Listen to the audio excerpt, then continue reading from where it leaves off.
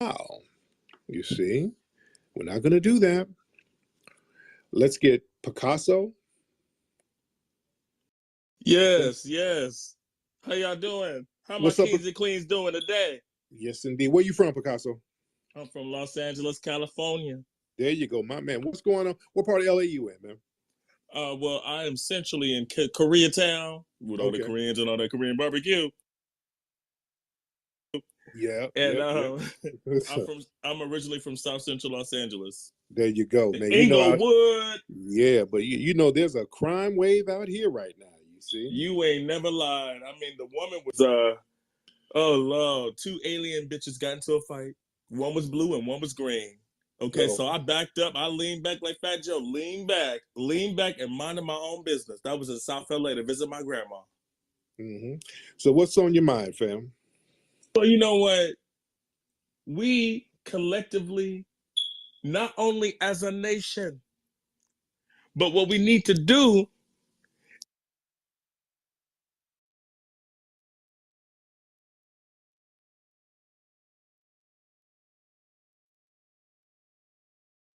is we need to reserve and take back our sovereignty. Did I say that right? Yeah. We need to take it back and go through those steps to reclaim this third dimensional self, carbonic, 98% water. Did I miss anything? We have to reclaim that back and elevate. Now, brother, you don't understand the regurgitation of the plebiscites, first of all. Now, if we're going to go there, we cannot satirize the sage that is prevalent in the Magula Adamguala. You better preach. Brother? That's what I'm saying to you. Now, can you please expound on the expungement that you just peculated, brother? What I can say is this. When you know better, what do? We do better. And listen, let me build on that, brother. Okay. When you do better, you make stew better.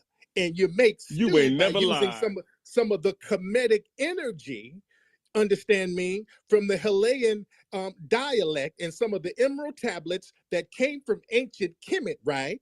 You put that in some holy water upon the metanetta, and then you got to have the metanetta. You got to be clear on that. You got to have the metanetta. Once you use that metanetta and then mix that with some Lowry seasoning and sauce, what you gonna get? You gonna get soul food, brother. That's what I'm trying to tell you. You ain't never lied. Now you can go on down to Dueling Soul Food on Manchester. There you go. All right, let's get some more people in here. All right, thank you.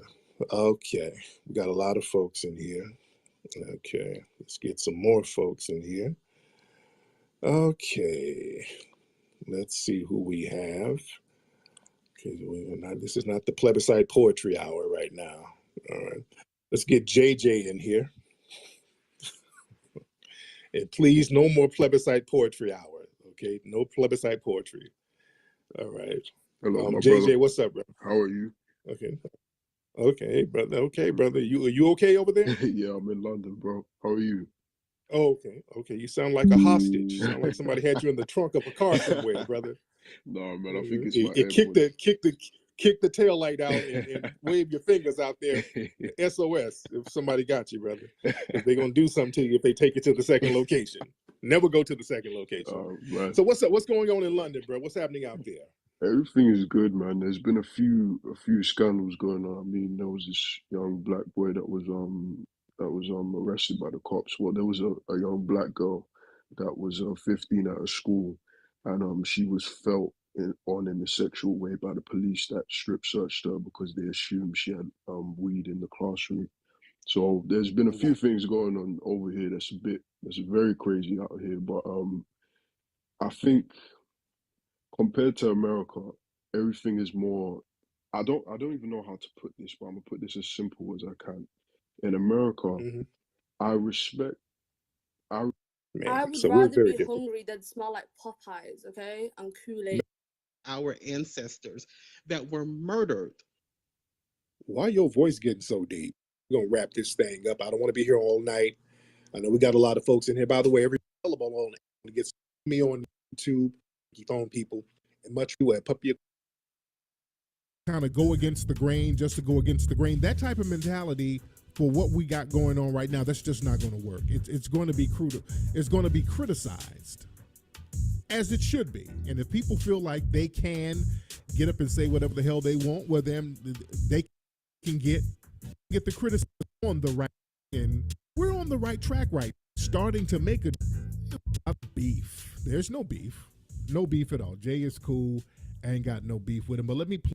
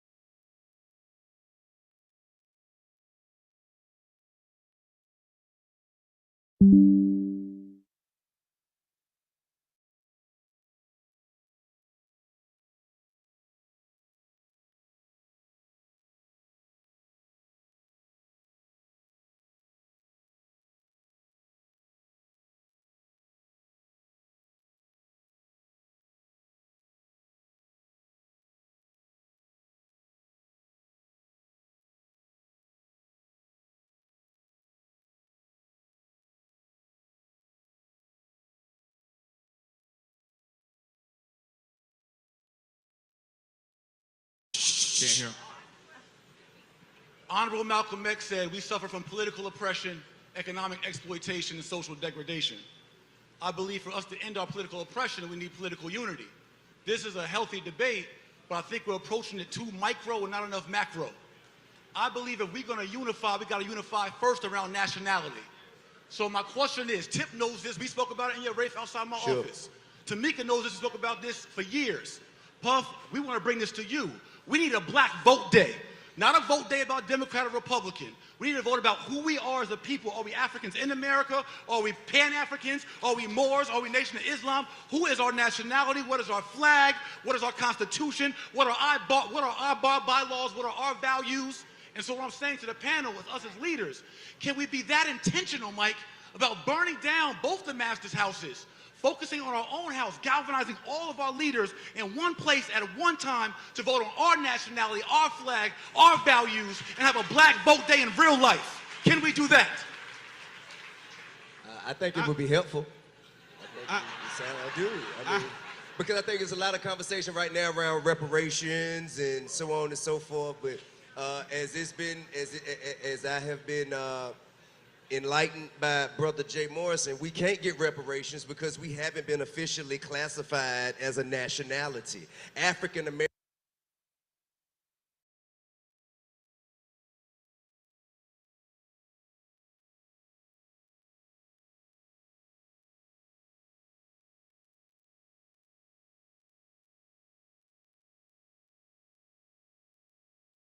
American is not a nationality. Black is not a nationality. So you can't give reparations to people who don't have an official nationality, a flag, a constitution, and you have a seat at the UN. You know what I'm saying? And also, so when people ask me about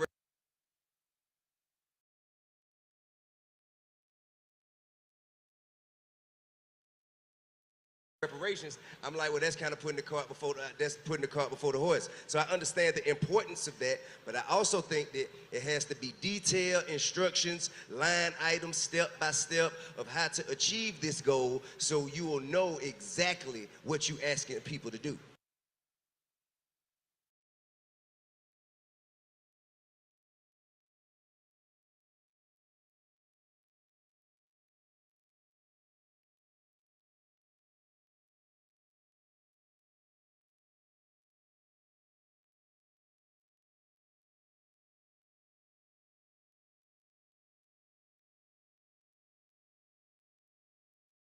For Jay, and again, I'm going to play that. But like I said, there's no beef. There's no beef. No beef at all. Jay is cool. I ain't got no beef with him. But let me play some of what Jay was saying, and we're going to talk about some of the disagreements with what Jay was talking about.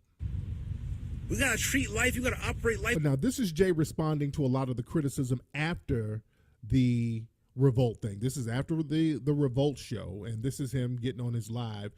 You know, because we've made public comments, me and several other people, so this is him kind of responding to it. From a macro perspective, man. Yo, listen, this is why half the community, when you seen like what's going viral right now at the Revolt conference where I talked about us having our own nationality, and I'm going to talk about that real quick before we head out tonight.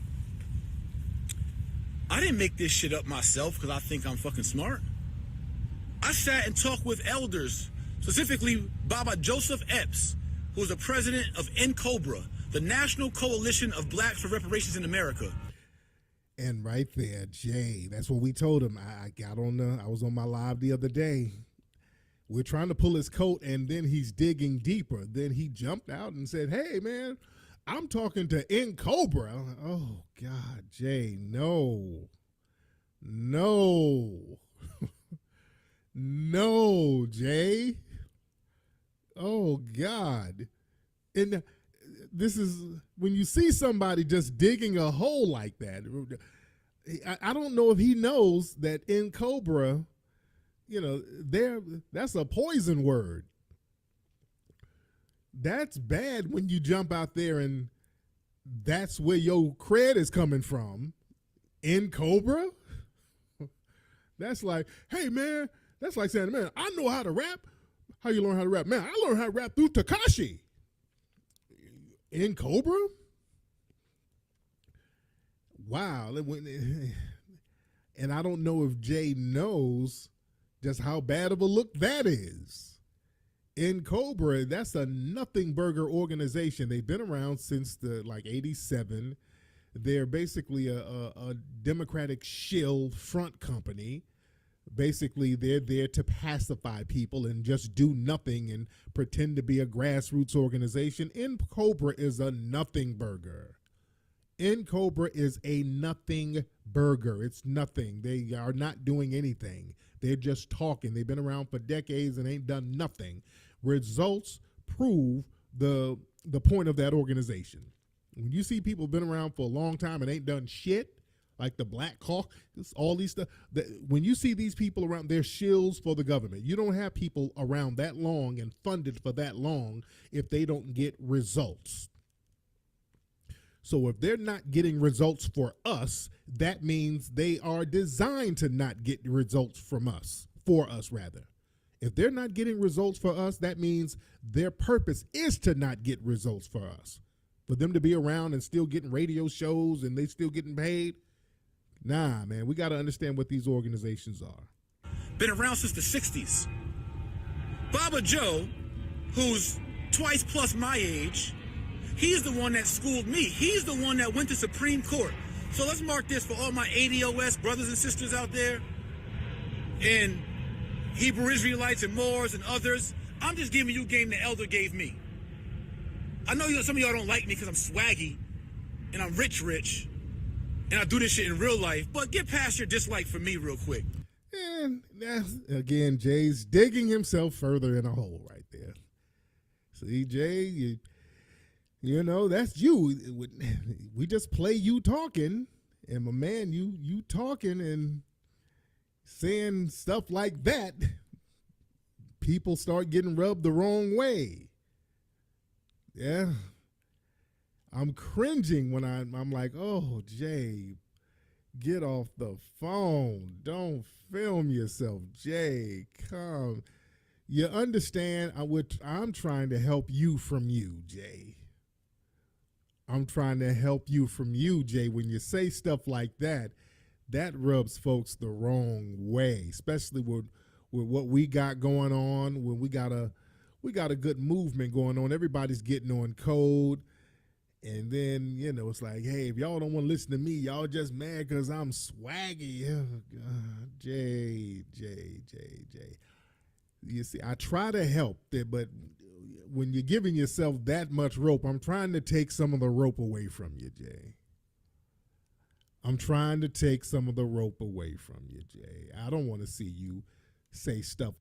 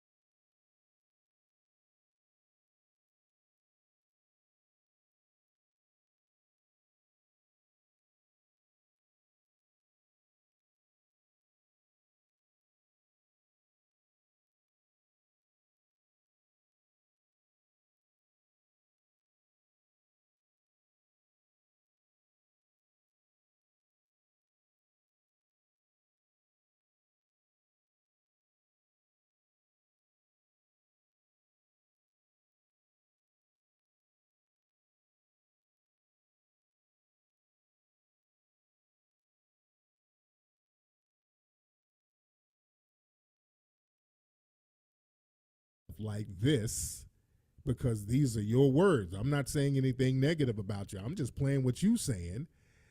And it's not really rubbing folks the right way, brother. You rich, and I mean, come on, that's we get into Umar 2.0. And then people got an issue with that. And again, I got to distance myself from a lot of that talk. If we're talking serious business, when cats start talking like that, especially with something so serious as what we're trying to do as foundational Black Americans, got to walk away from that part of the game. Baba Joe is the one that put me on game that they went to the Supreme Court, the National Coalition for Blacks for Reparations in America, INCobra. Look him up. His name is Joseph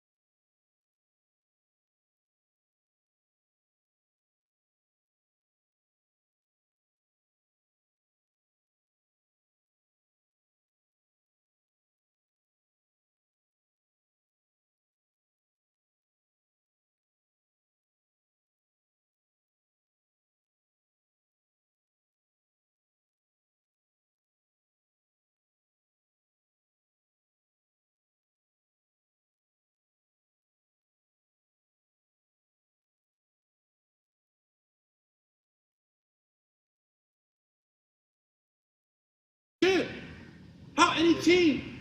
On three, say your favorite team, any sport. 1, 2, 3. How you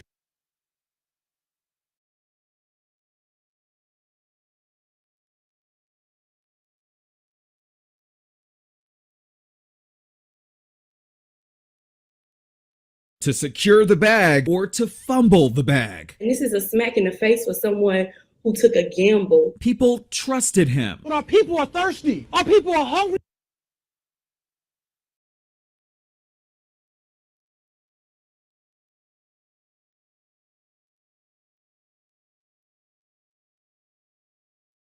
For knowledge. He was the viral guy in Atlanta, spitting finance knowledge to anybody who listened on the street corner. But now Jay Morrison is in hot water. I invested $40,000. $500. It's $2,000. He got 15,000 people to invest in a real estate fund. $11.7 million they all raised. A new Black Wall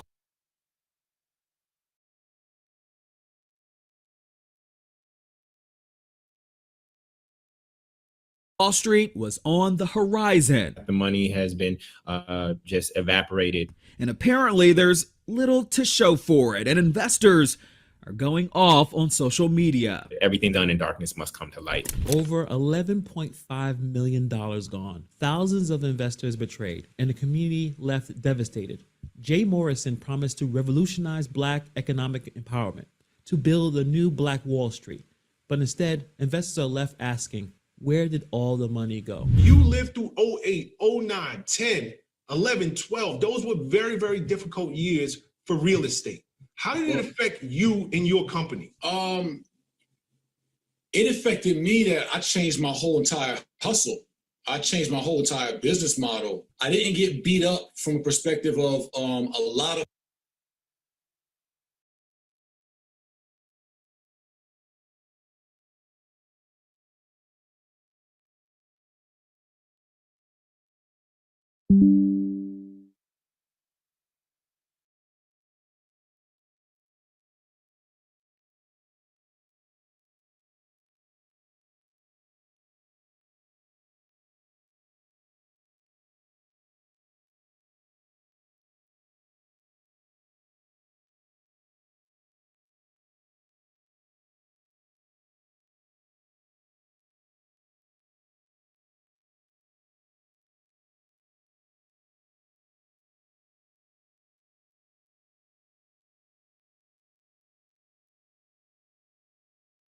Phipps.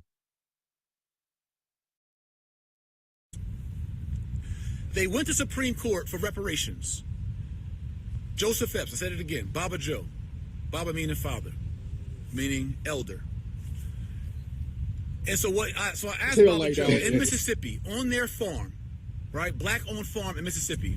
I was there with the new Black They went to Supreme Court for reparations 3 or 4 years ago.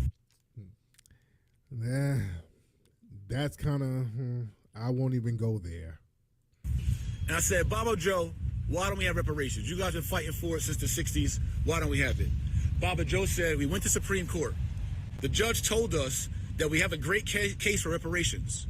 He said, the problem why we can't get reparations is because, he said our case for reparations as Africans in America was similar to that of Japanese Americans who got reparations after their 2 years in internment camps during World War II. He said the difference between us and Japanese Americans, this is Baba Joe translating to me what the goddamn Supreme Court judge. Okay, so Baba Joe is not the authority on reparations. Baba Joe is just an old fool who's into Pan-Africanism, and he calls himself Baba Joe. Like he's an elder, like in that Pan-Africanist movement. But just because he said it doesn't make it true. Like, come on.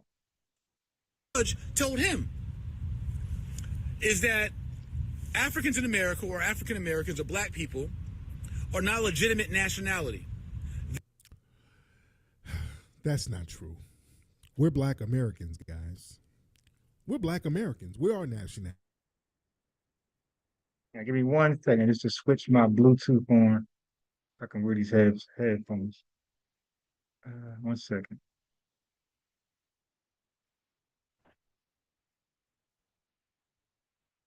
A nationality.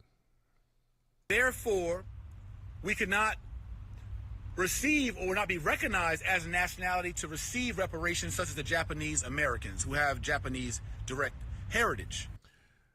Dude, Japan didn't really have anything to do with them getting their reparations. They got their reparations under the American flag. They got their reparations under the American flag. They just stayed on code about it. They didn't get it from the U.S. didn't get that from Japan. Yeah, so yeah, thanks guys, gals. Let me know when the audio is tripping. I don't know why it's been doing that lately. All right, no matter what device I use. So yesterday I used the iPad at work. I used it today, it's not working.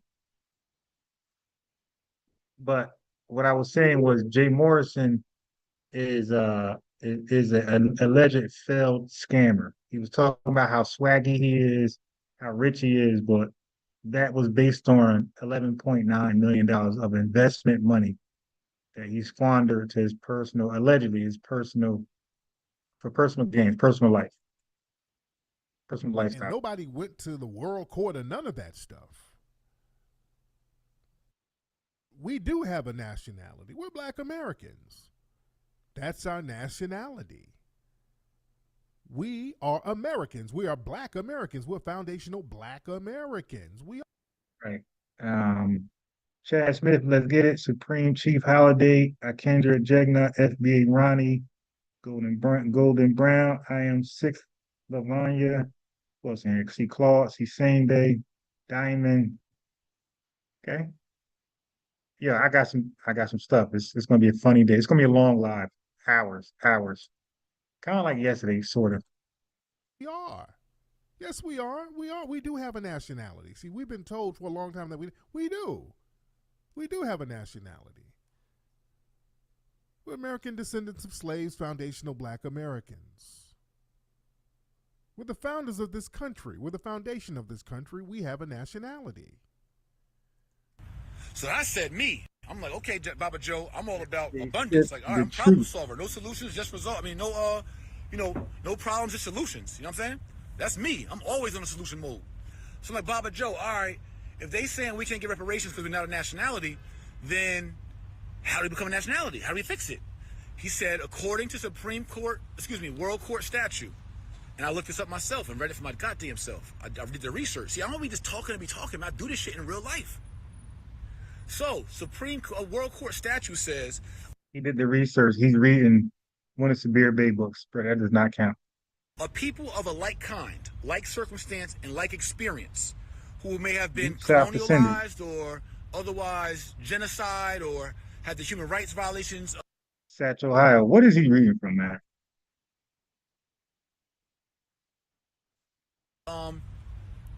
Imposed on those like-kind people if they hold a plebiscite, which is the definition of plebiscite is called a public vote. And mind you, I wrote all this in my book called The Solution, How Africans in America Achieve Unity, Justice, and Repair. So I actually wrote out the whole shit in my best-selling book. It's a bestseller in civil rights and liberty. Oh, God, Jay. So why'd you have to read it again, and why did Baba have to tell you it if you already put it in your book? Why don't you trust yourself? Hey, Jay, I used to hear this shit in jail. This is nigga in jail talk. This is this is jail babble. Jay, come on. We're trying to save you from you. This is jail talk. This is what the same shit niggas be saying in jail. Yeah. Oh, he been in there for a minute, too. Amazon.com.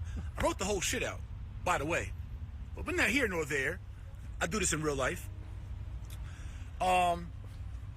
If of people hold a plebiscite, a public vote. Plebiscite. Yeah, he's saying the word, man. He's saying when a motherfucker use plebiscite in a sentence, there's about to be some bullshit behind it, all right? I'm just letting you know. That's when a motherfucker just start pulling out words like plebiscite. I promise you there's going to be some bullshit, a gang of bullshit behind it, all right? See, the plebiscites of the parameters, right? What y'all don't understand, see, we have to accumulate the plebiscites to reconstrue the manifestation of the Constitution within the nationality, and then we uphold the plebiscite, and then we reduce it down to a constitutionality of what we're supposed to be as a Mobite people. When you hear plebiscite, this shit is about to go all the way left. All right? So we got a lot of plebiscite niggas out here who's in jail. They get to talking. You dig? That's why a lot of folks shouldn't really be in the conversation, because when we trying to get on code, we need to break things down in very simple terms. All right, let me just make sure, because people saying no sound. I'm trying. Okay, so the video is playing sound, so that's good. All right, let me see if I can be heard. Terms, and when I'm very simple terms. All right, let me just make sure.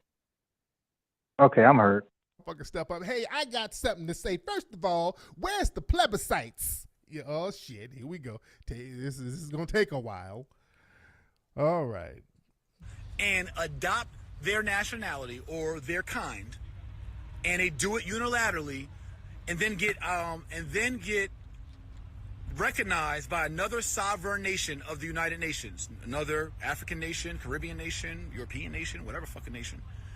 That people can then have a seat at the World Court, and also could bring their case reparations to the World Court. So we're not asking America to police itself and give us reparations. We can take it to the World Court level as well as the Supreme Court level as a people who are self-determined, held a public vote or plebiscite, voted on our own. So I'm saying. Yeah, Tariq is killing me. Every time Jay Morrison says plebiscite, he starts busting out laughing. Yo, what the hell? Yo, he's reading one of Sabir Bey books, yo, for real.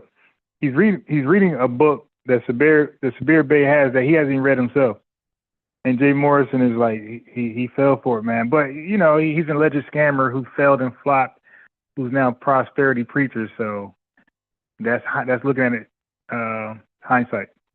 Get to the World Court level as well as the Supreme Court level as a people who are self-determined, held a public vote or plebiscite, voted on our own. So I'm saying, if it's ADOS, cool, let's vote on the shit. If it's Republic of New Africa, cool, let's vote on the shit. If it's Nation of Islam, cool, let's vote on the shit. Okay, yeah. See, now we're trying to help you, Jay. Jay, we're trying to help you. He's talking about this, the Hebrew Israelite. Yeah, he sounds like a babbling fool. I don't even remember this right here, yo. That's the crazy thing. I don't remember Jay going out like this. Like, hey, let's get the Hebrew Israelites. Let's get the Moorish Temple. Let's get the Nation of Islam. What does that have to do with Black Americans getting reparations? Listen, family, listen to me. Right, because you got non-FBAs in the Hebrew Israelites. You got non-FBAs in the Nation of Islam. You got non-FBAs in the Moorish Science Temple. The hell? It's not rocket science. It's not rocket science, family. When people try to make this thing more complicated than what it is, right, they're trying to find a little angle to carve out a little monetization for themselves. It's like, we need to nationalize first of all, and then see what I do. I got a little packet that I sell that'll help you national, because that's where it goes. It goes into, hey, I'm gonna help you nationalize. I got a nationalized package that I want to give you. You see a lot of dudes beyond that. You know, yes, it's called from the U.S. from the ground to the plebiscite, brother. It's a great book that I got that's going to help you nationalize. Okay, all right. If it's Moors, cool, let's vote on the shit. If it's Hebrew Israelite, cool, let's vote on the shit. Let's be a civilized, dignified people and act as civilized, dignified people, not as barbarians and ruffians who can't hold a sophisticated conversation or debate without cursing and yelling and calling each other names like some fucking savages. Let's hold a civilized plebiscite, a public vote. Everybody make their case for who they say we are. Yeah, I can, yo. Every time he says plebiscite, Tariq goes cracking up, and I go cracking up. That shit just kills me every time you say it. Shout out to Jay Morrison. Oh, God, that's so fucking funny. That's Jay. No, Jay. All of that's just nothing but confusion and unnecessary nothing burgers. We don't have to do all that. That's just a time wasting thing to, it's just unnecessary. We don't need a goddamn plebiscite. We just need to be on code, bruh. Come on. We vote on the shit like civilized people and whatever. Yeah, when you start cursing like that, you know you are frustrated. The fuck wins is who we are, and we rock out. What? Damn plebiscite. We just need to be on code, bruh. Come on. We vote on the shit like civilized people, and whatever the fuck wins is who we are, and we rock out.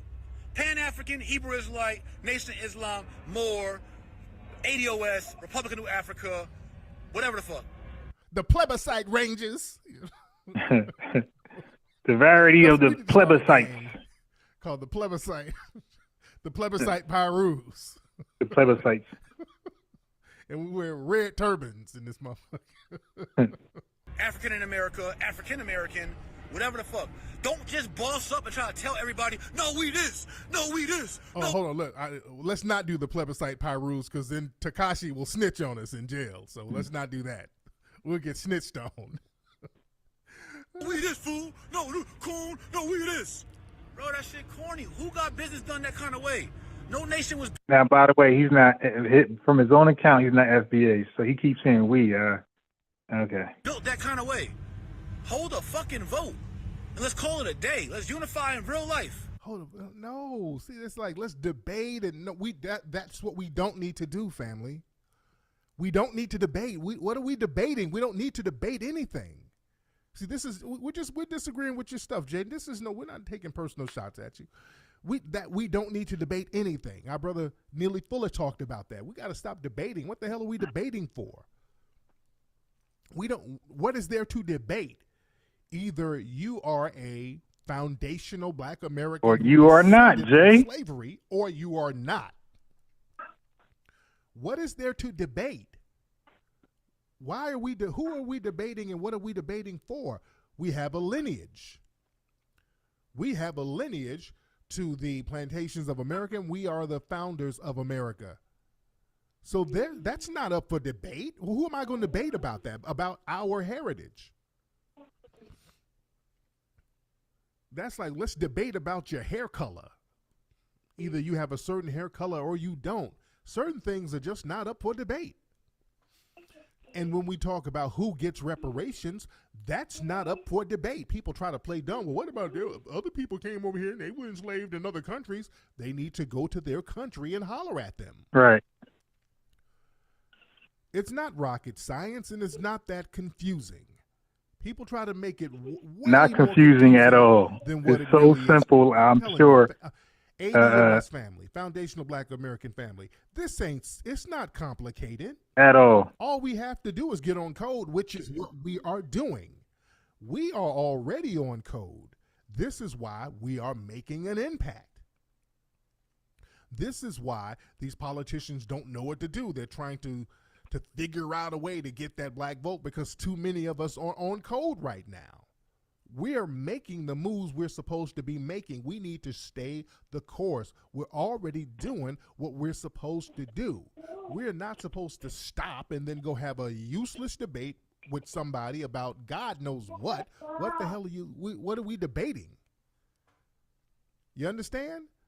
All of this divisive stuff. But now we'll see Jay kind of lets people know his real intentions. And these are his words. Watch me pull it off. Watch. You heard it right here tonight, Money Church Monday. Watch me lead the revolution. Oh, that right there. Jay, it's all about Jay. See, Jay, these are your words. Jay is trying to make. Okay, so you guys got to understand, at that time, Jay Morrison was calling himself Young Malcolm and his wife, Young Betty Shabazz. Yeah, so I don't know what it is. Well, I don't know if he called himself Malcolm first or Umar called himself Papa. That's really close. I can't even call it. That's really, really close. Whether Jay Morrison called himself Young Malcolm X or Umar called himself Papa. but they taking on these titles and they just fell and flop. Like I said, Jay Morrison is now a prosperity preacher. He doesn't even do this stuff anymore. He was outed by his own community. Make this about him. He's like, look, let's not do all that old, do it my way so I can lead the revolution. See, my man is trying to make it about him. My dude is trying to, it's about to be me. I'm the best. Who that sound like? I'm the best. I'm Papa. We got look. He made the same analogy or comparison. Same comparison. We got the Prince of Plebiscites. Shit. Fuck. We had the Prince of Pan-Africanism. Now we got the Prince of Plebiscites. Not goddamn Prince of Plebiscites. All right, hold on. Let's learn a little more about Jay. Let's give him a fair shake. With him because I got rid of him early. The industry that paid me, which was mortgages, which was, real estate investing, the well was running dry. Let's investigate the rise and fall of the real estate mogul, Jay Morrison. All right, let's start from the beginning. Jay Morrison's story began on the rough streets where he got caught up in drug-related activities and ended up in prison. But after... You see the shirt, Malcolm X. He was calling himself Young Malcolm. And this is a building that he purchased with largely most of the investment funds, this legacy building. Serving his time, he claimed to have turned his life around. He dove into finance and real estate, quickly becoming known for his corner classes in Atlanta. These public financial literacy sessions helped him build a significant following, especially within the Black community. His story of redemption and economic empowerment resonated with many who were eager to find a path to financial independence. In 2018, Jay launched the Tulsa Real Estate Fund, named after the historic Black Wall Street in Tulsa, Oklahoma. What was the fund's mission? To pull resources from everyday people to invest in real estate and create a new era of economic empowerment for the Black community. Over 15,000 people jumped on board, raising more than $11.5 million. Sounds amazing, right?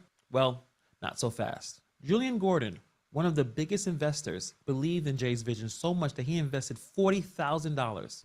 Dang. King Julian, outside the management company, has invested the most of anyone in the Tulsa Real Estate Fund. But as time went on, Julian started noticing some red flags. Okay, so I forgot he called it the Tulsa Real Estate Fund. So they always call it something fancy, something old that we could resonate, like power and money. You got it's never a new name. You got Umar, he calls it the Frederick Douglass Marcus Garvey. You dig, to pull on your emotions and your hope. So we got Tulsa Real Estate Fund, we got Frederick Douglass, Marcus Garvey. Despite raising millions, the fund's financial reports show consistent losses, and Jay paying himself hefty management fees, over $1 million. Okay, I forgot to add that. So, like Papa, he didn't hire any staff.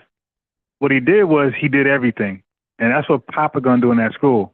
Okay, I believe. So in the Tulsa Real Estate Fund, they're supposed to have board members, CFO, all these fancy titles. He literally was every title, and he paid himself a salary for every title he took on. And that ended up being like he just said, $1 million a year.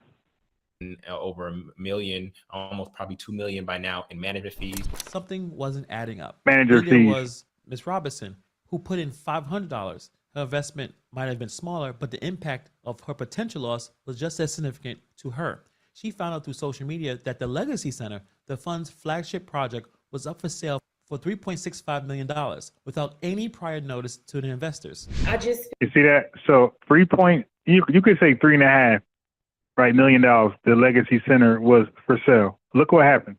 I feel like it's real diabolical for you to take advantage on the vulnerabilities of the average person. We can't keep starting over. And this is a smack in the face for someone who took a gamble. That is a huge breach of trust. And let's not forget LaToya Freeman, who invested $2,000. She received a small dividend, $75, but it was nowhere near to what she was expecting. From the trail that I follow was, hey, the fund purchased some land.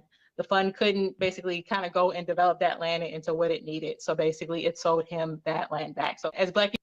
Hey, do not fall for the land trick. Okay? They're going to, I got to say it, the Nation of Islam did the same thing. Listen, the only land trick I'm going to fall for is the land under my Ron Harrison, my name. Okay? That's the only land trick I'm going to fall for. I'm not falling for no FBA land. I'm not falling for no Adolph's land, no Freedman land. I ain't falling for that. I want the land in my name. So she fell for the land trick. A lot of Nation of Islam members fell for the land trick. A lot of Nuwapians fell for the land trick. No. People, we always say we want to come together and practice group economics. And so that was probably the thing that really drew me. Things got even more shadier when it came out that Jay used investor money to buy personal properties. One such property was in South Fulton, Georgia. It was bought using fund money and So now look, he's supposed to use that money to buy this. So the fund money was used to buy property, but it was for everybody, the investors, right? The Tulsa Real Estate Fund. But Jay was buying this property, putting it in his own name. Slick guy. Transferred to an LLC owned by Jay for $0. This transaction, along with others, highlighted potential conflicts of interest and ethical violations. The dude just sounded like he was just scamming. He was straight scamming. The fund's cash balance plummeted from $11.5 million to just $772,372, signaling. You hear that? It went from $11.5 million investment funds to just $770,000. But this is the guy who's going to lead the so-called revolution. A potential risk of bankruptcy. Although the SEC and the DOJ investigations concluded without any enforcement actions, the fact that these investigations happened at all was a massive red flag. So he was getting investigated the same way Papa is right now, allegedly. Break down some of the red flags from this fund by Jay Morrison. Lack of transparency. Morrison failed lack of transparency. That sounds like Papa. To provide regular, clear updates. That sounds like Garvey. About the fund's financial status. Investors were often left in the dark, which is a major red flag in any investment scenario. Huge management fees. Despite the fund's poor performance, Morrison paid himself exorbitant management fees, totaling over $1 million, while the fund was losing money.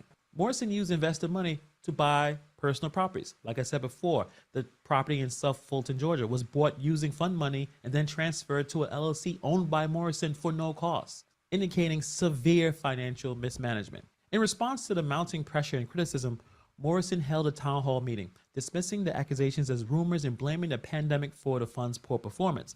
He claimed that COVID-19 had severely impacted the Legacy Center's operations and the fund's overall performance. He also pointed to positive impacts, like investing in over 150 housing units and creating... Hey, do you know he had the nerve, when that thing dropped to 700,000, do you know he had the nerve, like Papa, is to ask for more donations, more investments,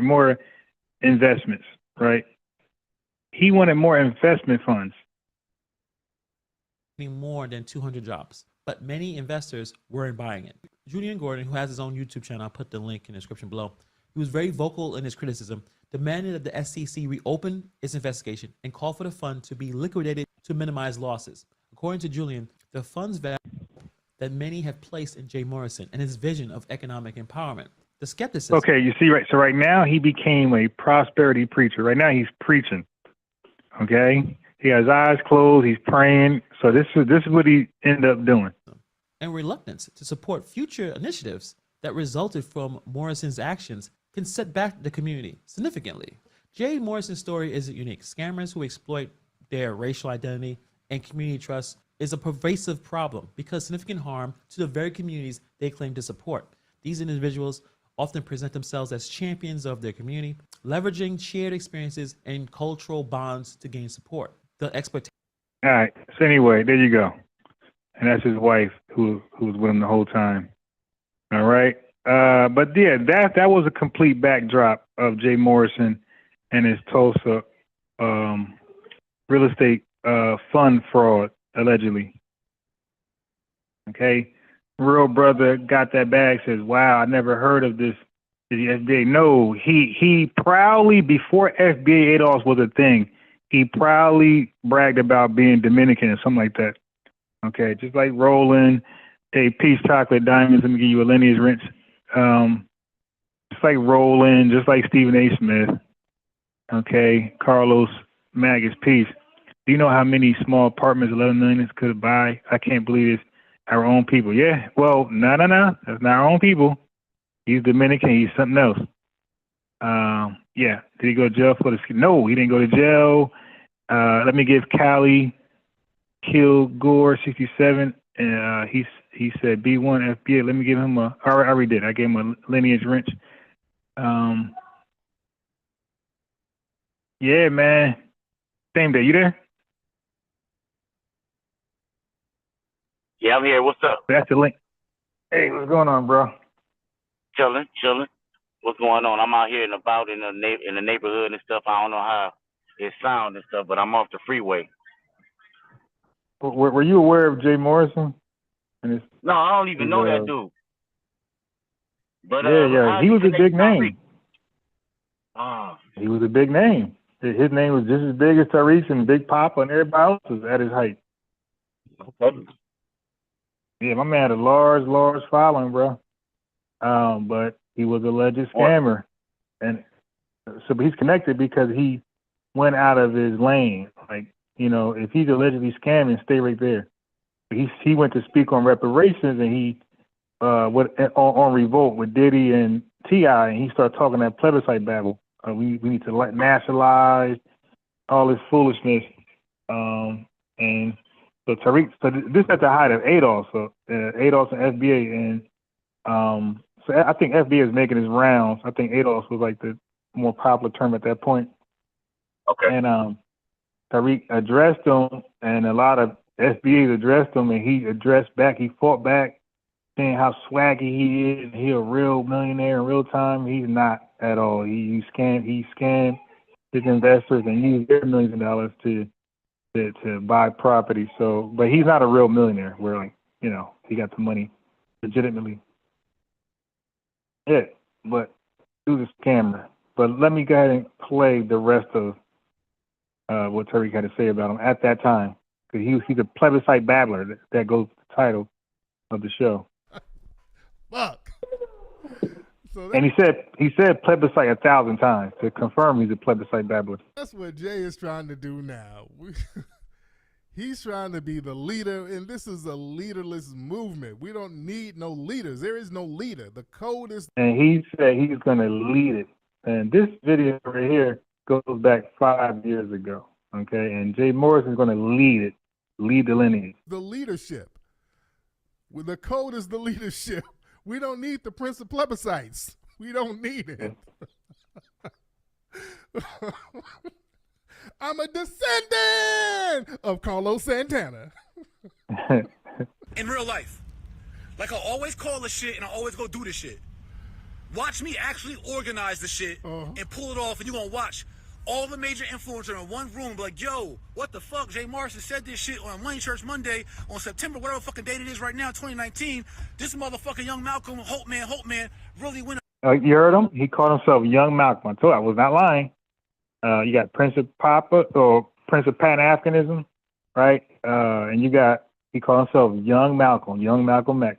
Watch me actually organize the shit and pull it off, and you're going to watch all the major influencers in one room, be like, yo, what the fuck? Jay Morrison said this shit on Money Church Monday on September, whatever fucking date it is right now, 2019. This motherfucking Young Malcolm, Hope Man, really went and pulled that shit off in real life. Oh, God. Bro, I get busy. Okay, now it's 6 years later, and the dude is a prosperity preacher. Just talk, man. It ain't Jay talks, man. It's Jay does. I do the work. In real life, that's the principle. Yeah, so do the work. He allegedly takes his investors' money and property under. So this is what he does. This is what he did. It's a fact. He bought the property under the Tulsa real estate fund, and then he transferred to himself, to his private LLC, for $0, like a donation. Crazy. It's a plebiscites. The Prince of Plebiscites is it's going to be about him. See, we can't have that right now. Oh. And you know what? And he's trying to be a leader. You see what happens? See what happens when there's a leader? When the leader fails, flops, and allegedly scams, everything go down with it. Now we got a target. We can't have that. That's just not going to work. That's not going to work. And that's the problem, man. Every time we get something going on, there are people try to put a leader and assign a leader, and Neely Fuller taught us about that. We don't need leaders. We don't need leaders in nothing, because leaders get taken out. Leaders FBA get compromised. Sounds like yeah. Oh, he's 100% a grifter. That's why I reject if there's such a word definition. Title. When people always try to put me as a leader, I'm not a leader of anybody. The code is the leadership. That's right, real brother. Got the bag. That's what happened. The code is the leadership. That's the leadership, ladies and gentlemen. Lord Maul. Toriano 3. And we're doing good. We're on the right track. We're doing everything we're supposed to be doing. We're on the right track. We're doing what we're supposed to be doing. This is 6 years ago. And again, with Jay, his ideology, I just simply, and me and others, we just simply disagree with it. I'm cool with Jay. I ain't got no problem with Jay. Jay, a man is doing his real estate thing. That's great. With something like this, it wouldn't be good for him, because people are going to dissect a lot. No, get down from there. Get down from there. A lot of stuff that he's saying. They're going to dissect a lot of stuff that he's doing. And again, I put up some stuff. I put up some of his old things, his old photos, and some of his old tweets and Instagram posts where he's referring to himself as Dominican J. You got it. You heard it. He referred to himself as Dominican J. So he's not our own. Nope. It ain't us do nothing. All right. This is them, right? We're us. They're not like us. This is the them. Dominican J. Now, stuff that he's saying, they're going to dissect a lot of stuff that he's doing. And again, I put up some stuff. I put up some of his old things, his old photos, and some of his old tweets and Instagram posts where he's referring to himself as Dominican J. Now, he said that one of his grandfather, somebody's was a descendant of slaves or something like that on one side of the family, from what I understand. But my man was going around, he was calling, his nickname was Dominican J. I don't know if another side of his family is Dominican. I don't know. But we do know that Jay, Mr. J. Morrison, was going around referring to himself as Dominican J. And he was doing... Yeah, not FBA J, Dominican J. This for a number of years. There's tweets and Instagram posts going back from I saw from 2010 all the way up into 2017. Told you. What did I say? I said that was a thing before reparations talk. That was a thing to call yourself anything but FBA. He, Stephen A. Smith, Roland Martin, Candace Owens, they were all separating themselves. They were delineating. Hey, I look black, but I ain't black, Stephen A. Smith. I'm from the Caribbean, Roland Martin. Referring to himself as Dominican J, using that hashtag. Now, if he is half Dominican, that's interesting. And by the way, the dude named Dream in the chat who just commented, he's a regular troll. He's Jamaican. His real name, we acknowledge him by his real name. His real name is Jamaican Dream. Okay, he's not one of us. He's Jamaican Dream. He wants to be us, so he put the American there. But his name is a Jamaican Dream, and he just trolls. He been invited to talk to me 10, 12 times. He never sounded smart, never had a coherent thought. A fool, just a fool every time he calls in. He's a plebiscite babbler. He don't answer questions. He's one of those guys who's never finished. Let me finish. I ain't finished yet. Let me tell you, he's one of those guys. He's never finished. Let me finish. Oh, Ron, let me finish. Don't mute me. Change his name? Okay. Don't change his name to Jamaican Dream. I think it would be so much better. Yeah. But if you ever call in or click the link, cause it's there, I'm gonna change his name to Jamaican Dream Right. when he Yeah, calls just out. I'm change gonna change his name. Yeah, I was gonna do that anyway, but now I said it, he's gonna know. But yeah, I'm gonna change his name to Jamaican Dream, like what it should be. Nothing about him American. I can't see the chat. I'm out on the street, so yesterday I was playing it on my TV, so it was real easy for me to see the chat. I don't see the chat Yeah, today. so Lord Maul said he asked about Jay Morrison. Yeah, Jay Morrison's name was really big. It was big as Tariq, big as Umar, name now.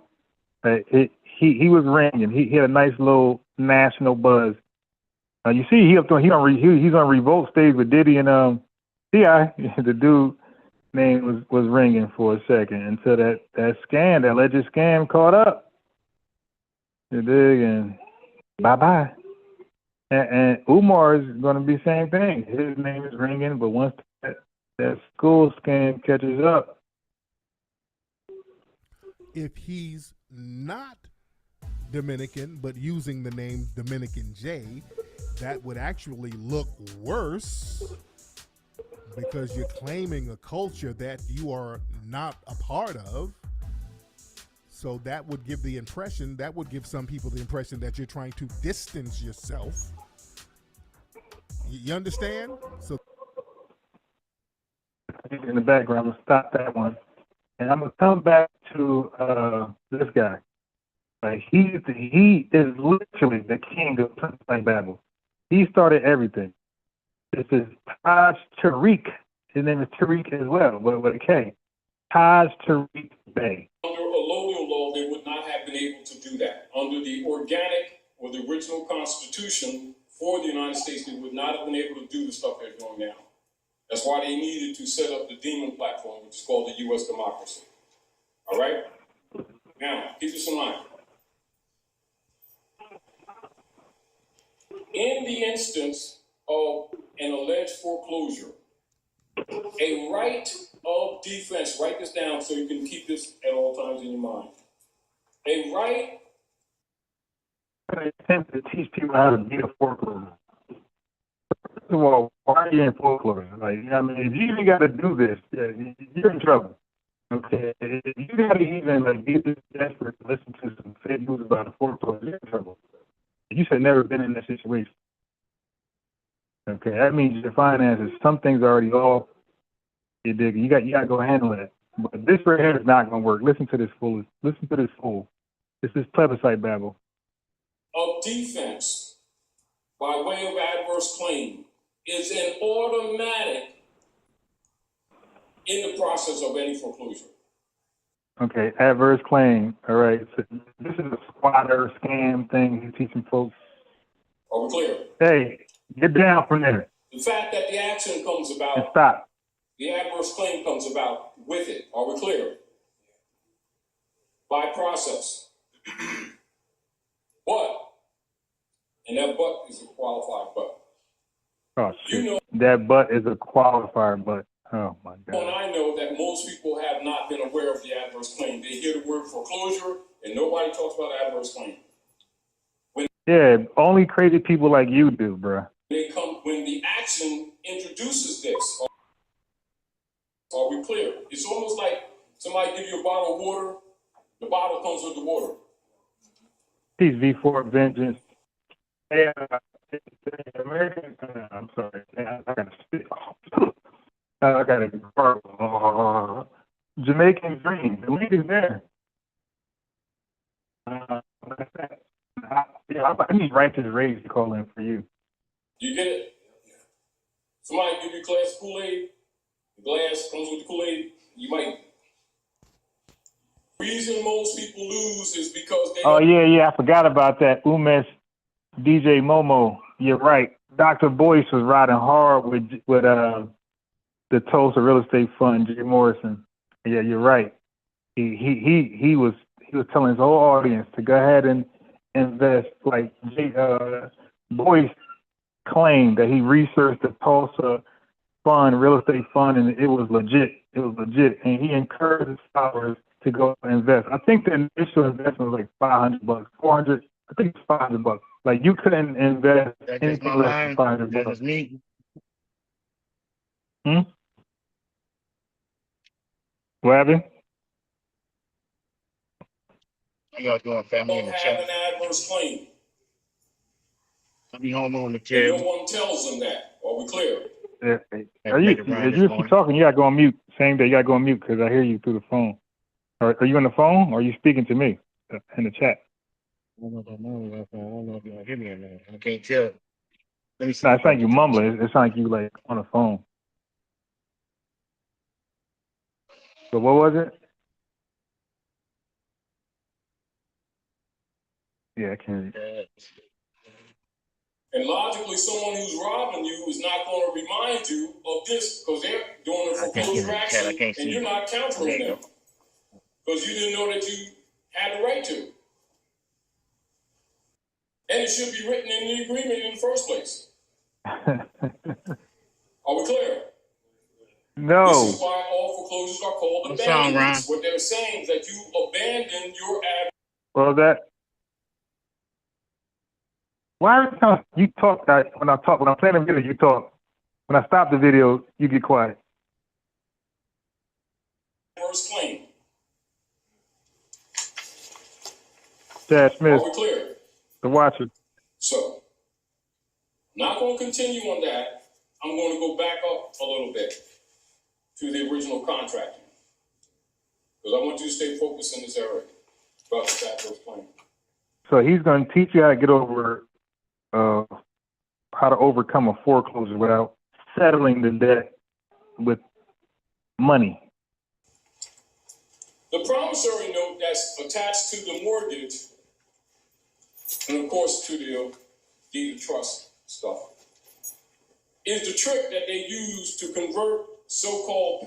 The trick that they use. Okay, now I'll tell you about these plural pronouns without establishing the noun first. Like, this is just horrible communication skills.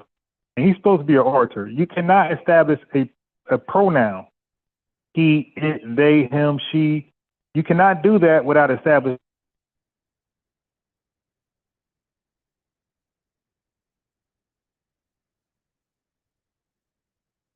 That's why it's called it's a pronoun. It replaces the noun. So I don't got to keep saying Becky, Becky, Becky. I can start saying her, she, Payments that you family, no sound. With the private commercial paper that they do to use money, which is private commercial. Oh, yeah, I'll unmute. Yeah, so he said they. He said they. You can't say they, a plural pronoun, without first establishing a noun. All right, because the pronoun replaces the established noun. So, for example, if I'm saying the Bilderbergers, the DuPont family, all these conspiracy theorist words, the Bill Gates Foundation, I now can say it, either as a replacement of keep that'll save me the tongue lashing, keep saying the Bilderbergers or the Bill Gates Foundation. I just say it, you dig, to replace a pronoun. When you start saying they and you have not established who the they is, that's just bad communication skills, bad grammar. And when people do that, those people, right, they, cause I already explained who the they is, those people really ain't shit. And what they got to say after that is really like just babble. Paper, write that down. The fiat that they're operating with is private commercial paper, which means it doesn't belong to you in the first. Oh my God, this guy. First instance. All right? But they tell you you earned it. And they tax you on it when it remains theirs. That's how they tax you. Because it's not yours. I hate this mouse, man. And then they get you to agree to keep calling it money, which makes you contemptuous because you're lying because it's not money. Low. And therefore they can put the liability of its debt on you, since you confessed that it's money. When it's not. Real low. I can hear it. Still louder. Yeah, and saying you made payments which you have not done. So they write into the mortgage deed donors, which means gift. See, so that way on that surface, they didn't lie. So every time you say you made the payment, you lying. Exactly. Exactly. They set you up from the beginning. So what did you say then? This is why we're talking about the adverse claim making. That's what I'm trying to say. I'm going with a lot of other things to give you a picture, but I'm focusing in on the adverse claim and rescission of signatory. Now, even making an adverse claim. Mike. Wait. Don't ask questions without the mic. They can't hear you. Thank you. Okay. So even making an adverse claim, even in order to make an adverse claim, you have to declare. Be aware of it and be competent. But if you're not in proper opposition, that makes you ward of the state. It doesn't matter anyway, right? Of course, that's why they did the branch system. So what we're doing is unraveling the onion so you can see your responsibility. In other words, you've been buried in semantic clauses. All I'm doing. So yes, people did fall for this. I used to have a segment a couple of years ago on people like this, exposing them. And sadly, a lot of mothers who get into this, they normally lose their kids. Okay, sadly, a lot of mothers who get into this, they lose their kids to the system. Yep, so there be a lot of single moms who are not supposed, with no kids. You know, I'm single, no kids. Yeah, but you got kids. So yeah, a lot of them lose. Unfortunately, a lot of them lose their kids to the system because this shit doesn't work. Is showing you how they buried you and saying, get up out of the grave. You know, like when Jesus told Lazarus. So he tell you about real estate, about adverse claims, and then he talks about Jesus and Lazarus. Okay, and that's what he does. He'll talk about some real stuff that's fake and pseudo and dangerous, but then he'll switch it to a biblical narrative. All right, so let's move from there. Oh, this is brutal. My family, you're not gonna believe how brutal this white guy is on this report. I ain't never see a journalist like this. You know, because journalists are supposed to take their feelings out of the news and updates. You're supposed to just read it as it is, unless it's just like, you know, a mass shooting. You know, some things that just you have to add emotion to it. Family, listen to this. Like this guy was Donald Trump before Donald Trump. Listen to this right here. Tonight, the story of a tyrant, possibly the worst in the world. He's vicious, he's venal, and he's robbing his country blind. His country is an African hellhole called... His country is an African hellhole. Listen to this guy, yo. This guy is crazy. Story of a tyrant, possibly the worst in the world. He's vicious, he's venal, and he's robbing his country blind.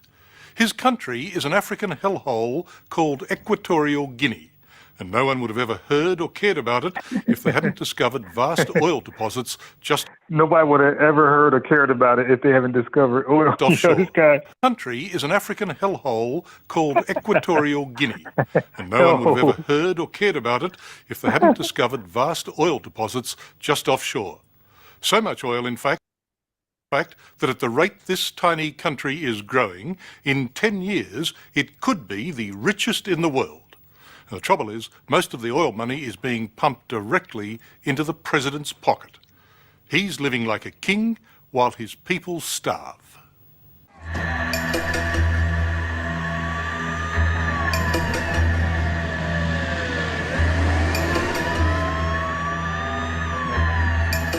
This was Ibrahim Traoré before Ibrahim Traoré. The two-bob, tin-pot tyrant who runs this tiny African backwater gets around with an entourage worthy of a superpower.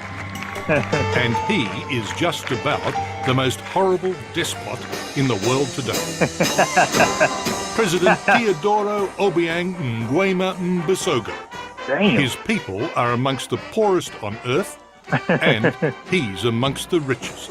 Damn. This is one bad place. It's had one of the most appalling human rights records, probably in the world. Regular torture, regular extrajudicial killings. Until until people found oil, nobody was really talking about Equatorial Guinea. The oil here is attractive because it's non-Arab, non-OPEC, non-Muslim, and the rigs are well out of reach of the pesky natives. The main island of this tiny... It's well out of reach from the pesky natives, so they can't siphon the oil out like they do in Nigeria. That's what he was going with. ...nation is in what detractors call the armpit of Africa. A small Australian company, Rock Oil, is drilling here, but it's mostly American giants, particularly ExxonMobil. To begin with, they gave Equatorial Guinea, the oil's owners, just 12% of the oil revenues. The norm is more like 60%, according to Alex Vines. Wait, what? Yo, they said the norm is 60%. He gave them 12%. Did I hear that right? You run that back. An African special Equatorial Guinea, the oil's owners, just 12% of the oil revenues. The norm is more like 60%, according to Alex Vines, an African specialist with the Royal Institute of International Affairs. Initially, the oil companies gave Equatorial Guinea a really bad deal. They took advantage of him. Certainly. I told you, what I tell you, fam, I said they don't go over there taking nothing. I said this yesterday. They don't go over there taking nothing. They go over there and they go into contract with them. And I said yesterday, jokingly, like Cat Williams, he said, sometimes you got to tell Diddy no. No, Diddy, I ain't going. You don't got to sign a contract because it's given to you. I made the analogy with rappers and artists, musicians. Like, just because you get a contract don't mean you got to sign it. And if you do sign it, you're bound by the terms and conditions, period. You can't 5-10 years later talk about how it doesn't work for you. You shouldn't have signed it then. So this greedy dog, his country is so much of a hellhole that he took, like, the Exxon just knew he'll take any offer. They're like, yo, let's give him 60%. Somebody on the board said, hell no. That's a hellhole. They'll take any dollar amount. He said, give him 12%, see what he says. He was like, deal. Like, let's make a deal.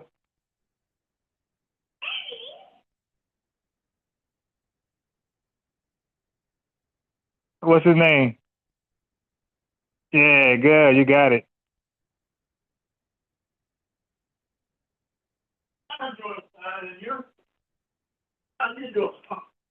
Watch it, Yugi. The government stopped us filming here.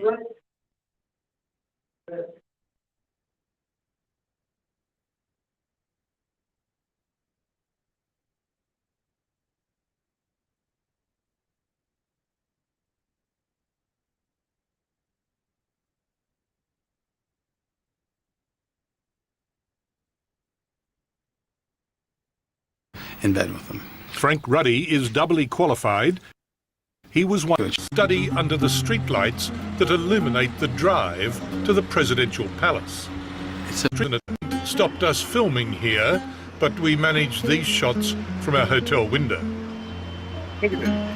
Whilst the oil fires flicker on the horizon at night, students with no electricity at home study under the streetlights that illuminate the drive to the presidential palace. Wow. They study under street lights. They got no electricity. And the street lights leads to the president palace.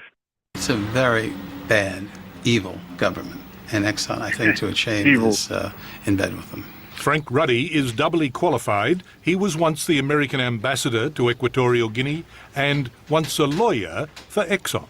The shameful part is that you have a great company like ExxonMobil, which is tied in with this very corrupt government. The president treats the Treasury as his own patrimony. And so to do business with somebody like that and to basically literally feed his coffers, I think it's shameful.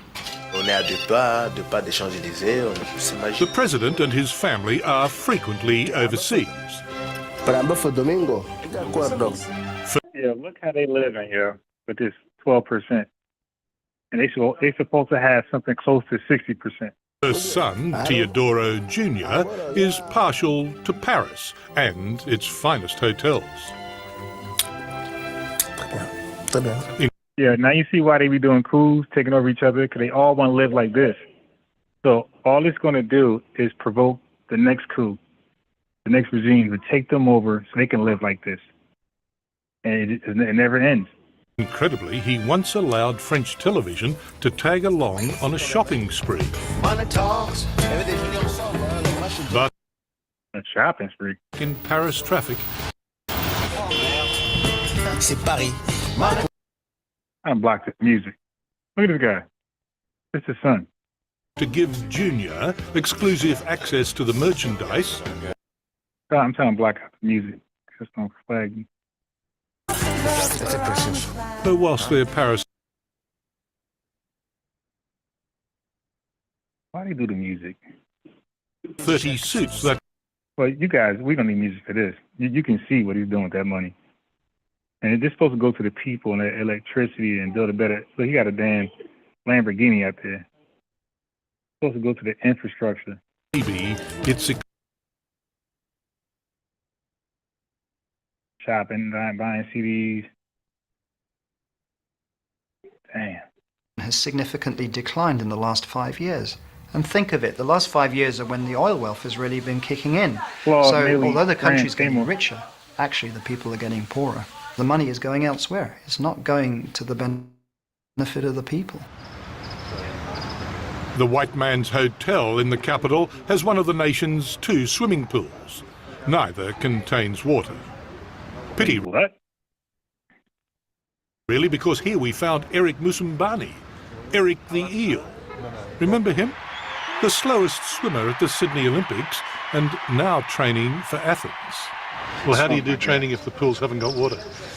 Okay, I was so in no South wonder Africa. He's the slowest. Yeah, he's the slowest. Say that again? He's the slowest.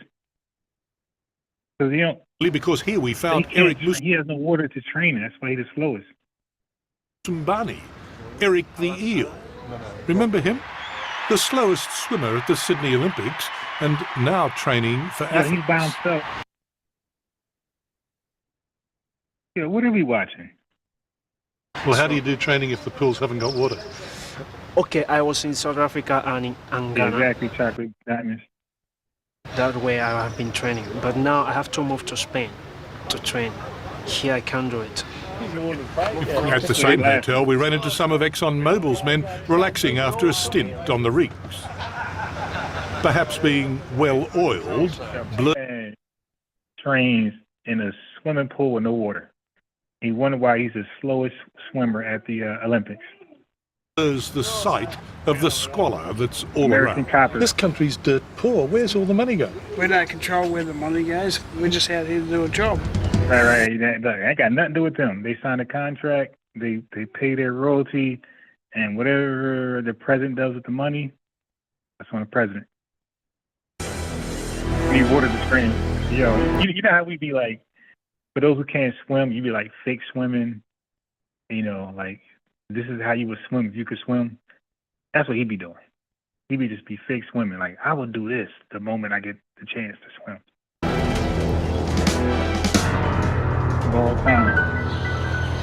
I was having dinner at a fish restaurant an hour or so. Yeah, by the way, they all do this. They do this in Nigeria as well, in Ghana and everywhere else. After talking to those rig workers, when out of the blue, the Equatorial Guinean information minister shows up and says, "Get out of the country. Dang. Your visa has been revoked." Having dinner at a fish restaurant an hour or so quietly, then nobody will be thrown into jail. So. Hey, we need 20 more likes. 21 to be exact. Thank you. FBA News, how do you swim without water? I think understandably we then quietly made our way here to Madrid in Spain. How many times have you been to jail? 4 times. Have you been to jail? Several times. The rat-infested jail back in the capital is where President Obiang locks up his opponents. When he seized power from his uncle 25 years ago, he kept him here for a couple of days and then had him executed. Told you. They want that lifestyle. And look, he captured his own uncle and then executed him for power. No wonder many in opposition to Obiang today have fled here, Madrid. So any rivals, he will put them in that prison and execute them. So they don't have a democracy over there, I suppose. Spain, the former colonial power. The way Obiang is taking all the country, including natural resources, he genuinely believes that this country belongs to him. In your democracy, sir, in the late 90s... The president also believes he's sharing those resources. Yeah, we need just 15 more likes. Thank you. At least that's what he told Bob Simon from CBS 60 Minutes in an interview last year. Ha sido para nosotros como el maná. The oil has been for us like manna that the Jews ate in the desert.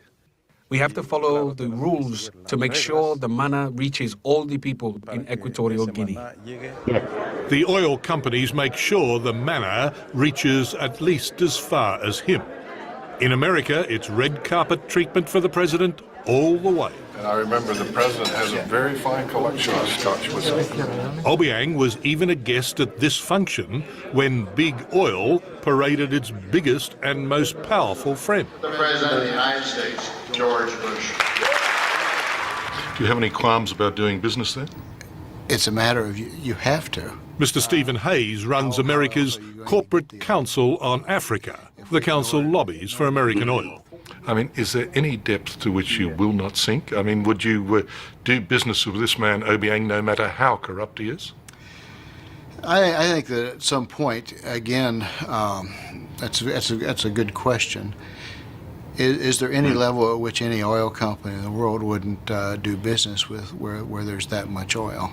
I don't know. Your position is that we shouldn't be taking oil from Equatorial Guinea. No, sir, no. It is that position because there's no other choice. Well, let me tell you my position. So my position is that there should be some morality in this, and there should be a level below which you won't sink. And you've sunk to unbelievable depths in dealing with such a corrupt and cruel dictator as Obiang. Well, I don't agree with it. What, the cruel bit or the corrupt bit? No, I don't. I don't agree that American companies are not following the Fair Trade Practices Act.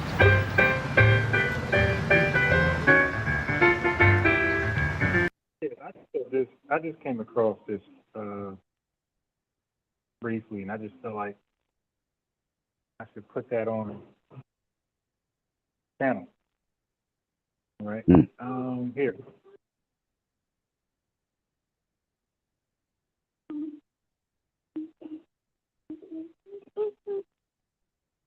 Okay. That's all I'm going to show from that. That was wild. Right, it was. This is why it's important to block these all white towns like this. Look what they do. This documentary is for educational and informational purposes only. It covers real people, real stories and raw environments, not to glorify violence or hate, but to shed light on reality. The content has also been censored to comply with YouTube's guidelines. If you go to Dingus, I don't think you'll come out. If you go to Dingus, I don't think you come out. Told me not to come here.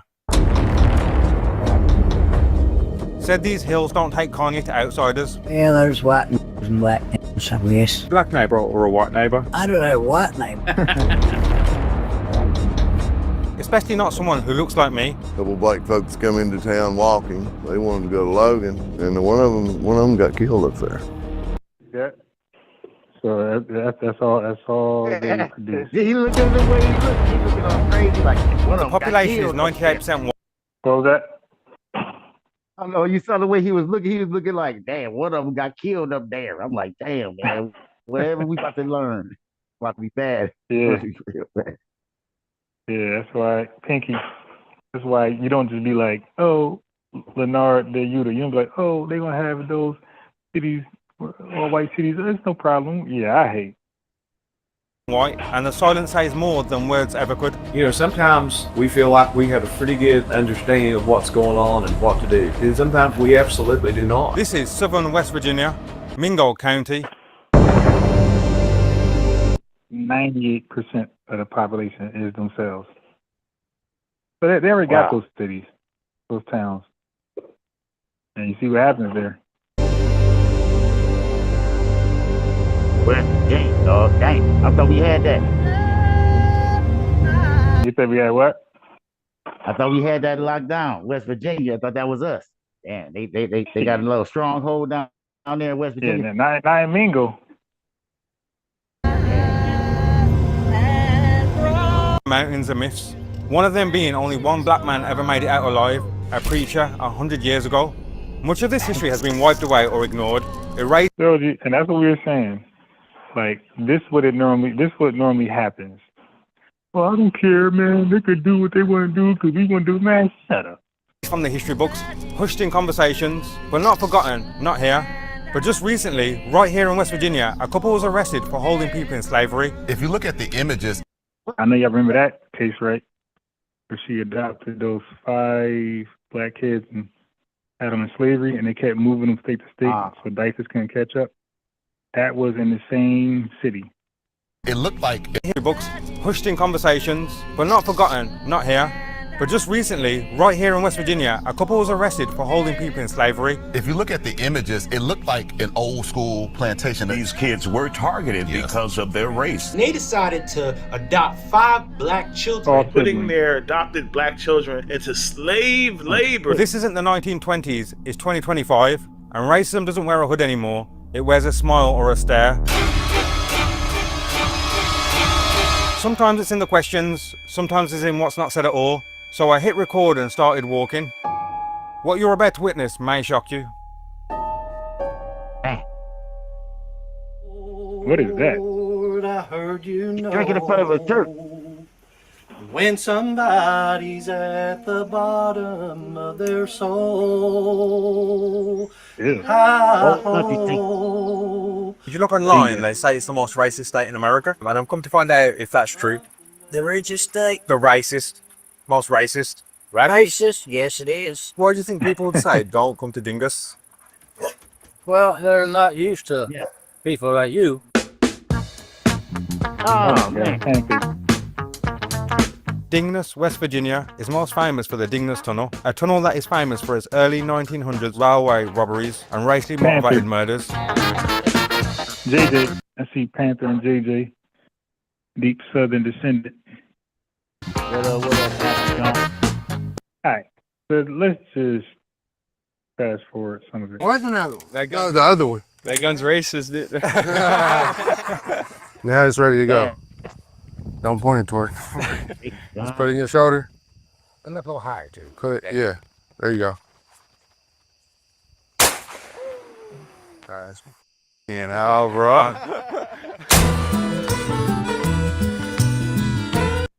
What they're gonna do is stockpile weapons. They pointed them up hollow over here, up into a place called Harts Creek. So I've currently got 2 Harts Creek, I think it is, and there's like some sort of festival going on. And yeah, that's what I told you. They gonna treat y'all like they would treat us. At first, they're gonna try to approach you with some cool, but it be fake cool. They just be trying to get close to you, and then might get surrounded. They told them don't go over there, though. Can you imagine your water leak, or having that tunnel you stuck in? So we started off in Tatsonville. They told us don't go Harts Creek. We went to Harts Creek. They said don't come here. And we was in a town called Mingo County. Yeah. We went to Mingo County, and everyone we spoke to in Mingo County says don't go to Dingus. So where shouldn't I go while I'm here in West Virginia? Where would you advise me not to go? Stinks. Damn. Why not? What would happen if I go to Dingus, you feel? Well, you might get shot. They might rob you. They won't come out. Could we speak to you as of that? They won't come Might out, not and come you guys back. want to ignore such a city like this, or a town or idea. Yeah. So we've pretty much been all over the small rural white towns in southern West Virginia, and everyone has said, do not go to Dingus. Man, We have why a you really going? bad rep. A lot of it comes from the history of the tunnel. People would sit on top of the tunnel and shoot the immigrants off the trains as they come out. Damn. So, yeah. When I speak to black individuals in West Virginia, they say it's rife and they experience it pretty much. I could see it. I really could. As bad as some of the older generations were. The story's developing each day, so I'm getting told don't go here or go there, it's not too bad. So if that makes sense. So all roads have led me to Dingus, and now in Dingus, I guess, and everywhere else, they said just don't go with the hollers. Yeah, so I just want you guys to see it, how it looks for yourselves when you hear about this happening in 2025 in like, what is it, Arkansas? You can see it and hear from the folks who experience it. And goes, you know what I mean? You go in the holler and so that, you know, they say you might not come out, you know, but that's like a metaphor. But why would you might not come out, girl? Do you think there are some hollers today, I guess, or local to here, where that statement still runs true? In the hollers, we're about to find out how welcome we are. Another 5 minutes go past and we're still not there. We are going deep off road. So we drove for about 20 minutes, straight incline, and I think we're here. So this probably just wraps up around Now, but where are we? So we followed someone to meet people from the hollers, and these people have been told are the most racist within West Virginia. We've drove for like 20 minutes up some mountain. I have no idea where we are. And people from the hollers are here, so hopefully I'll get to speak to them and see if they really are racist and what they make of me being here. A long, intense build-up. This was supposed to be where it all went wrong, but that's not what happened. We're really blessed, Aaron. You're saying how many... When you say European accent, you can't say European accent. There's no such thing as that. You mean like a London, Poland, UK accent? Yeah, UK. Side by sides and kids just running up down the street. Because he's like a hillbilly. And doing whatever, and we're just blessed. It's a good community. It really is. Oh, no, I ain't doing that.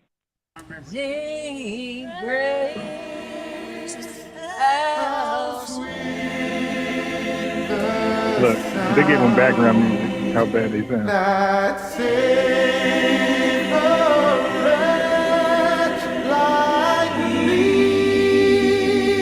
It's getting dark.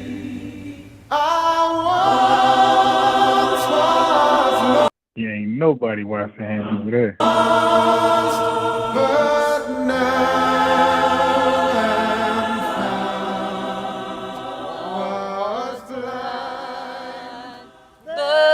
Like living in a holler.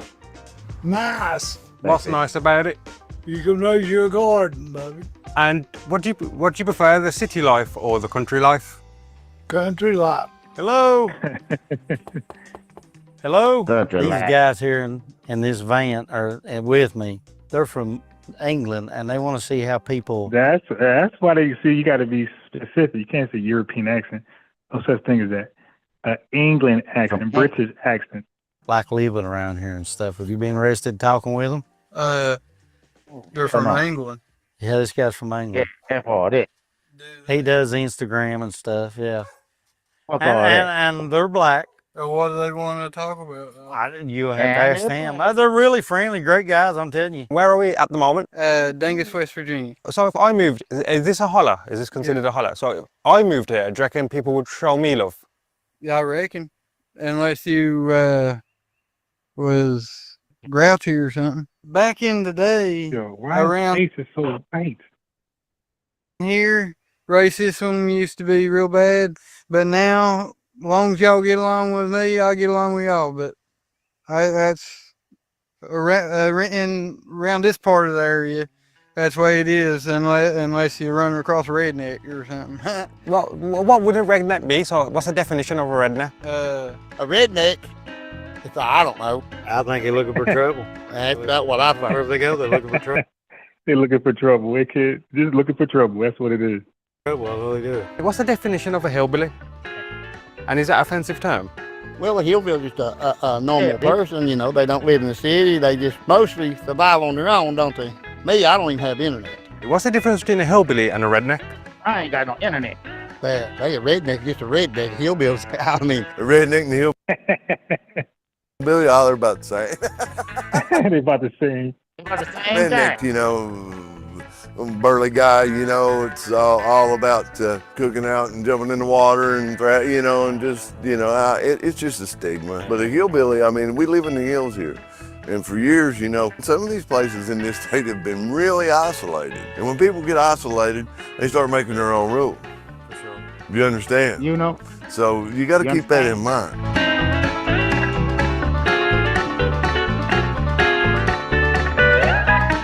It's true. Historically, West Virginia did have less of a slave problem than Virginia. The most ironic thing about the Confederate flag being displayed in West Virginia is that the state of West Virginia came into existence in spite of the Confederate flag. In 1863, West Virginia formed to split off from Virginia and join the Union, right in the dead heat of the Civil War. That's how that happened? I didn't know that. Can I ask you both what the Confederate flag means? Because I guess in the UK, we believe it has connotations to racism. It does. It does, because there's still a lot of people that like to fly the Confederate flag. Because we fought for that way back in the Civil War. That's our heritage here. And we still believe in that. I've heard several different versions. I've heard that it was racist, that it was because I was a war one. I really don't know. Well, the Confederate flag, it meant to, you know, it was a symbol of being from the South. It didn't have anything to do with black or white or green or red. It was a symbol of the South. Why do you think people believe it has a connotation to racism? Where does that? Now that I can't tell you. I don't know. Do you reckon it has racist connotations to it? I think around here it does, yeah. How do you feel about the movement Black Lives Matter? Well, there's a lot of them that don't matter to me. The ones that's out there hustling, making money off of their, as they call them, and this and that, or whatever. You hear that? He said when you're isolated, you tend to make your own rules. Go ahead. Right. How's that?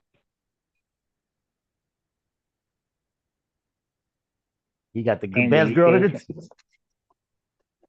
Huh? Who are you talking to?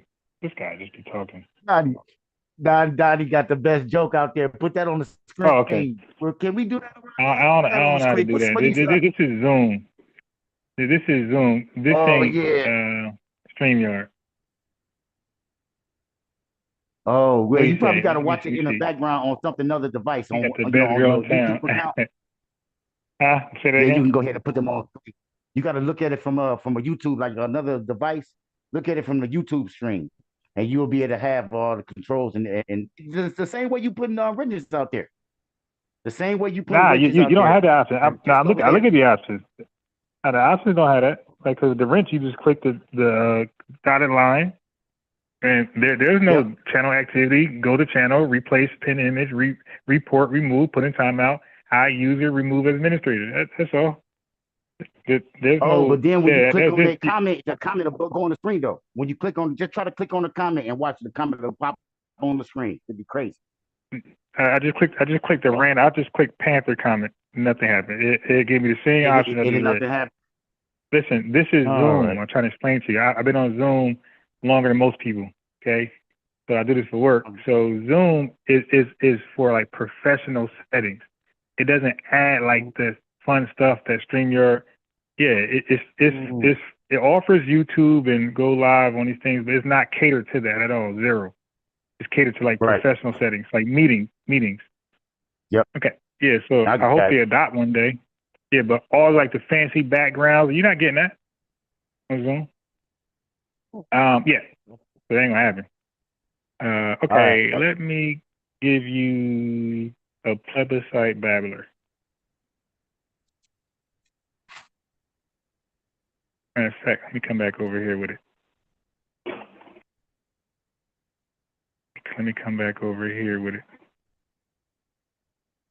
You got the reason they created this 14th Amendment is because. Okay, so now, listen, family, these sovereign citizen nuts, they all are against, especially the black ones, but they get it from white ones. But they're against the 14th Amendment, which gives us citizenship, right, and rights that a white man is bound to respect. They want it to go away. Listen to white folks. I don't know how they let white folks convince them that the 14th Amendment is bad. But not only this plebiscite babbler that's talking to Tariq is going to say it, also the king of this guy right here, he's going to say it. The 14th Amendment is horrible. So just outdated, out of touch Negroes. So one more time. After the Civil War, the reason they created this 14th Amendment is One more because time. it was fad, because at the time it was only 37 states. They needed 3/4 of the Let country. me go back. I gotta go back to the top.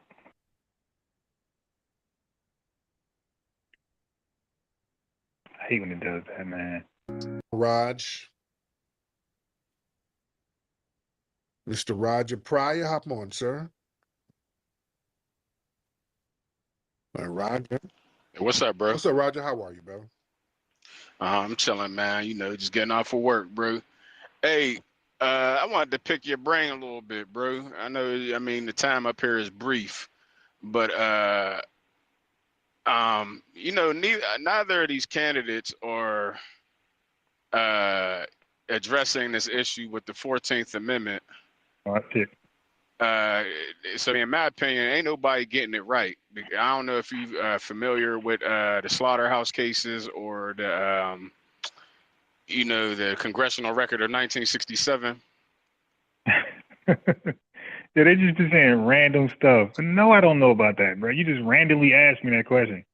Now, what does that have in relation to do with the 14th Amendment? Well, the congressional record of the 1967, it's the Congress saying that this shit is it's a sham. It does. Okay. All right. Wait. Look, hold on. Let me go back. To do with the 14th Amendment? Well, the congressional record of the 19. Okay, wait. Now I'm gonna type this in because I love to be up on it, like the latest.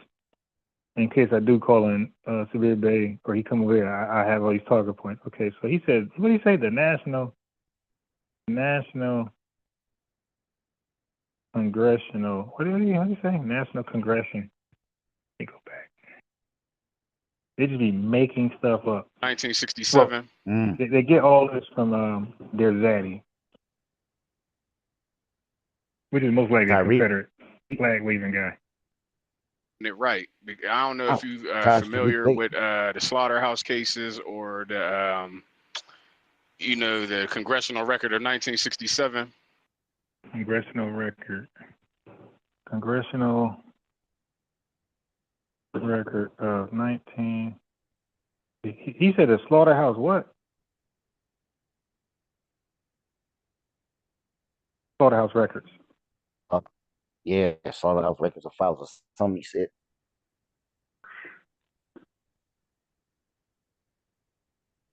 Just replay it and shit. We'll get it. We'll get it since we look for that. We about to search I'm what he gonna said. fly. I want this before I even go further. I want it all right now. Mm-hmm. Now, what does that have in relation to do with the 14th Amendment?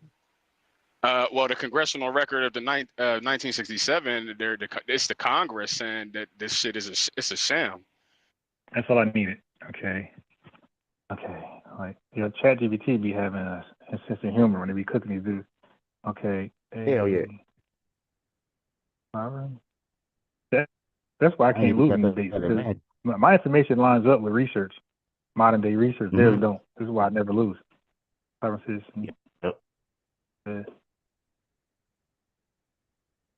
No, Sabir Bay hates ChatGPT and AI. Of course they do. But most, bro. Listen, that's why it's just, man, I don't know why. And people do what they want to do. But most people who don't deal with real research, real scholarship, real information, they're going to talk down on Google, Wikipedia, Britannica, they're going to set the stage where they are the authority. Like all that stuff is garbage. I'm the authority. And that's I got it out this book. The start of a cult. But then Sabir Bay turn right around and say, Google me, dude. If you don't know me, Google me. Yeah. I'll be like, damn. Then he turn around and say, that ain't even arrogant. That ain't being arrogant. See, he the dude that turn around and throw stones and hide his hand. Number one, he throws stones. Wait, hold on. I don't want to promote him. Nobody. I don't want to promote him too much. Because I don't know why I take him serious. He's a nut job who's clearly dealing with mental illness. Severe citizen said that's fine to make Congress include that the 14th Amendment is a shame. But I don't even need him. I got his boss. Tariq Bey. Yeah, Okay, that's his now I'm gonna play boss. the video. Yeah, so I don't need the student, the worker. It doesn't really Right. exist. What happened was at this time when they needed it to be approved, You go back. it issue with the 14th Amendment. So in my opinion, ain't nobody getting it right. I don't know if you familiar with the slaughterhouse cases or the Okay. the congressional record of 1967. Now, what does Slaughterhouse that have in cases. relation to do with the 14th Amendment? Well, the congressional record of the 1967, it's the Congress saying that this shit it's a sham. It doesn't really exist. What happened was at this time when they needed it to be approved, it was never legally ratified because at the time it was only 37 states. They needed 3/4 of the country to approve it, and 15 out of the 37 states opposed it.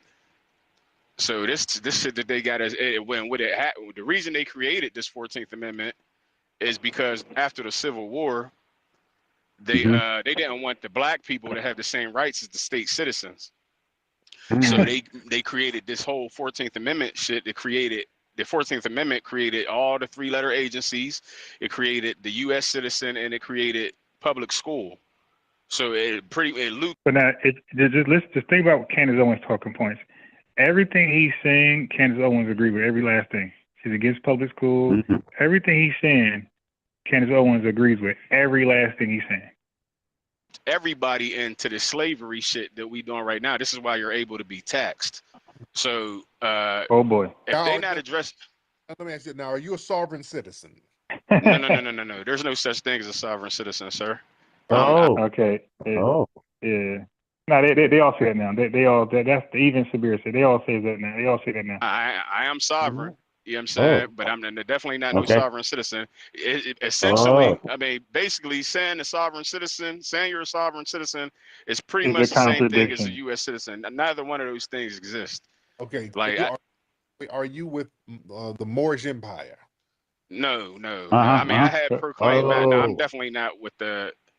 No, He I not think there? I don't know if you asked me that before. I know I talked to you before, maybe once. So okay, no. All right. So when Tariq try to figure them out, let's read this together. Okay. So there's no factual basis to the sovereign citizen claim that the slaughterhouse cases or the 1967 congressional record proved the 14th Amendment is a sham.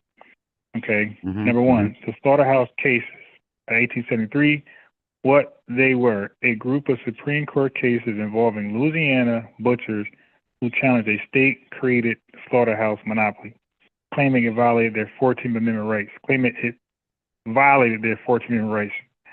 The decision the court ruled that the privileges or immunities clause of the 14th Amendment only protect the rights of national citizenship, like access to federal ports, protection abroad, etc., not state-level civil rights. Why sovereign citizens misuse it? They claim this decision shows the 14th Amendment didn't apply to most citizens or is invalid. In reality, the decision narrowed its scope but did not invalidate the amendment.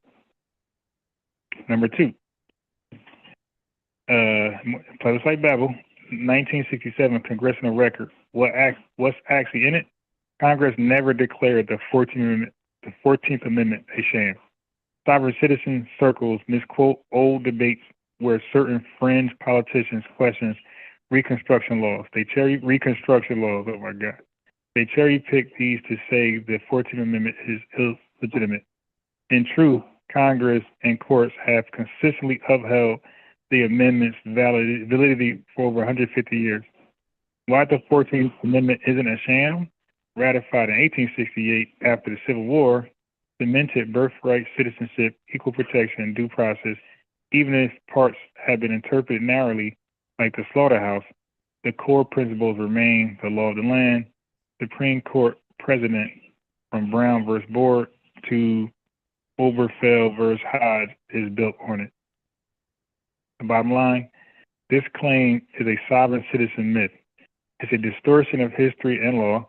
mixing one old Supreme Court limitation with a misrepresentation 1967 congressional debate. The 14th Amendment remains fully enforceable and is foundational to modern civil rights. Okay?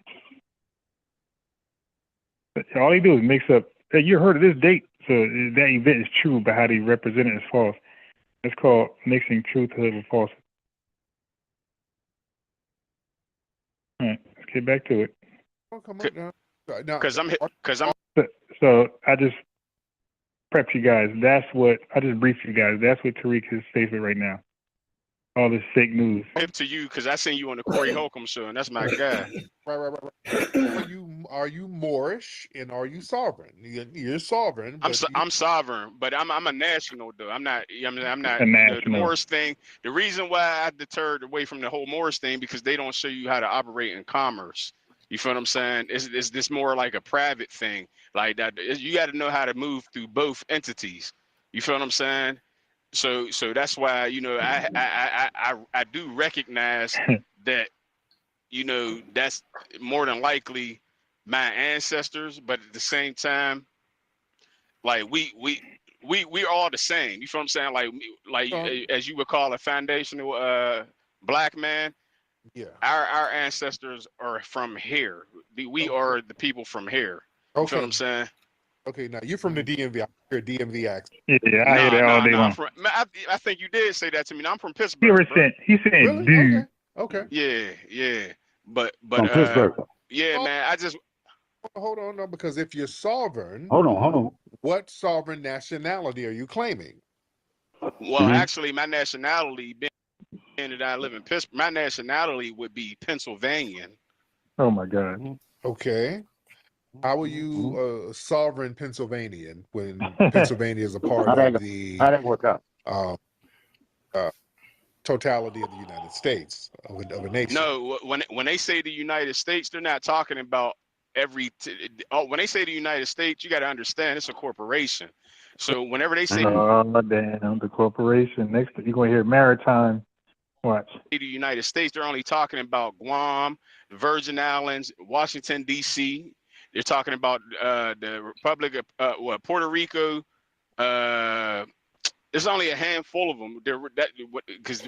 So the United States ain't 50 states. It's 3-4, according to him. 3-4 United States. It's basically it's a handful of these territories that are there. It's a corporation. Like just like there's two versions of yourself, there's two versions of there's the United States and then there's the United States of America. You feel what I'm saying? Oh my God. Now did he just say two versions of ourselves? But, yes, he did. Y'all be hearing these guys, but y'all be listening to this crazy stuff with Sabir and these guys. Yes, he did. Oh my God. I know. Now, whenever I know I mean a little bit about whenever you got your social security card and your birth certificate. Don't tell me we could exchange them for money. They're on the stock market. Don't go that far. How everything's in capital letters. That's not the capital letter thing and mail. Oh my God. You get your mail in capital letters. That means they own you. Tell them this don't belong to you. Don't accept that mail. Take it back. I want the first. I want the first letter capitalized, first name, and last name, first letter capitalized. Everything else lowercase. Oh, God. And it's called ens legis. In other words, it's a trust created by the U.S. government. Because if you look on your birth certificate, you actually have two birthdays. It's the day you were out the womb, and it's the day you were registered with the United States government. And then your name in all those capital letters. That's a corporation. It's a trust created by the U.S. government, and you are really the beneficiary of that. I say all this to say, like back to what I was saying before, as far as the 14th Amendment, these motherfuckers ain't getting this shit right. We under slavery right now. That's why I said, in actuality, you really not even really supposed to be voting, because this U.S. citizenship, it doesn't exist really. You know what I'm saying? So I just want to put that shit out there, give people some food for thought, and don't take my word for it, man. Do your own due diligence, because this is real. This is thank you so much. Oh goodness, Lord! Get the hell out of here. That's that Moorish shit. The dude is wild. That's man. Moorish. And yeah, they spend their whole life reading this stuff, and it's all fake news. It's misinformation. That's the same thing S-Bay be talking about. S-Bay. Misrepresentation. Hmm? Again? I was saying that's the same thing S-Bay. We ain't trying to give him no promotion no more. So I'm gonna say S-Bay when I'm talking about him. You know what I'm saying? Just say the light skinned nut. The light skinned nut. Retarded more. I know, for real. Real. Lord, it was real. getting plebiscite-ish, brother. Look, Cheryl, what you doing over there with all that grunting? Are you clearing your throat, Cheryl? What's happening? I didn't know my mic was on. Oh, you okay over there? Is this? Yeah, I'm not here in New Orleans. I have to tap. All right. So let me get to the next babbler. All right. But that's wild, man. I take the 14th minute. That's all they do. Right. All right, now this is gonna be funny. Now I got Tariq. All right, this is gonna be funny, family, right here. You know what? I could do it this way. Wait, I could do it this way.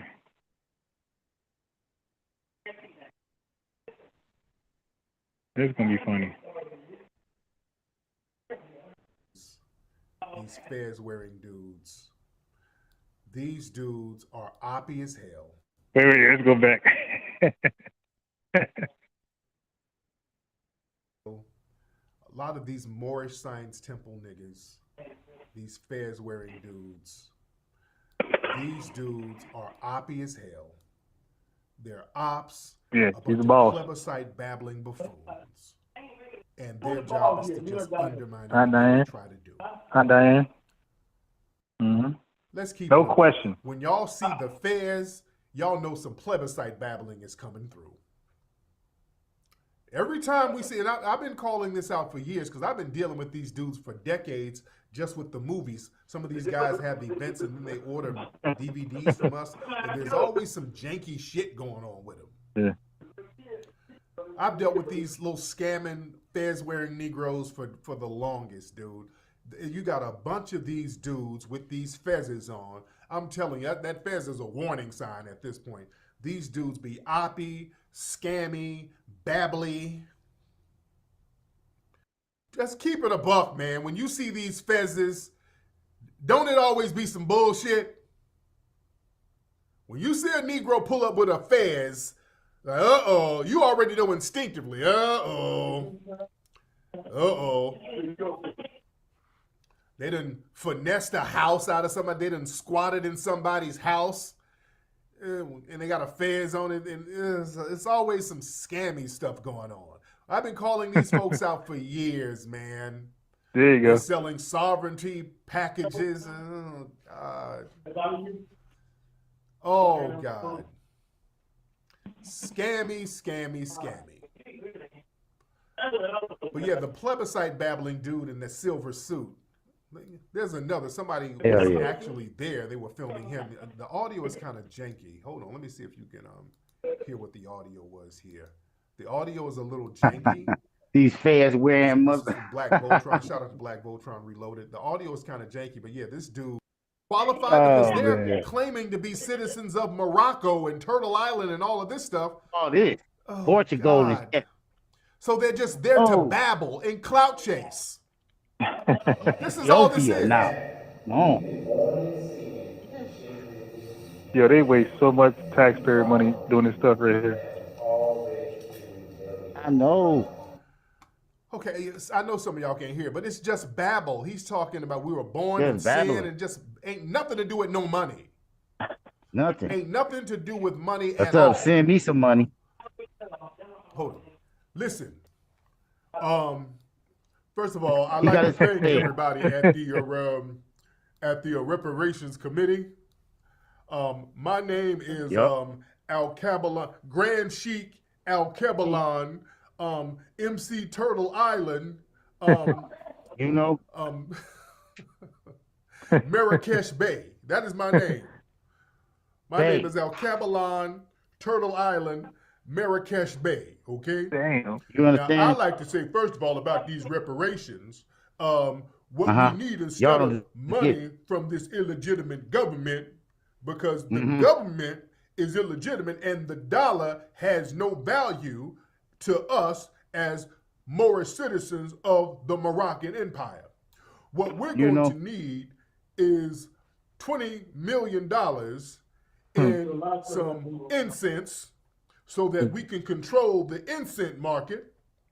That's first of all. That's the Second of reparation. all, what we're going to need Bunch of to instinct. take control of all the Skittles candy that was created in the United States, because the Skittles comes from the Moorish Empire, which is from the original black man. They started adding all the colors to throw us off our history and our lineage. You understand? The original Skittles were a Moorish black color. The white man saw that we were getting power from the Skittles, and they started putting green, red, blue, and other rainbows in there to take us from our nationality. You understand me? This is why we're also going to need a certain sector of land here. We're going to have to get a certain part that we can call our own. We're going to have to get a new Turtle Island. You understand me? I suggest Valdosta, Georgia. You give us Valdosta, new Turtle Georgia. Island. That's going to be our form of reparations. You're going to give us Valdosta. You're going to give us all the Skittles back. You're going to let us control all the church's chicken franchises all over the country. They need that too. That's going to be our reparations too. Oh, you understand me? That's we what clear? we need to do now. And understand that this country is going to fall. So before it fall, let us get all the gold teeth that's been minted in the South. Let's get all of that gold, and then we're going to convert it back to vibranium. Because truth be told, the movie Black Panther, that's really about Turtle Island. That's the more. And vibranium started right over here. Right here in the hills of North America, my brother. You understand me? Now, I can explain more of this. I have a sovereign package that I'm selling right here. Sovereign package. This is my sovereign package. I'm selling this just for $19.99, everybody. You can get this sovereign package. You can learn. I'm going to tell you, in my sovereign package, let me tell you what you're going to get. I'm going to give you some information that the white man has been hiding from you. You understand me? Damn. You're going to learn how to get this vibranium. You're going to learn how to correct your status. Oh, no. You understand me? You're going to correct your status, and I'm going to tell you step by step on how to get control of Valdosta, Georgia, and all the church's chicken franchises. I'm going to give you step by step. The white man don't want you to have this. This is worth $15,000. You only going to get it for $19.99. You understand? Is that piece of paper that the guy said give the police officer to fill out? Oh, I got to show that video again. Understand me? Hey. Yeah, I had to show that. That was funny. I was gonna like, do the. It's not real. Yeah, I was gonna do the one he did, Tariq Bay, but I was like, nah, I ain't gonna do it. Michi, I said nah, because when he was freestyling, that was so funny. Tariq Bay, that's another one. I mean, both of them. The Tariq, like, he owed them something. Tariq don't give a hell about them. Don't even care about them. He had to slap Tariq though. They got a video where he slapped shit out of him, like, because he was over there talking about the museum not open, but the museum open, bro. You can go there right now. Bro, I don't care what trolls say, man.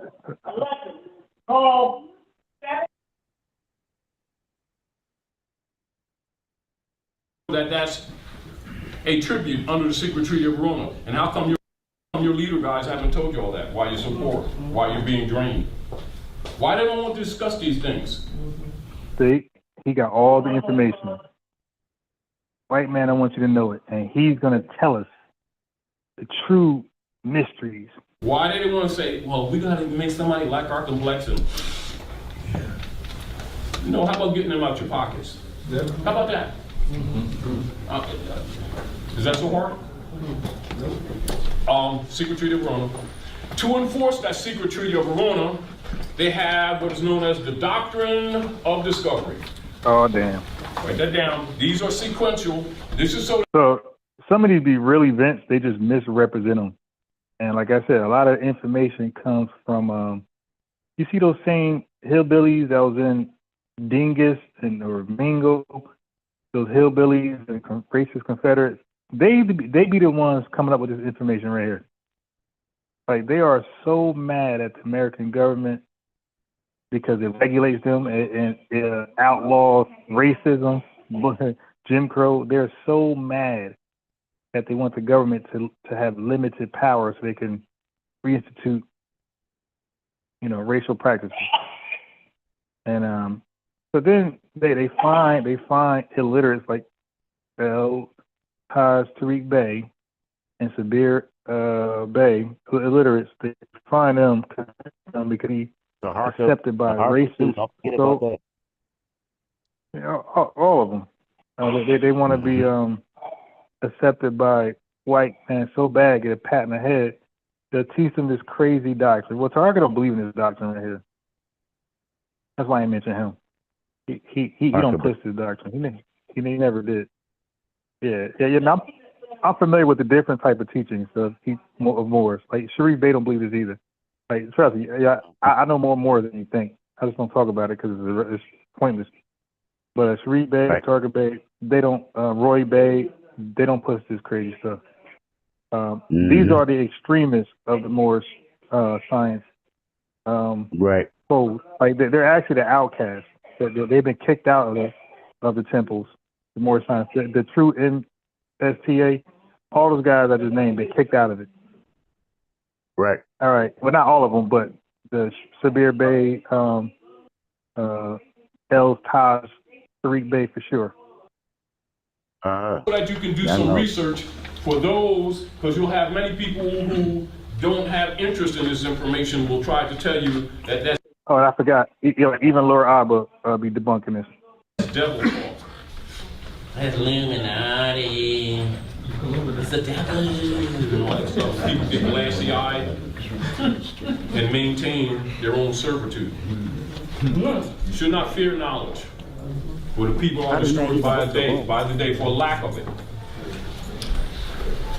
After that, deal with the creation of the corpse via the 14th Amendment. Here we go.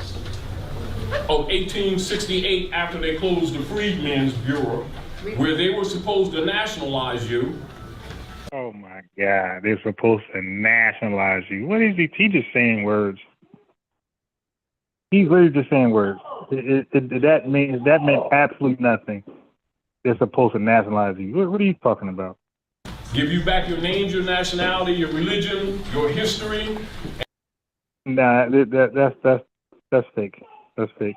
And the U.S. corporation, Pacific India Company, all the rest of them, which is really what the U.S. really is, was supposed to fund all of the people of the land, because you didn't come from someplace else, you're home. And this is not India, and we ain't Indians. Yep. 40 acres and a mule, and a building and support systems, etc. And logically, they weren't having that. That's why they bumped Lincoln off. And they did the Emancipation Proclamation, which was a false document that transferred the Christian stock. Yeah, now at this point, so he mixed truth. So what he said earlier than that was kind of true. Now this is false. So that's what they do, man. They mix truth to sell you, and then they throw in a whole bunch of fictitious stuff. Oh yeah. Yeah, but it's retarded though. Like my soul could never, ever, no matter how much. Like, let's say if I was like 20, I would never listen. I would never believe in this. Like this is like the most retarded shit a person can entertain. It's just stupid. Right. It is. To the Congress of the United States Corporation and registered them as cattle property in the state of Delaware. They're all stock. Anybody called Negro, black or colored, African, whatever they call themselves this week, who are really of Moorish descent but deny their bloodline are listed as Christian property. And don't think religion because it's politics. Do you understand? They say all of us are more. When people, when you go into the communities and people are talking about Islam, Christianity, Buddhism, they're thinking in their mind spirituality.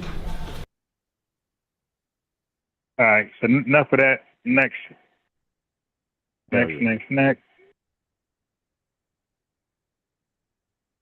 Due to European occupation, colonization, exploitation, usurpation, misrepresentations, miseducation, and other arbitrary social and political activities which they, the Peregrinus immigrants, have imposed upon the Al-Moroccans of the land.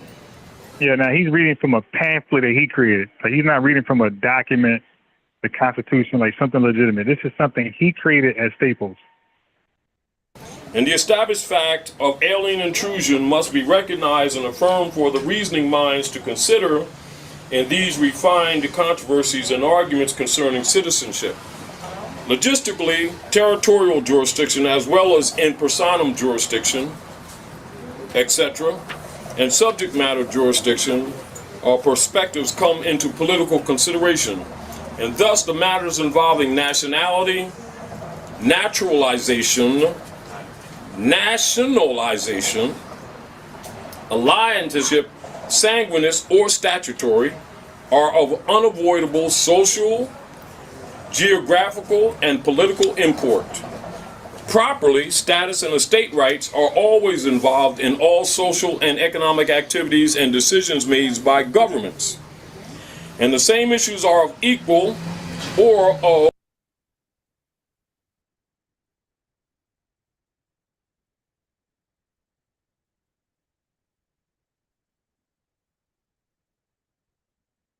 People's concept of what the slavery is in the Western Hemisphere is totally wrong.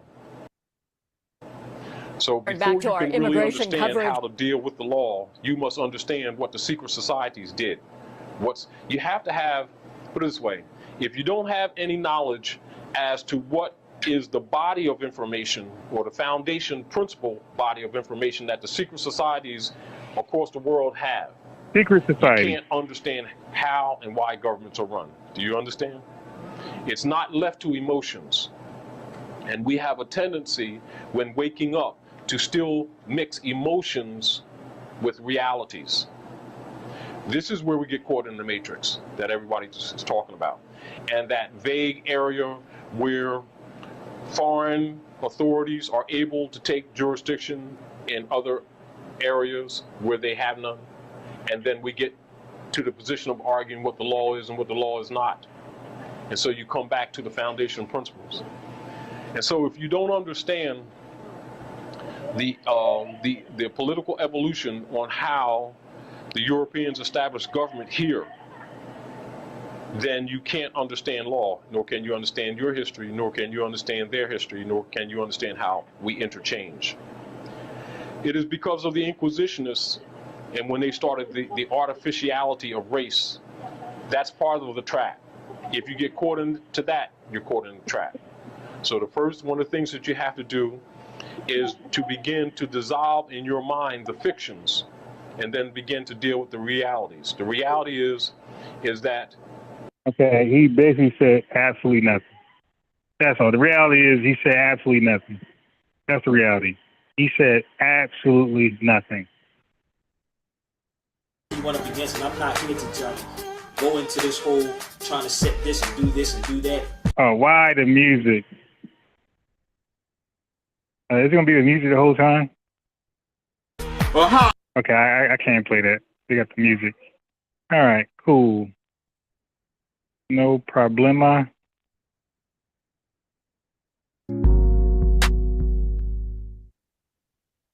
Ryan, you got 10 seconds, and then I'm going to go to our brother Seattle Slim. And let's go to Seattle Slim. Hey, Tariq, how you doing, King? I'm good, brother. How are you?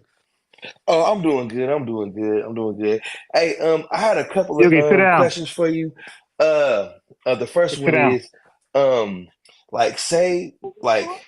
if Kamala Harris, okay, I want to try to frame this right. All right. Oh damn. Say like there was a way that we could vote for Kamala Harris. I'm not with her. I'm with you on everything that you're talking about with Kamala Harris and Trump, right? But say like because somewhere in Article 1 of the United States Constitution, it says that the law of contracts will not be abridged. So what I'm saying is that if there is a contract that's like the language is airtight in the contract that says that Kamala Harris on day one like must give us a foundational Black Americans only lineage base must So 7 Up says what's this man's ethnicity or nationality? 7 Up. What man are you speaking about? grant us cash, land, tax, and medical and environmental reparations, and the contract is signed by her, and she has 6 months from day one when she gets in office, and it's signed and sealed by her. And there's some negative consequences if she breached any conditions of the Yeah. Who else is lost? This guy. contract. And what Do you? talking about, brother? What are you talking about? No, I'm saying if we had a contract for any candidate that wanted to give us cash, land, tax, and medical reparations, medical and environmental reparations, if it was signed, do you think like if they breached the conditions of the contract, that like the negative consequences could be enforced since it's a contract? Well, ain't nobody, brother. What kind of what if hypothetical ass scenario is that? What is that? This dude is. These dudes are nuts reading this Because what damn I'm book. saying is that like what we're like if there was a candidate that promised us cash, land, tax, medical, and environmental reparations, right?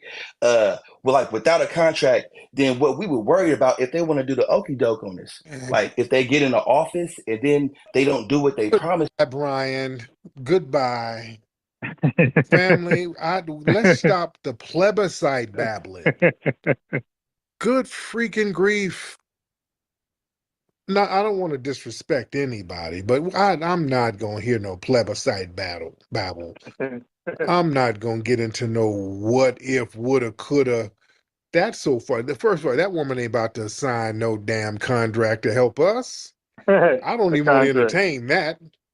That's science fiction. Hell, an alien, an extraterrestrial will sign a deal before she would. If we're going to get into science fiction, damn it, let's just go all out with science fiction. What if E.T. came down here and put his finger on somebody's titty and made the titty turn to gold? I mean, damn. Just go all out with the damn what if scenario. Because that's science fiction to think that woman's going to sign a contract to give us something when she done told us what she ain't going to do for Black people. I don't even want to waste my time hearing that. No, listen. See, we got to. What if we support Kamala? Because see, look, we get a contract, right? We get the contract, and then we sign the documents. We sign the documents, and it's going to be part of the Geneva Convention. And then we go to Switzerland because they're a neutral country, and then we get them to ratify the document. Oh, God, man, I don't want to. This is jailhouse nigga babble. Brian sound like he just got out of jail. This is what dudes talk like when they just get out of jail. He got out of jail, and he's been in jail plebiscite babbling in the cell block. His cats be in there plebiscite babbling in order to kill time. That's time-killing plebiscite babble. I do not want to engage in it. It's so far-fetched. It's such a hypothetical what if, woulda, coulda. No. I don't even waste my time with that. Listen, no. What you got to understand, listen. What we need to do, now what if Joe Biden was a reptilian humanoid, okay? That's why he's glitching. This is how you guys sound. We take advantage of the glitch. Because look, I got a Cybertruck. My homie can rig the Cybertruck so that it can be a robot and it can Yeah, so for what we know, Sabir Bey is, damn, where did his video go? Oh, I can't play with the music. Maybe the music go away. I'll pull it back up. Severe Bass supposed to be FBA. He's just a nut job, mental illness. Transform into two big niggas.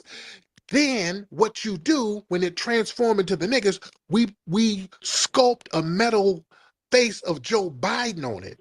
We have the Tesla nigga act like Joe Biden, and then he runs for president, and we have him run on reparations. That's how we gonna get it. I'm telling you, listen, I got it figured out. And then what we gonna do, we gonna get all robots. Then we go down to Florida. We're gonna get that. You saw that statue of Dwayne Wade? We're gonna get that statue, put a wig and a dress on it, and it's gonna be a Kamala statue. Oh, God. I don't want to hear the plebiscite babble. I just don't want to hear it, man. I just don't want to hear it. Kamala Harris ain't doing nothing for us at all. She's just not. She told us she ain't. That's a fact. All right, let's get to some plebiscite babbling. Hopefully there's no music. Upbringing. His alleged story is that he studied and traveled all over the world, and for 35 to 40 years he was able to do certain meditation and spiritual practices. He allegedly said that he got his information from the Akashic records. Okay. Can't you go to... Wait, why did he, okay. The Akashic records? The man clearly in the book said that he transcribed it from the record, which means that gives me, you, him, the ability to go back and do the research. But when you go into the Circle 7 Quran, there is nowhere in there where he gives you the ability to go back and do research on what he put in there. Now let me ask you one more question. You asked his question, didn't you? Okay, what was his question about the you asked him a question, didn't you? Right. Can't you go to the Akashic records and get information? I can. Which means that before Noble Drew Ali, before the Circle 7 Quran, before the Bible, the Torah, before Levi H. Harlem, this information was already here already. And he wrote it in there. Okay. So he didn't say it belonged to him because he clearly says transcribe. He gave reference. But when you don't give reference, that's plagiarism. How is it plagiarism? This is our information. Oh man, y'all, man, I can, you know what? I'm gonna be real with y'all, man. That information, man. Listen, and then when you go in the book, the second, the Aquarian Gospel of Jesus Christ. Now I don't know if it's more chapters or not, but it's clearly that Noble Drew Ali took what chapters he wanted out of the book. Who gave him permission to separate the text? It is not his book to take. That's just like this book right here.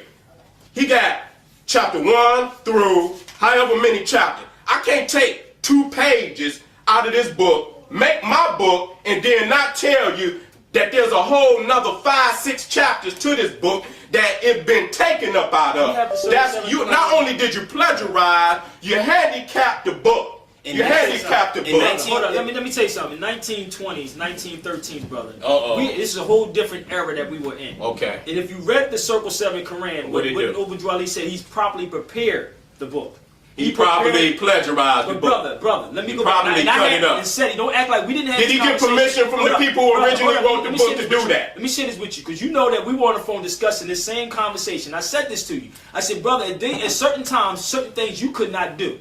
We shared this, so don't act like when we get here that we didn't. Listen here, brother. Listen. Like, let me tell you something. I took my oath to the crowd. Now I talk to you. Now you keep trying to take a personal conversation. It's not personal. And I had a personal conversation with. But don't bring that conversation out here. I know that. You understand what I'm saying? Because you're trying to be slight, man. You're trying to be slight, man. We can't say one thing and then say, okay, this happens a different way. Because whatever I say on somebody else, I'm going to say it. If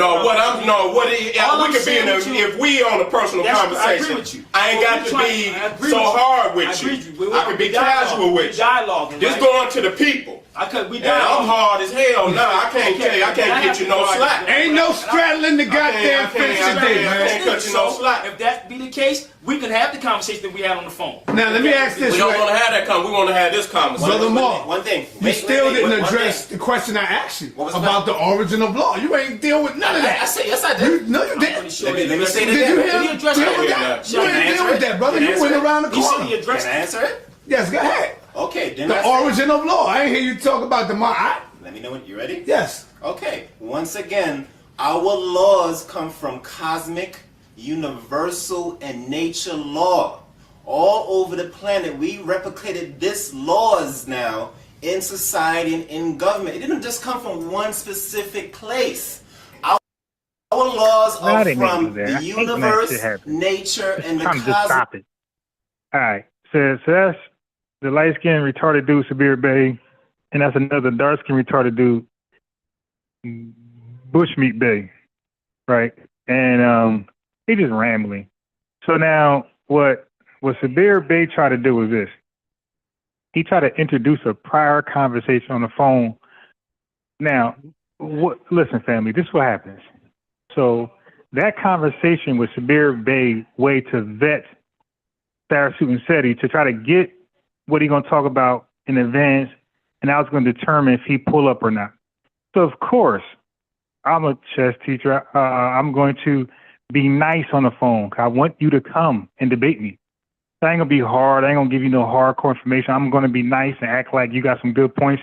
Yeah, brother. Yeah, you know, that kind of sounds decent, bro.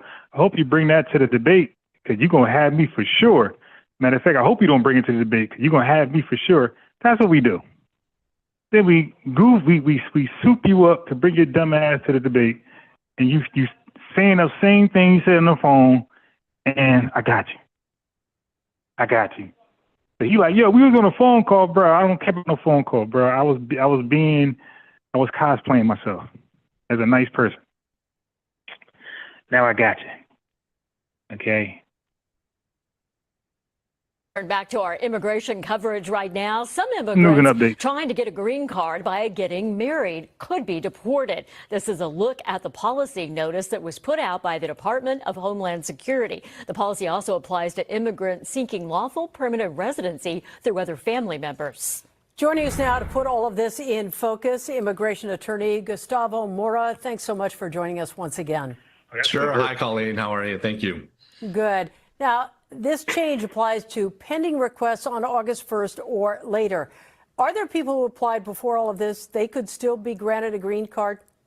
Yes, of course. And moving forward, all of the individuals that are applying for adjustment of status can also be granted a green card. This is just the immigration office raising the stakes and making it a little more difficult for individuals to apply for an adjustment of status. That's why it's so important to get the message out that if you are going to move forward on something with the USCIS affirmatively, you should contact an immigration attorney to help you out because of the risk of being sent to immigration court. And Gustavo, Kathy Vara here. An NBC News analysis found that more than 500,000 petitions were filed by family members in the first half of the year. So what happens to all of those petitions? So again, all of the petitions continue. This is just giving the officers more discretion on whether or not they're going to be able to be efficient or inefficient in this process. Specifically, they don't have to issue, moving forward, requests for evidence or notices of intent to deny and can simply deny the case outright. They also have the option, discretionarily, of course, of sending the case to immigration court. But again, with the assistance of an immigration attorney, there are still ways to present this case, but the bottom line is that it's going to cause a lot more inefficiencies because these cases, if they are sent to immigration court, are going to require a lot of time and coverage by not only an immigration judge, but also by an attorney with the Department of Homeland Security. Yeah, I love it. I love it. As well as private counsel.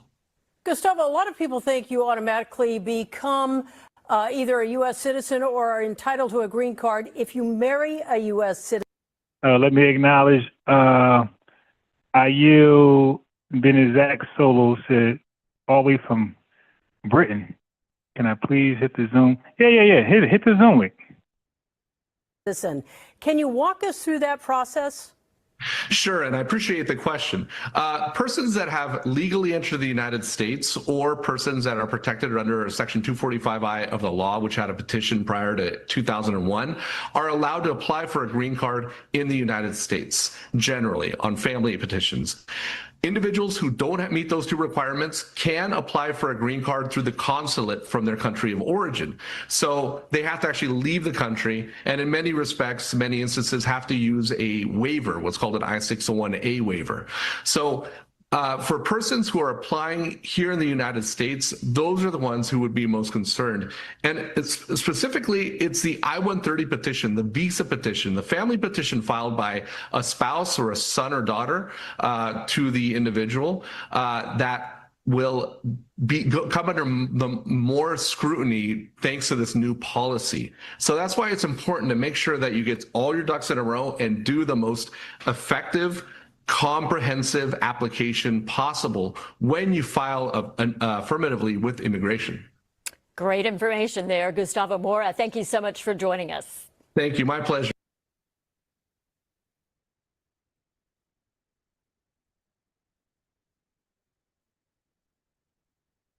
Do not get back. Stop. I'm on mute talking.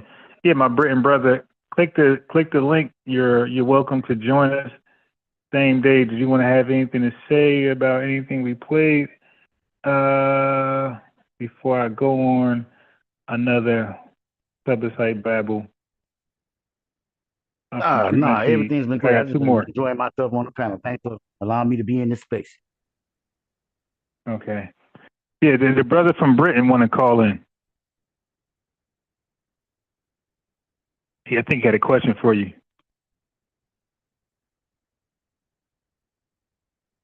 Okay. Yeah, this is like a boring. Stuff right now with our people. You don't get it right now. You have mayors, governors, presidents signing things right now. So what is the difference between what happened then and what is happening now? Well, why you promote his law? Wait a minute, brother. Because we deal with law every day. I said to you, when you got on the plane, brother, they asked you for credentials from where? This is all I'm asking you. It's like, this is simple, but he's he's avoiding it. I understand I'm in prison. I understand I'm in prison. Okay, though. We understand that too. I understand that. Then know the game. Know his game.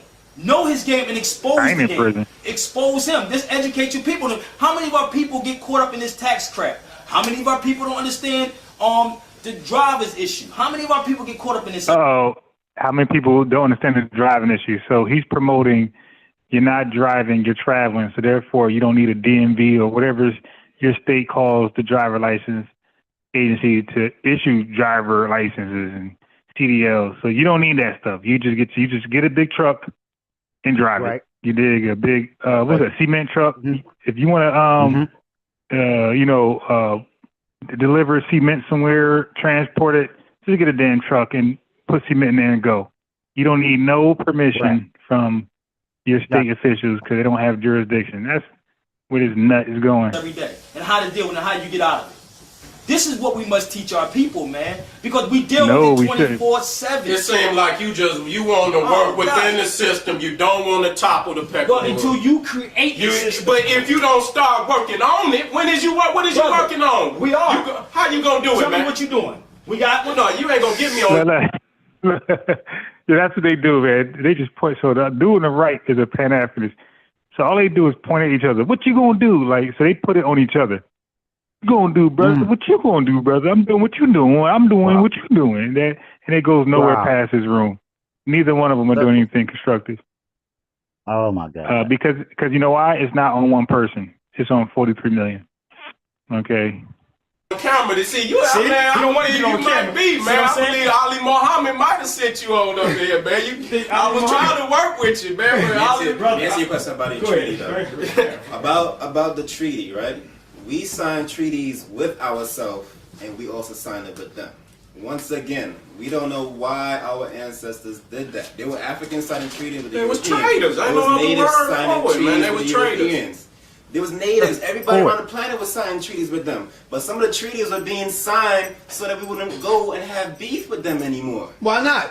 Our people is in chains and shackles, and you signing treaties with them, brother. What part do you don't understand? Ain't no treaty to be signed. The thing that you guys don't understand is the bigger picture and the complete picture. Hold up. Are you telling me?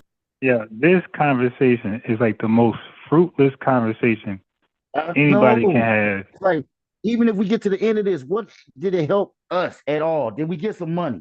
Did we get a new idea? No, but it can't help you. No, but the conversation, no, what I'm saying is that's like having a Tom Brady versus Pat Mahomes who's better. Of course, it's not going to help us. This conversation is no different than that. LeBron and Michael Jordan. Yes. No, but no conversation is designed to really help you once it ends, unless you need some. You got a consultation for something. You don't know, legal, law, or you need help with school. Like those conversations help you out. But what they're talking about is just science fiction. This is a science fictional conversation, man. That's what I'm trying to say. This was never intended to help you. It's just for show. No, listen to me, brother, for a minute. Prisoners of war. You got me, you got my babies, you got my families shackled in the goddamn slave ship, and I'm looking up at you. And you signing treaties with the white man, and you go about your goddamn business, leaving my babies to be slaughtered. Right. So what is you talking about? You don't see what the picture, the bigger picture here. You don't see yourself as a traitor, as a snake. Who's a you? I'm talking about the Moors. You don't see them as a snake, as a traitor, as a low life. Not all Moors was doing that. They have books that shows you that there were dark people who were slave masters that was exchanging pale slaves for dark slaves and setting. Yeah, okay. These guys be making stuff up, as you know. I ain't about to sit here and woulda, coulda, shoulda, and what if, and get into these. All right. The last one. Feel the purity of natural ingredients, harmonizing with your body and spirit. Rootwork deodorant, bringing you in tune with nature and with yourself. Rootwork deodorant. Connect, empower, thrive. Available now at rootworkstyle.com. Just put that on the line, because you. Oh no, I'll put it out there. Put it on the line. Don't do passive aggressive accusatory stuff. Now put it on the line. Now how you really feel? Now what's this? What's all these? Don't plebiscite babble. What's this about? What are you talking about? Let's get to the nitty gritty, because you're very accusatory. No, I'm not accusatory. I'm being plain. I'm plainly speaking. I told you I feel Black American is an ethnic identity. I think we've been established ethnic identity for quite some time. I think Leonard de Yehuda said, Leonard de Yehuda said all the conscious perverts came through HOK. He said that's Satan's game, time wasting, disinformation. Golden Brown said Judah, Islam, Christianity are all fake. Bro said take care. He says Elijah Muhammad is not like Noble One. Noticeable difference in how Elijah was going in on was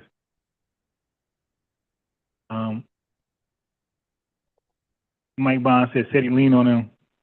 Omar Shoemaker, rather. Yeah, that's his name, Omar Shoemaker. No, it's Jermaine Shoemaker. His real name is Jermaine Shoemaker. All right, but I got no problem with folks changing it, like their name and whatever. You know, Malcolm X did it. Malcolm X went from Malcolm X to L.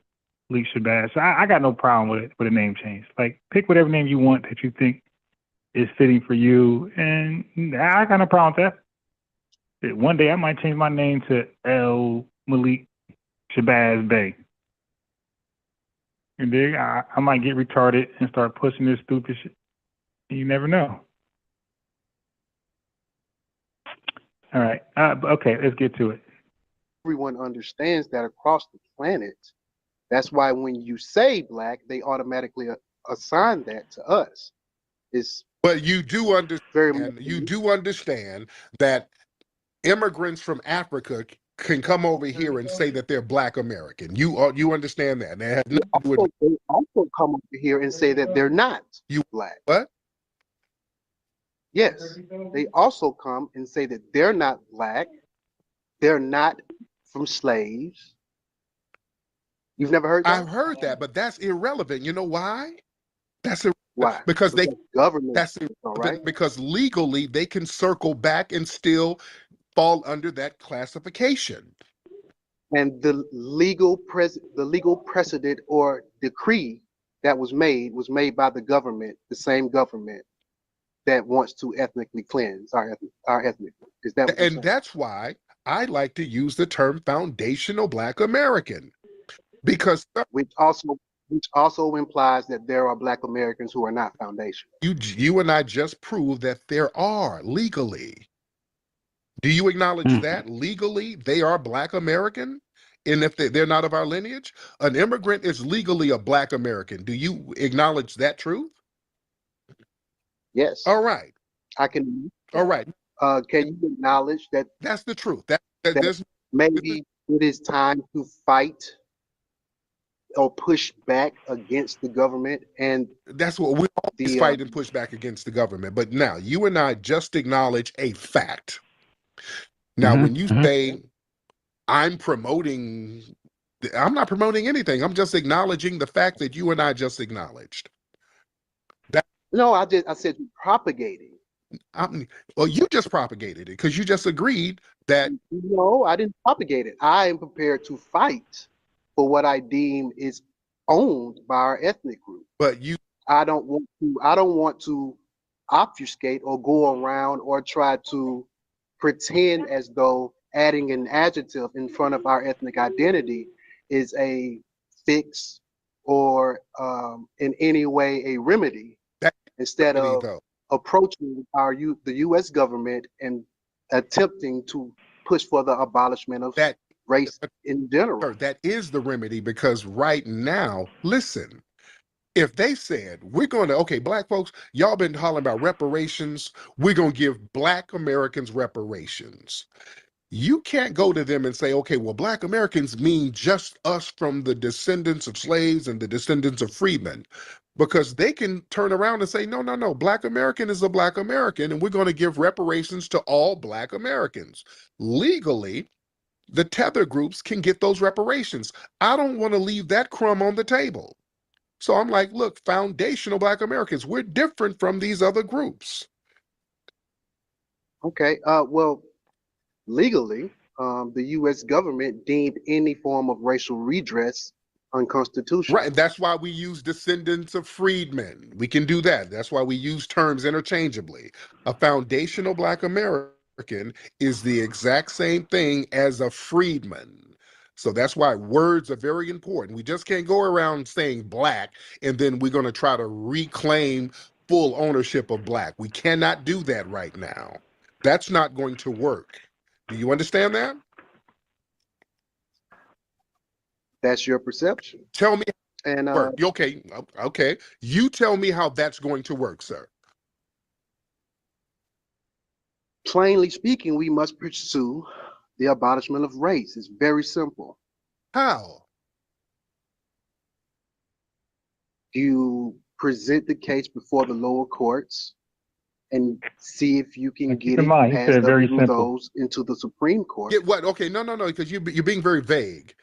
I'm not being vague. You attack. Yeah, you just said it's very simple and didn't give it simplistically, very vaguely.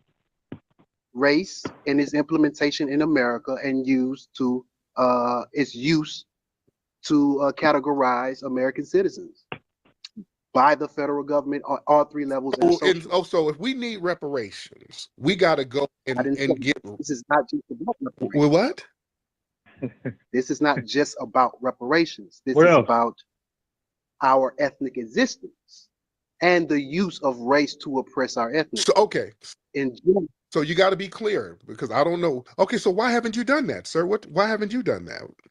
Well, I'm pursuing I'm using my resources. I was just asking to see your perception. And yeah, they always try to use us to try this stuff on. Like we're the lab, like FBA's are the lab rats. Dude, stop it. You go get it popping, and you let us know how it's working for you. The fact that you were propagating what the government deems as open to all other people as our and you were saying that you were delineating or pursuing delineation, it was just conflicting. It was very confusing. How was that conflicting? You keep saying I'm propagating. Propagating how?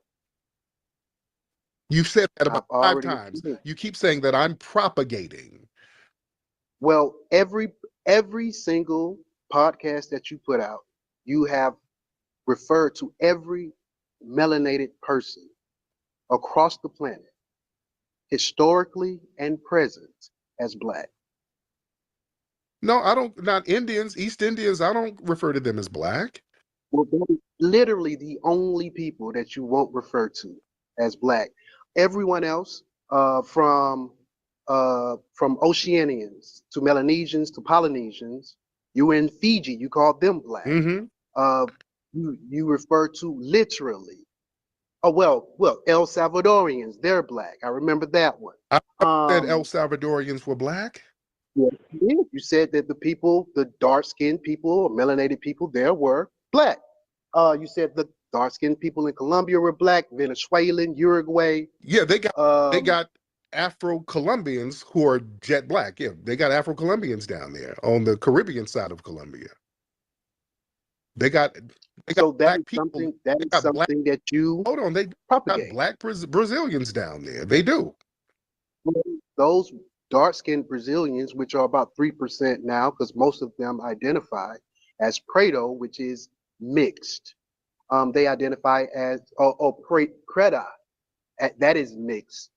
Preto is their ethnonym for their dark-skinned population of African descent. They don't call themselves black. They have their own ethnonym that's particularly to them. But they're centered off in a black part of town. You understand? Because I've been. It's not a black part of town. It's a Preto part of town. No, they have. No, and they do experience discrimination. No. You go down there to South America, Central America, the black-skinned people, they have them cornered off in little slums somewhere. They treat them like niggas. You understand that? We can sit here and say, well, no, they're actually Prado. They're actually we can play that. You can say that. Okay. Does poverty, oppression, or discrimination define? Go down. No, they have the darker people, the black-skinned people off in the little rundown shanty towns. Mm-hmm. Now, if you feel better calling them some type of exotic name, okay, that's fine. All right. They treat them like niggas.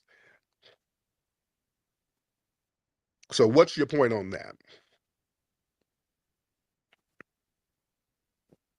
I'm not calling them an exotic name. I'm calling them their self-described name. Mm-hmm. That is how they describe themselves. Right. And when I went to Fiji, these people told me about their African origin.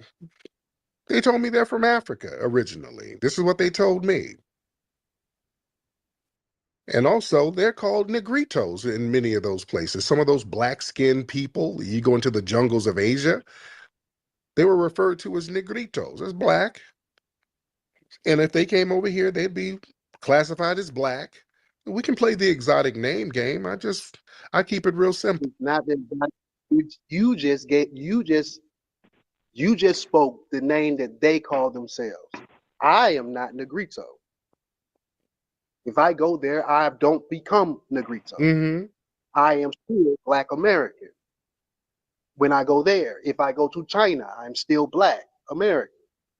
Now, if I go to Iraq, I'm still Black American. My thing is, you are in our country, but you are ascribing our ethnonym to everyone else when they have their own ethnonyms in which they describe themselves. Do you not understand the conflict there? There's no conflict because that's irrelevant. When they get here, when a lot of those people get here, oftentimes they're going to be classified as black when they get on this soil. So I delineate. I'm a foundational Black American, so there's no confusion. Those people will come over here and be classified as black. That's my point. Yeah. So I get what he's saying, right? I get what he's saying. He's making sense, but it's like a gotcha thing. He's like, I gotcha. It's okay, okay. But what's your overall point? What's your overall point? Like, I get to that point. What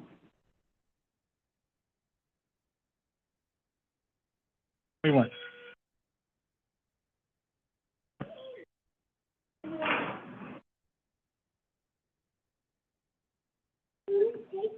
Go sit down. Sit down. It's coming. Go sit down. Now, over there in certain lands, you got over there in the Philippines, jet black people, they're called the Ayeta people. They got all types of names for their tribal groups. But if they come here, a lot of times they're going to get thrown in the black category. So over here, I like to delineate just so there's no confusion. No problem with the people. But I like the term foundational Black American. That kind of leaves no crumbs on the table. Now, you bring it up what they're called in all these other places, okay, that's fine. I don't get the point of that. It means a part of the pie. Matter of fact, not the crumbs, because it still gives everyone access to our ethnic identity. And I think that is the goal.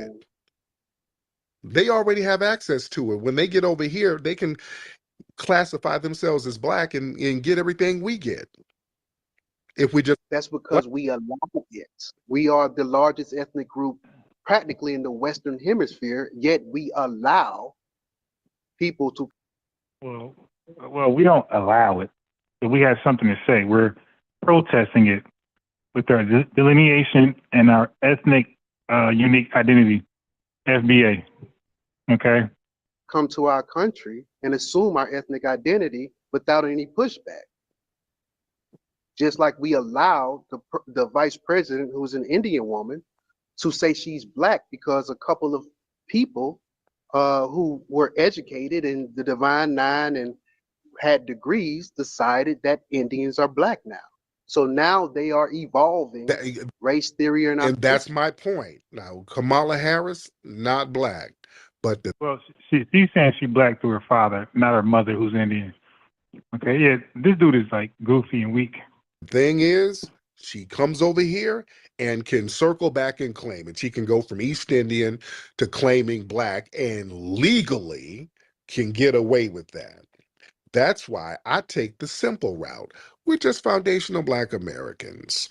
Now, how do you plan on stopping all of these other people from coming over and falling under the legal classification of black? How do you plan on stopping that?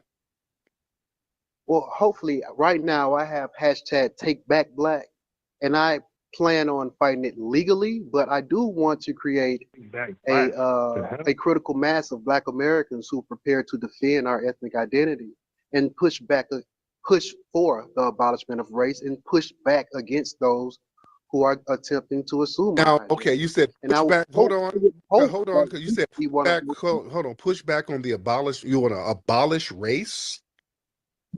For the abolishment of race. How do you do that? So for me, he just showed his hand, pinky. He's a babbling plebiscite sovereign citizen at that point. Suits. You sue the federal government, you sue the OMB, you sue these people. We can pursue this because we are the ethnic group of fighters. We've always fought. And once we pursue and achieve the abolishment of race, we are one step closer to ending white supremacy, which is what the hell, rooted in race and race theory. How are you going to sue for the abolishment of race? You're not going to abolish race? You know that? Race was implemented. Sir. I'm not even, Really, brother? I don't know. I don't know if you understand that you can push for the abolishment of race. You're not going to abolish. I know that you've witnessed the Supreme Court just dismiss the affirmative action. I know you see that they're ending DEI and ending all race-based set-asides. So we have the avenue and we have the regime of Republicans across the board who will probably be willing to help in pushing for the abolishment of race. Wouldn't you say? No. Why not? We are in a system of white supremacy, of race dominance. So you're not going to go to court with some plebiscite paper and say, okay, I want to abolish race. And in place of what? in place of? What does it have to be in place of? So if you're going to abolish race, how will people be classified? Because how will people classified in other countries? Well, they're classified by their nationality and certain ethnic groups within their countries, and race in certain countries too, and race. They have racial classifications in other countries. Those countries that have race, adopted race from America, right? Probably from Britain. From Britain first. Okay. I'm really just trying to tell you, brother. It's not really clicking. If you think you're going to go to the U.S. government them to embrace, I've been pretty. You've been what? I said I've been pretty forthright and concise with what I'm saying. If you don't think, well, that means if you don't think that we can pursue the abolishment of race, you don't see a ending of white supremacy in general, do you? Yeah, black empowerment.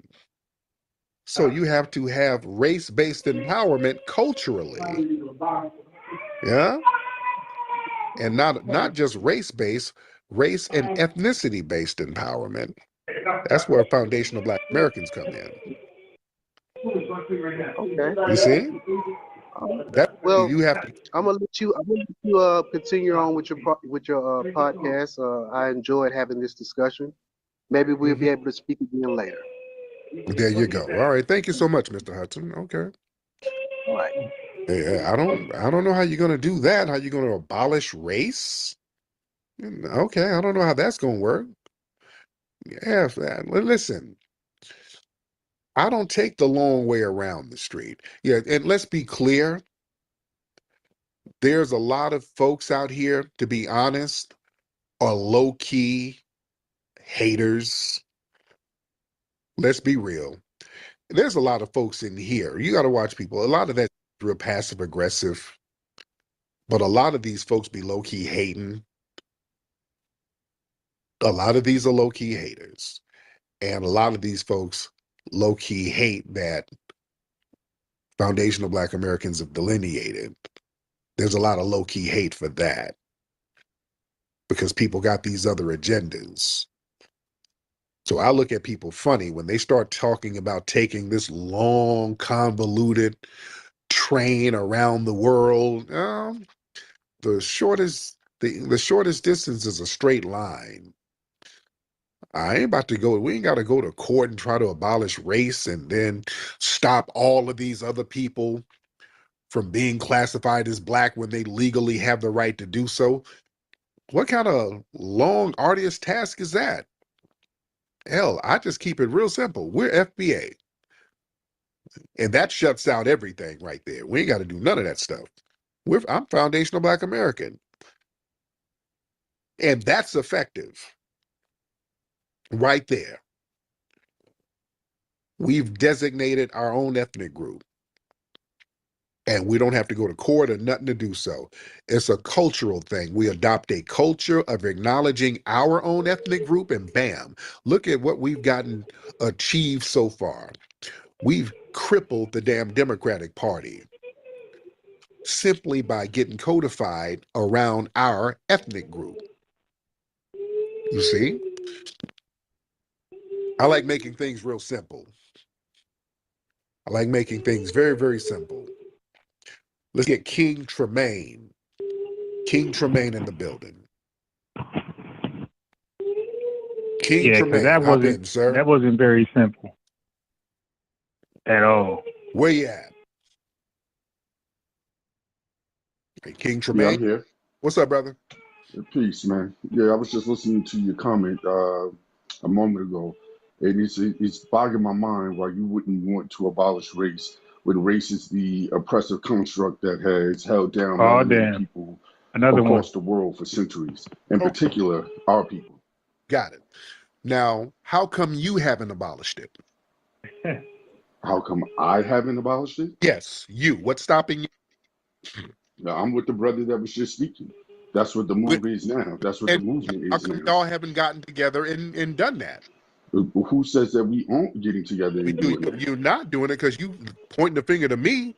That's No, your I'm not idea. asking you to do it. Let me be very clear and concise. I'm not asking you to Before do it. I'm wondering why you're utilizing your platform to dismiss it. Because that's something you haven't even done.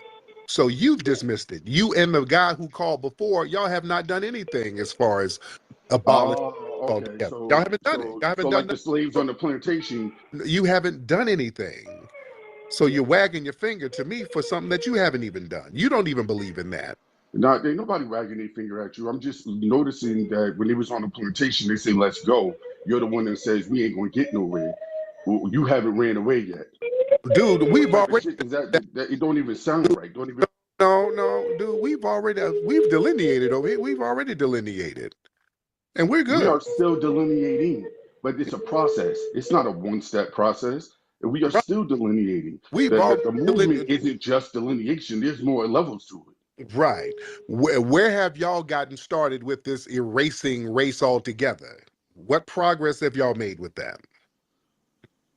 This is the progress, the conversation, the discussion, the putting the legal paperwork together, understanding what avenues it is. Like the brother just said, now would be the greatest platform since affirmative action was dismissed, saying that the race construct you can't utilize race to move anywhere. Okay, so then why don't y'all have traction with this? Why don't y'all have traction with this? I think that you're making a false assumption that we don't. I'm here right now to dismiss you and dismissing the traction. That's why I'm here. No, because you're just kind of whining to me. I don't believe in. Nah, that don't sound like that. That's I mean, you're whining. funny. You got some good ad libs and everything else, Yeah. but this isn't whining. You Understand exactly what it is that you whining to me, meaning you ain't doing nothing. Yo, listen, brother. What I said to you was you're using your platform. Why do I have a platform and you don't? Why do I have a large platform where there's damn near 2,000 people in here right now, and Mr. King Trey, you don't? Why don't you have a platform for your ideology? Good question. Why are you using I'm just Tariq? moving on it. That's like asking me why fat ass Roland Martin has a platform and I don't. But that's certain people are in positions that they don't belong. Right. Sir, if your ideology was thorough or feasible, Yogi? I think people would follow you. You better. Right? Okay. I have no problem taking that. I have no problem taking that. We'll see That's where all that goes. Time will prove that you. wrong. Listen, brother, I'm not. Time will prove that one wrong. Not stopping you. I'm not We stopping are the only black. you. There What? is no other black. Whatever the racial construct gives access to, because this is the way the white oppressive system wants to do it to contribute to the ethno side of our people, said ain't true, doesn't though. make it okay. What you said is not true. Legally, it's not true. What's legally untrue for what I just said? But you just said we're the only black people. Legally, that's not true. Immigrants can come over here and be classified as black legally. Okay, but you're using the legal system of a racist, oppressive construct. Legally, we were once slaves. Yes. Like, you can't, legally, we were once under Black Crows and Jim Crow laws. Legally, we were under a whole bunch of oppressive from this oppressive, racist, patriarchal system. So legally, we don't their legal system. That's what we're rejecting. And the ideology that we can't, we always can and we always will.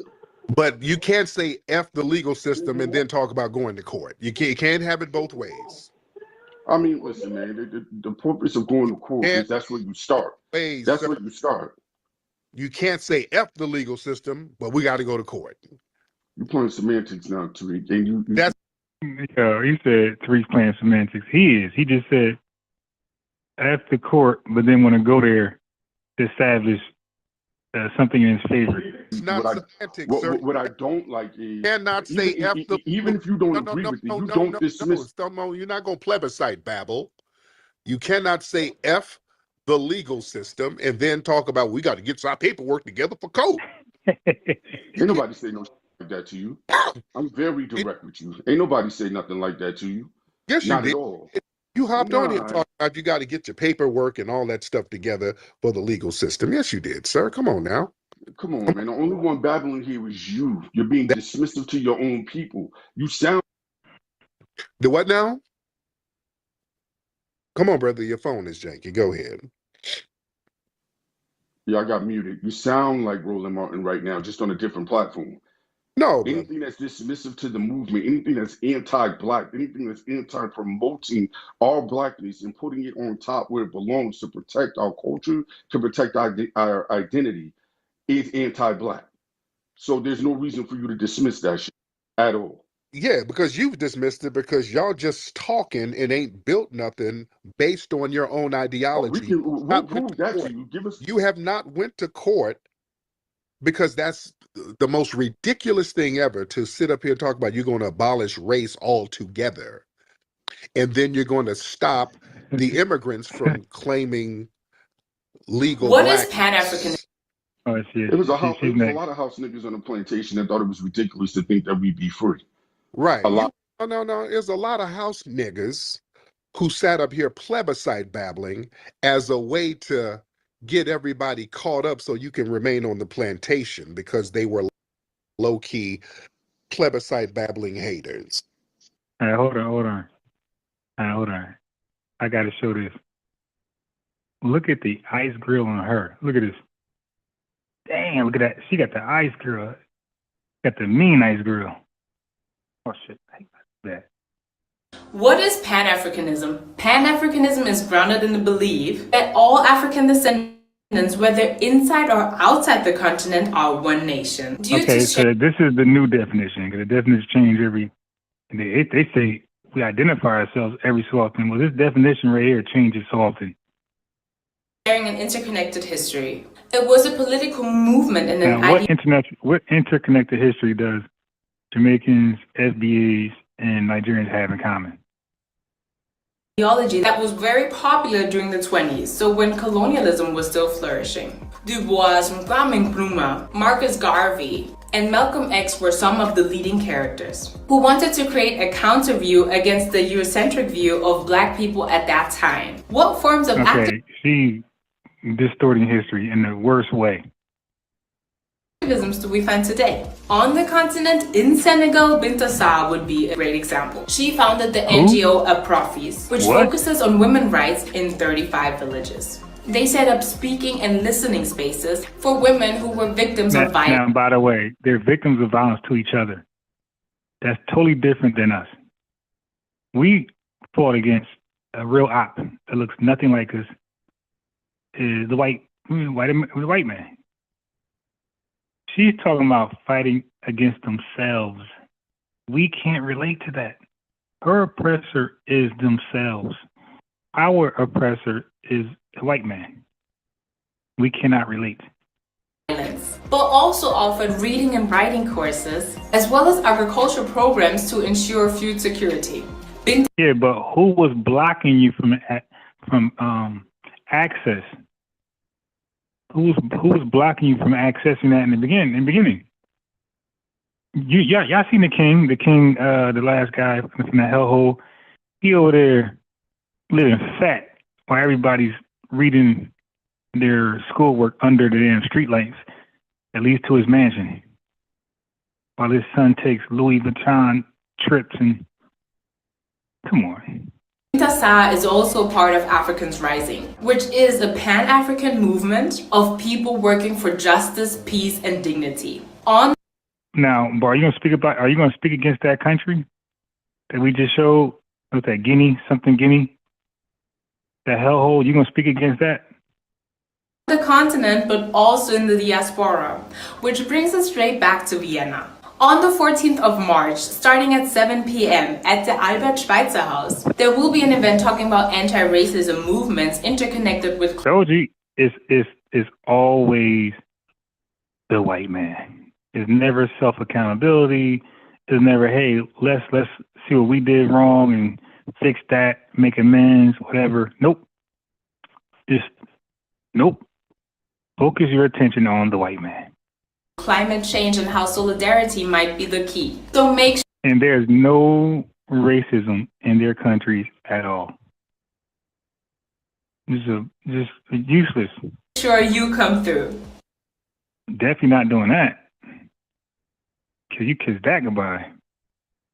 Kiss that hope goodbye. I'm definitely not pulling up to that. Sounds good, man, but it ain't going nowhere. And it's bouncing off of everybody in this room that knows what being a Black American truly means. If we're on it's bouncing off of everybody. You did what? I said all of that you talking is bouncing off of everybody that's in this room who knows what being a Black American really means. None of that. When I click videos, just get you the one that's audio. battling, and we seeing you for what you really are. Nigga, okay, let's keep it a buck. You're a boy, and you're a hater. And all of this plebiscite babbling is just a smokescreen for the hate that you already have. You just got a bug in your ass about me personally. You ass nigga. We'll take it. I don't even know you. But yeah, you do. You ass. I can make my way to the hidden history. Yeah. Oh my God, they always do that. They get cooked in a debate, debunked, proven wrong, and here I go. I could make my way to the Hidden Colors Museum and do what? Debate in person? Street teach in front of it? Come on, man. Hater. And this is some little passive-aggressive way to throw a dig because you got a bug in your ass about me, probably out of jealousy because I have an audience and you don't. That's what that's about. Stop with all that passive-aggressive you saying. You up here telling people, no, you got a platform. Yeah, because nobody's going along with your dumbass plebiscite babbling. Nobody's going along with it. Not just me. Everybody has dismissed you. You don't have an audience. All right. You're a low-key hater. Everybody dismissed you. That's or nothing less. King Trail, whatever the your name is. And my thing is, if you're going to be a hater... There's nothing to hate, brother. I don't need to take from you. Whatever you got is yours. Say that. I don't want what you Indict got. the whole world. That's exactly, not what bro. I'm here for. I'm here for our people in the movement and what the brother just talked about. Nobody. I don't want nothing. You ain't here for nobody because you ain't built nothing. You haven't moved the needle nowhere. You saw how J-Mon Green rolled up on Roland Martin, right? I'm going to roll up on your ass the same big bitch ass nigga. Remember what you said. Remember what you said. Remember your words. Oh my God, I rolled up. I'm gonna do it because you holding our people back with your. Oh my God, you holding my people back, dude. Your pride is cooked. Your pride is cooked. I rolled up on Martin, and what happened when you rolled up on Martin? Nothing. Commentary, nigga. I am not Roland Martin. Do you understand that? Nigga, you worse than Roland Martin. Nigga, I am not Roland Martin. Get back to your Babylon. You'll see us when we make our progress and when we make our movement. That's when you'll see us. You'll see me when I start out you in the museum. That's how that's going to go. What city are you in? He said when we make our progress. Okay. What city? Okay, don't get your ass off. Nigga, what city are you in? I'm the easiest cat in the world to find. You as hater. Don't hide your plebiscite babble. You're hiding your hate behind plebiscite babble. Nobody's buying that monkey ass nonsense you talking. That's dusty nigga plebiscite babble. We's gonna have to get our paperwork together and remove race altogether. That was that was the dumbest thing I heard in a while. Well, I got to get the money together. We having a fish fry. That's why. How come you ain't helping us? What's all this accusatory ass towards me? I ain't got nothing to do with you mushmouth plebiscite babbling niggas. Don't you dare threaten me, dude. What city you in? I'll let you know when I'm in your city. Where you at, nigga? Don't leave. I want to know what city you in. You mushmouth Negro. Nobody wants to hear that dumbass plebiscite babble that don't work. Let's keep it a bean. You ain't going to no court to remove racial categories. Stop playing. You ain't going to court to do nothing. You ain't about to go to court to remove the racial categories. None of these dudes are going to do that. You ain't about to do that. You ain't nowhere near going to do that. Niggas just be in these places running their damn mouths, plebiscite babbling, coming up with reasons to hate on people who's trying to do things progressively. I want y'all to understand, family, that's called hater babble. When folks come to you with some nonsensical ass narratives that they're not even going to remotely do, and then try to wag the finger to you where you ain't going along with that, that's called passive aggression. Legally, these groups can come over here and be classified as black. Unfortunately, they can get away with it.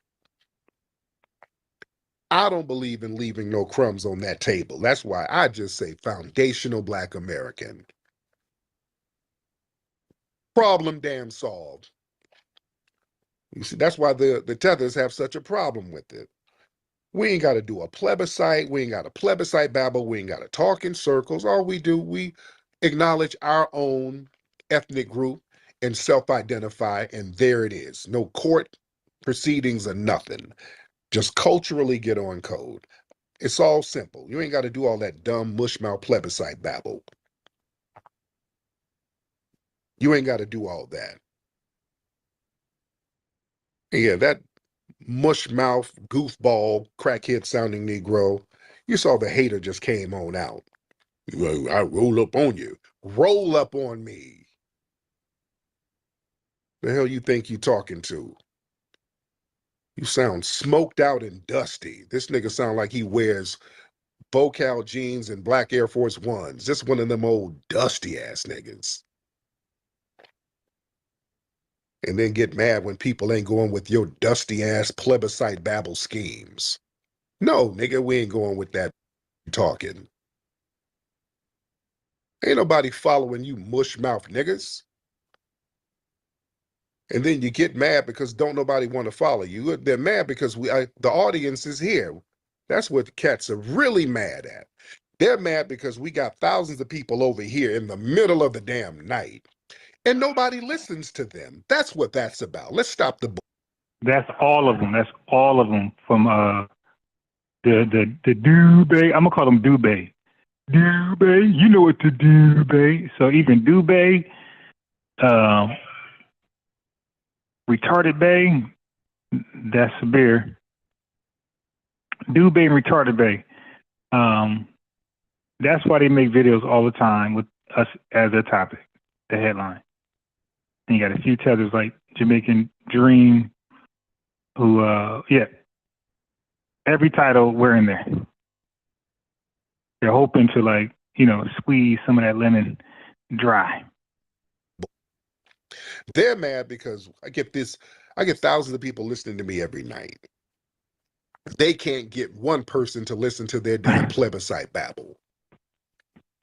That's all that's about. You be promulgating certain things about blackness, and you had called the Filipinos black. What the hell you talking about? What y'all niggas talking about? That's hoe babble. Y'all niggas sound like hoes. Crack Netter, I see you. You sound like goofy hoes. Ricardo. Man. Straight up. But that King Tremaine or whatever, don't threaten me, nigga. Don't you threaten me. Yeah, family, like the video if you haven't done already. You dusty nigga. The hell you think you talking to? All right, let's get the random conservative. Yeah. You ain't influencing nobody. That's what it is. Ain't nobody following you. And I asked you, how come you don't have an audience? Well, I said, I'm working on it. Yeah, I'm trying to pull some strings and get peoples together. You ain't got an audience for a reason. Don't nobody want to hear that. That's why nobody's listening to you. Facts. That's why you can't get an audience. You're a moron. Sometimes you're a moron. I know he ain't calling him a sovereign citizen moron. A moron sovereign citizen. All right, hold on. I got some breaking news.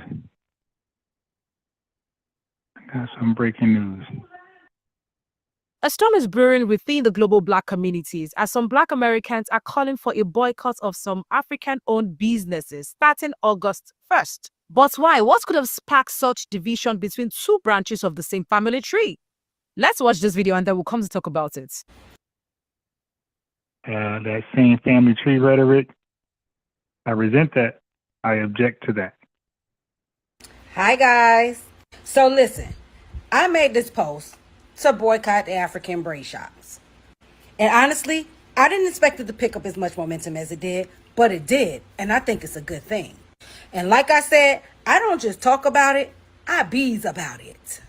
So, since it's picking up so much momentum, since we are in a paradigm shift, and since we as Black Americans are really sick and tired of being sick and tired of being sick and tired of telling them we are sick and tired of being beat, battered, bullied, and abused by every ethnicity that is not a Black American, I have picked a date, and I say starting August the 1st, for the entire month of August, we boycott African-owned businesses. That includes restaurants, hair salons, braid shops, etc., etc.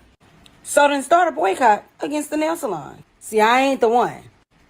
See, me, you know what I did? These nails right here, I did these myself. I learned how to do nails myself. I don't have to spend my money with them. You understand? But guess how many of y'all come to me? No, y'all still go to the nail shop. So right. So she called their bluff. You start at home. Boycott the nail salons. Just because you go to them. Yeah, but the nail salon isn't the issue though. Okay. See, that's their thing. Like, can you imagine doing a massive bus boycott with Dr. King and Rosa Parks? Can you imagine white people saying, hey, boycott Chinese shacks? It's like, wait, what? That's called deflection. The nail salons are not in question right now. You are. So that's called deflection. That's called no accountability. And I will purposely say, if I was somebody, I'd have lied and said, no, I got these done yesterday. I'd have lied in an Asian restaurant. No, you don't tell us who to boycott. You don't tell us who to protest. And that's that entitlement. Still doesn't make it okay for other ethnic groups to disrespect us. It doesn't matter. That makes Well, this isn't the first time that tensions have flared between the Africans in diaspora and Black Americans. Look, and that's what Righteous Rage is doing. That's what they all do. For the Reggie, UnQuest, all of the Pan-African. I give him a more funnier name. I'm gonna think of something. Panhandling. All these panhandling. There we go. Panhandling. These panhandlers. They like to act like it goes both ways. It's 50-50, even Steven. And she just did it. From who suffered more under colonization and slavery to accusations of who sold who abandoned who under key struggle. So that's not a debate, fool. That's historically documented. Africans feel they are not being represented well by Africans in diaspora, and some Black Americans feel they are being misunderstood or being ill-treated by Africans. I mean, it's just... Listen, man, we're past that. We're past that. We don't feel no way anymore. We just like, yo, you go do y'all. They clash, and some Black Americans feel they were sold, so they are the victims, but that's not a problem. Why do we still hate on each other? Our forefathers who did... There we go. We hate on each other, our forefathers. And she's reading the computer. Like, what script are you reading? This to us are long gone. So she feels they are being disrespected and bullied by other ethnicity and particularly the Blacks, Africans. So therefore, boycotting their business is the way forward. Restaurants owned by Africans, nail shops, braiding shops, all will be boycotted. Yeah. Starting August 1st. But is that the solution to this problem? I think a dialogue is necessary. Criticism, fine, but doing this, what do you think the whites will be doing right now? They will just be in their own rooms and places laughing at the hate and division between Black. So it's necessary. Yeah, now it's hate and division. That's a one-sided hate and division. Okay? necessary that as Africans, we respect Americans, Black Americans. We are Blacks wherever we find ourselves, but we find out that we are even more racist with ourselves. That's not good enough. That doesn't make any sense. And you need to stop reading that script. We must love each other. We must care for each other. We are Blacks, for God's sake. No, we're not. You are from where you're from, okay? And you're that. What do we expect the white to do? How would they see? Nothing. Matter of fact, why you keep bringing them up? You know, we're talking about you, specifically, exclusively. You're bringing up Asians. You're bringing up the white man. We're talking about you. We got you cornered. You trying to throw everybody in front. No, it's about you. Feel this. The divide and rule tactics is working, even without them doing anything. Who is them? See, here we go. With the them, they, these, those, and there's no established now. Okay, because she said a bunch of people, so I don't know. And that was my imagination to link up which established now she's talking about. But it must be the white man. What do you think about this story? Comments below and do not forget to share, like, subscribe. Yeah, I think you need to step down and be able to read this script without memorize your script without having to read it. Okay, what is this right here? Africa and its mighty, yes, I said mighty, diaspora. From the streets of Chicago to the streets of Port Harcourt, from the slums of Port-au-Prince to the another person just reading some bullshit. rooftops of Nairobi. This is the X-Man coming straight at you, 10 toes down, hoodie pulled tight, and I'm about to speak the truth, the whole truth, and nothing but the damn truth. You know, the West has always tried to make us think that Russia or China were the boogeyman, but Russia or China has never enslaved or unalived untold millions of Africans or colonized Africa. So neither did America. So will the real boogeyman please stand up? I thought Yeah, so. yeah. These guys, let me write this guy.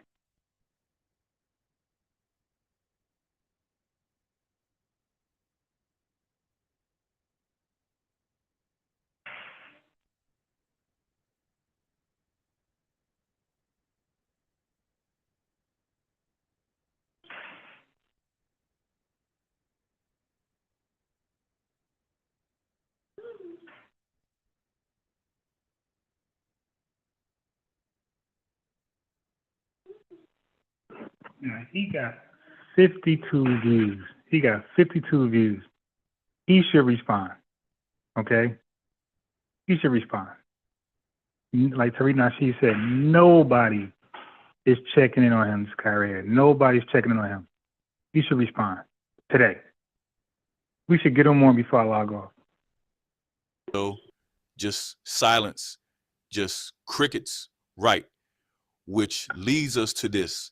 Let's talk about the man that's keeping France and the West up at night. The man they fear, the man they cannot control.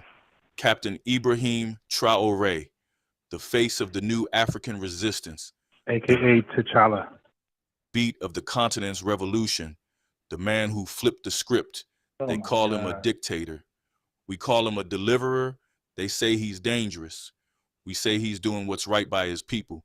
They don't want you to know this, but I'm the X-Man. I bring the thunder. There we go. They don't want you to know this. They who? Another established plural noun without establishing the noun. Okay, so now it's they in our imagination. We got to figure out who the they is and just go with that. They could be Somalians, right? It could be Somalians. Let's get to it. This ain't just about Burkina Faso. Yeah. Nah, this is about the end of an era, the end of colonial puppeteering, and the rise of a new Africa. Wait a minute. Why are we talking about colonization in 2025? What are we talking about, bro? That's like Stone Age. A real Africa, Africa by Africans, for Africans. Oh my Now God. listen up. This brother, Ibrahim Traore, didn't come up through Western handshakes and foreign degrees. He came from the dirt roads, from the front lines, from the fire, raised in poverty, built by war, sharpened by betrayal, and chosen by destiny. A threat to the West? You see, he ain't buying what they selling. Traore walked in with nothing but a red beret and a soldier's heart. This guy can't even read correctly. All right, I wrote him, and let's see if he joins us. Okay, who's this, Red? So I'm just looking at troll channels that get no love, that are stupid, and maybe we could get them more. Well, if you hate America so bad, why don't you go to another? Because look, that's something that Europeans used to tell us, and now. Oh my God, here they go trying to equate. No, but that's a fact though. If you hate this country so bad, get out. That's a factual statement. And now they tell us that, right? Like, and it's insane. I saw some discourse online today or yesterday, and a brother was on there was saying, if we don't like America, but we hide behind America's military, and like I'm just like, yes, you do. What are these people on? What books are y'all reading to get? That's not a book. That's a fact. This, but then again, we both know they aren't reading anything. Okay. What do you think about the, nature of these groups when it comes to being counter-revolutionary? Because when we talk about the things that we want, when we talking about, or giving a critique of capitalism or imperialism, they will normally come with like some American nationalist talking points where they agree with. I forgot. I gotta. When I respond to when I make a comment, I gotta be soft. I can't be aggressive. I gotta act like I'm willing to bridge a gap. Okay. So they don't get any views. So hopefully they hop on. And they not only agree with, they support this system of oppression that we are in. They just want more stake in it. Mm-hmm. Well, Neely Fuller would say, to your reparations point, there's three things we can never ask for: love, respect, and an apology. It don't work. I don't need that. Just cut the check. If you ask somebody to love you and then they turn around and go from not loving you to loving you, that ain't love. If you ask somebody for respect, then you probably already aren't respected. And if you asking somebody for an apology and they turn around and give you one, then that means that was never truly an apology. So, although, like you said, we are owed reparations, I don't think that's something we should be even focused on. I don't think that's something we should pursue. I think when white folks are ready to give reparations, it'll happen. We have. Wait, when they're ready? Wait, what? What sense that made? When they're ready? Hey, peace, Mike, Concrete Nat. Yeah, he definitely does, and he probably is. Anwar, words of symbolism, right? 100%. Just rambling. And look, I'll be trying to invite these guys on. Now they should be easy because both of those channels got no views, so they should be easy. Now, if they don't come on, it's because they don't believe what they say. Some folks actually call in. They actually hop on because they believe what they say. But you could tell when folks just talking and they really don't. Because he's supposed to be, he got all those books in the background. Now be careful of that. Be careful of this image. When people like to be live and have all these books behind them as though they're a well-read person. Be careful of that. Okay? But if he actually calls in, we'll see how much he knows. I know he don't know anything about FBA history in this country. Our own reparations already. If we could come together and build for ourselves instead of worrying about handouts from white folks, Wait. Handouts? Okay. Okay. So reparations is a handout. Okay. We have our own reparations already. If we could come together and build for. Wait, we have our own reparations? Yeah, I don't understand if he knows what reparations is. Let's look it up.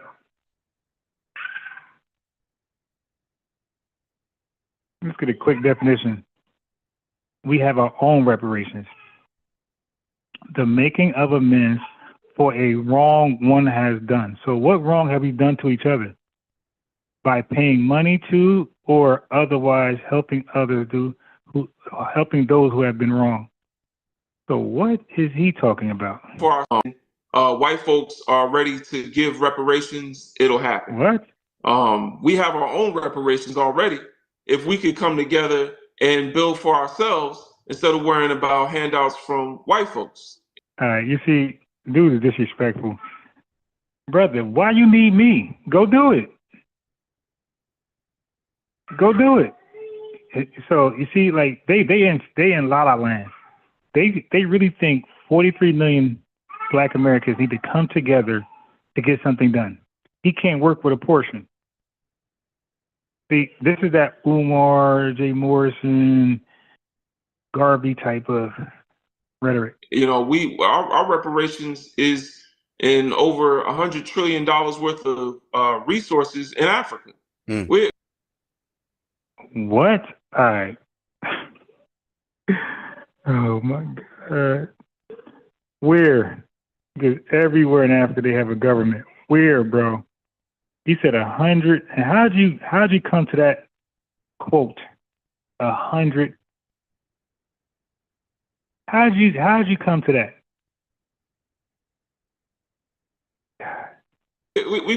They need us, not the other way around. Mm-hmm. We've been giving them reparations for 400 years. You know? Right. So wait, what? We can turn around and give those same reparations to ourselves. But as long as so ourselves, you see this? Ourselves ain't ourselves. So he doesn't count ourselves in America. He's saying put those efforts in, give it to ourselves in Africa. So that's what he's saying. Ourselves ain't ourselves. It's other people in Africa somewhere. Just freely, just give it to them. Just here you go. Let me just give you a 10%, 30%, 40% of my hard-earned income. as we have a system of racism, white supremacy, we're always going to have those that find it more pleasing, more comfortable to side themselves with the oppressor. Mm-hmm. And that's, unfortunate. There are many ways that we try to do this. Malcolm X talked about how the difference between the house Negro and the field Negro. Oh my God, here they go with this. Because we're not going to be tricked to this bullshit again. We are the field. No, we're the house Negroes. Was that when Master's house was on fire, the field Negro would say, "Our house is on fire." The field Negro would say, "All you do is walk around, live your life, and eventually, functionally, in society, you will see that there are certain themes to how that came before us, like those master teachers that I just spoke of." Cool. We've mentioned what John master Henry teachers? Clark, Neely Fuller. Oh, shit. All right, come on. All right, dude, come on. Media sites, those accounts are Right. bots, and so yeah, it's not far fetched. Also, since we've started this interview, we've mentioned John Henry Clark, Neely Fuller, Amos Wilson, Marimba Ani, Francis Cress Wilson. What is the importance of? Hey, listen, man. Respect to all of them, but ain't none of them my master teacher. I don't know what the hell you're talking about. Okay, I have no idea what he's talking about. That's your master teacher. No, those ain't mine. Of us continuing to study those. I don't have a master teacher. There's no such thing as master teacher. That's some fake plebiscite, Black edition. No, Black's Law Dictionary, 4th edition, page 792, babble. That came before us, like those master teachers that I just Oh spoke my of? God, master teachers. Yeah, that's a good question. It's important to study them, to study their work, because you want to look at the full picture. Early. Yeah, listen, bro. We got Chat GPT. Nobody you named had access to Chat GPT, dude. Okay, we got the cheat code. All right, we got the cheat code. All right, so right-wing anti-immigration group. I guarantee you, she's speaking to us. Watch this. It goes back. It has to be extremely disrespectful to. And look, you could tell all he does is smoke all day long. This guy smokes all day long. Our brothers and sisters on the continent, and also the rest of the diaspora. And again, it goes back. Now listen, we are the house Negroes. This is what they all do. Everybody that believes in this religion. The enemy are Foundation Black Americans. The other blacks are the holy saints. The diasporan blacks, the continental blacks, these are the holy saints. The devil, the enemy, the savage that got to be tamed in these guys' religion are the Foundation Black Americans. Are these, founded by three-letter orgs, or are these founded by, these white nationalist think tanks? And then you begin to look at Yvette Carnell and her start with that right-wing anti-immigration group before she even became, before we even knew who she was. She was a part of that. Then all of a sudden now, she just, she's a part of our community, and she's over here telling us that Pan-Africanism is dead and we are closer to. Oh, it definitely is, dude. She ain't never lie. We are culturally closer to So Europeans. she got a snow bunny? She absolutely does. You know what I'm saying? She absolutely does. Right. And she's said things like, we're culturally closer to Europeans than we are Africans. And it's so. That's 100% accurate. It's so interesting because these people, one, there are so many African retentions that we still have that you might not even know that they're African retentions. It's funny. There was, and I'm pretty sure you saw it, but there was a meme going around from one of the ADOS FBA people. I don't know which one. And I conflate the two purposely because I don't care. And I don't have enough respect for them to not separate them. They represent the same force to me. Mm-hmm. But it was one of the, it was one of the FBA ADOS people. And they had it was a dude pouring beer on a grave that said African American. Yeah, I remember that post. And it's like, that's an African retention right there, pouring libations for the dead, right? Called a spoof, retardo. That's called a spoof. So you really think that dudes in Cali, they got their white beaters tucked in their boxers with a flannel shirt on. And when they pour liquor out for the dead, when Tupac said, pour out a little liquor, you think he was talking about some. Are you serious? You think all these heathen in Florida or Chicago that's mocking death, you think they're, when they say smoking a pack, you think they're talking about these guys? Look, that's why it's religion. They just talk to each other. They just talk to each other, and look, he's confirmation for him, and he's confirmation for him, and she's confirmation for him, and he's confirmation for her, and she's confirmation for her, and she's confirmation for her. That's how that goes. They have their own little cult where they just refine and refurbish their talking points. Renovate. Like y'all are crazy, man. Y'all are crazy. Does anyone renovate it in your mind? But with that said, man, like in your opinion, how have they, actively worked to undermine Pan-African thought? Oh man, I would say at the core of it, misleading propaganda. Before people have a chance to even understand what Pan-Africanism is. Wait a minute. Did he say before people have a chance to understand Pan-Africanism? Yo, Pan-Africanism has been around since the 1820s. He's telling me people still don't know what it is?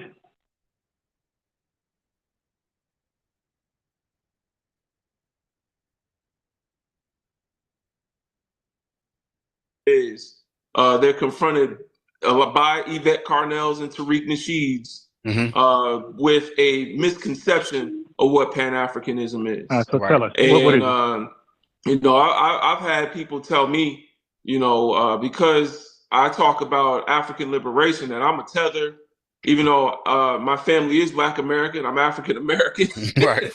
And sometimes I play with them. One time I told them I was Jamaican. Yeah, but they put out these misconceptions because they know our people don't know who they are, and that's one of the effects of. Oh yes, we do. We are very sure on the knowledge itself. 400 years of systemic oppression and not being allowed to read for most of those 400 years. Right. Not being allowed to. But I remember both of these guys are positioning themselves as being readers, right? I hope I held a response. Let me see if they responded. Okay.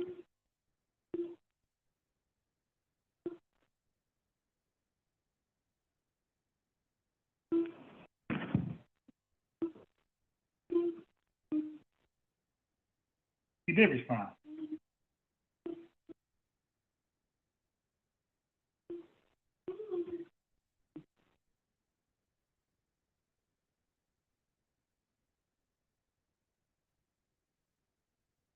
Yes.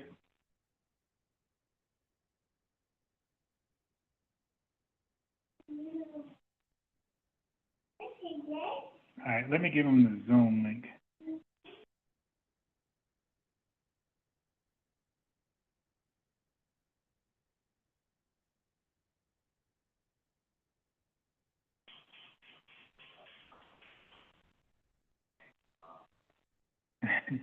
All right, so he responded. This guy's even Tariq Loverboy video. He just responded, so that's 18 minutes ago. So hopefully, to communicate with the continental Africans that we left, that we were stolen from. So that being disconnected for so long and still using the habitual B, still using double negatives, still eating watermelon and okra, all of that stuff. Black eyed peas, that's another one. All of that, still retaining all of that is amazing. It shows that white people are not God, that they can't just erase a people's identity, and that it stays with us. It stays with us, and it's still with us today. So anyone trying to distance themselves from that in an attempt to get more dollars with slave masters' faces printed on them is going to let me know what I need to know about that organization, and I do also know that, or at least I've been told that the FBA organization was. I'm not sure. I don't want to misstate this, but I believe that Tariq Nasheed and Yvette were at one point working with each other or something like that, and Tariq has splintered off. So that being the case, I do see them both as this, two wings on the same bird. You know what I'm saying? Absolutely. Yeah, I do too. And it's crazy how effective that grift is. They're preying on the vulnerable people. It worked on me. Right. It worked on me, brother. Mm. When I was 14 years old, I remember being. Now, this is the thing about me. I when I was a young boy, teenager, I went to a high school where the principal was a lobbyist for the Bush administration. Mm. Our textbooks came from Bob Jones University. That's in North Carolina, ain't it? I believe so. I believe so. And Bob Jones University was historically known for being against interracial dorm rooms back when we were fighting against segregation and spreading propaganda. They were like the PragerU of the Jim Crow era. And so that's where a lot of my consciousness journey began. But I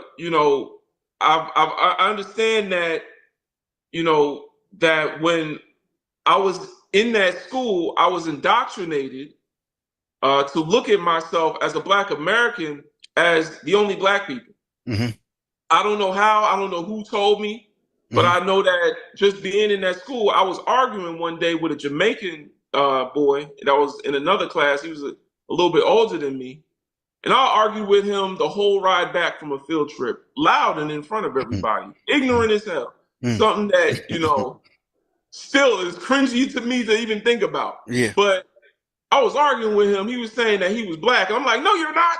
No, you're not. We're Black. You're not an African American. And I was just arguing. I was 14 years old. Mm-hmm. Mm-hmm. Where did I learn ADOS and FBA? Right. That tells you that subconsciously it's already been these misconceptions have already been reinforced. Okay, you almost had it. That tells you that that's how we all truly felt, because it's in us. It's in our spirit. We know they're not like us. They can look like us. They can cosplay as us. They can do the things we do. Okay, but they're not like us. That's what that was, homie. You just see, here's the issue with them.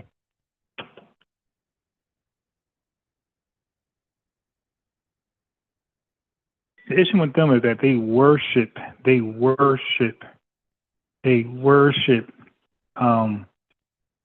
folks from the Caribbean, and they worship folks from the motherland. They see Africa as like their God.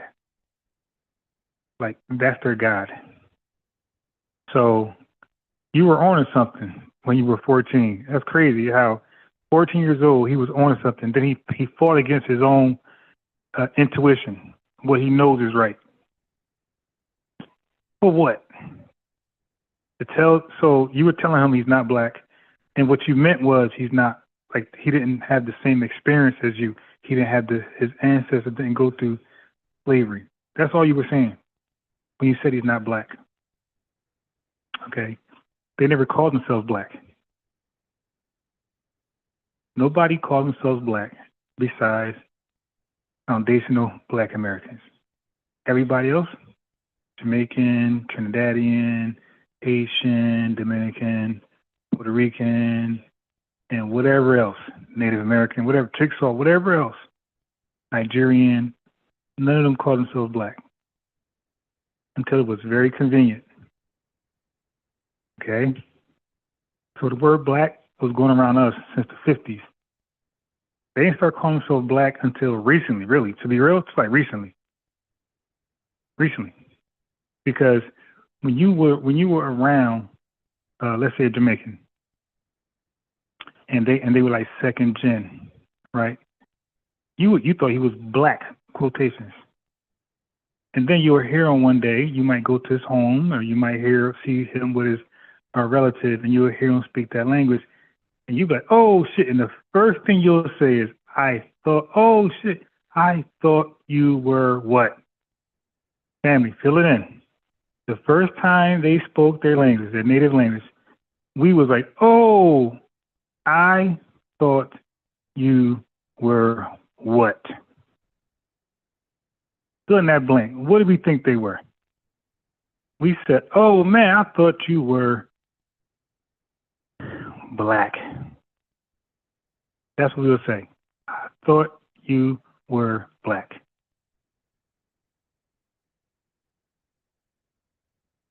I had so many friends from the island didn't know that they were from the island until I came around the house, or they finally, had like a flag or something. Like, oh shit! Either I told them or I told my man, like, yo, did you know, Jesse? He ain't black. I thought he was black. That was our exact words. Oh, I thought you were black. Or if I tell my boy, I'm like, yo, do you know Jesse ain't black? He's Jamaican. Or he's, whatever else. Bohemian. That's what we would say. All right? So it was clear. Now all of a sudden, when people join their religion, Pan-Africanism, now all of a sudden they're black. See, so in their minds, they think if you join the religion of Pan-Africanism, that makes you black. That's what they think. That makes you black. Some level, it's already in us, and the reason it resonates with so many people is because so many of our people are ignorant. Yeah, and so that's like that. And then they throw around the word ignorant. Our people just ignorant. Yeah, everybody done with them. It's the smartest. Dr. Umar Johnson is the most requested. What did he say? He's the most successful black scholar in the world. That seed been planted a long time ago. You see what I'm saying? Mm-hmm. Right. Okay, so who planted? He looked about 49. Who planted that seed when he was 14 years old? When he was 14, where was that seed planted? Like, stop it. Yup. Yeah, no, that makes 100%. That makes a lot of sense. And so, you've also spoken about counter racism. What does that term mean to you, and how does it function in your political work? Absolutely. Political work. Counter racism is basically a compensatory framework for replacing white supremacy, racism with a system of justice. The goal is not to just dismantle white supremacy, because we can, as Black people, all right, I guess I could start there. There are three ways that white supremacy can meet its demise. Mm-hmm. One is if a supreme being or creator comes down and, eliminates white supremacy off the globe.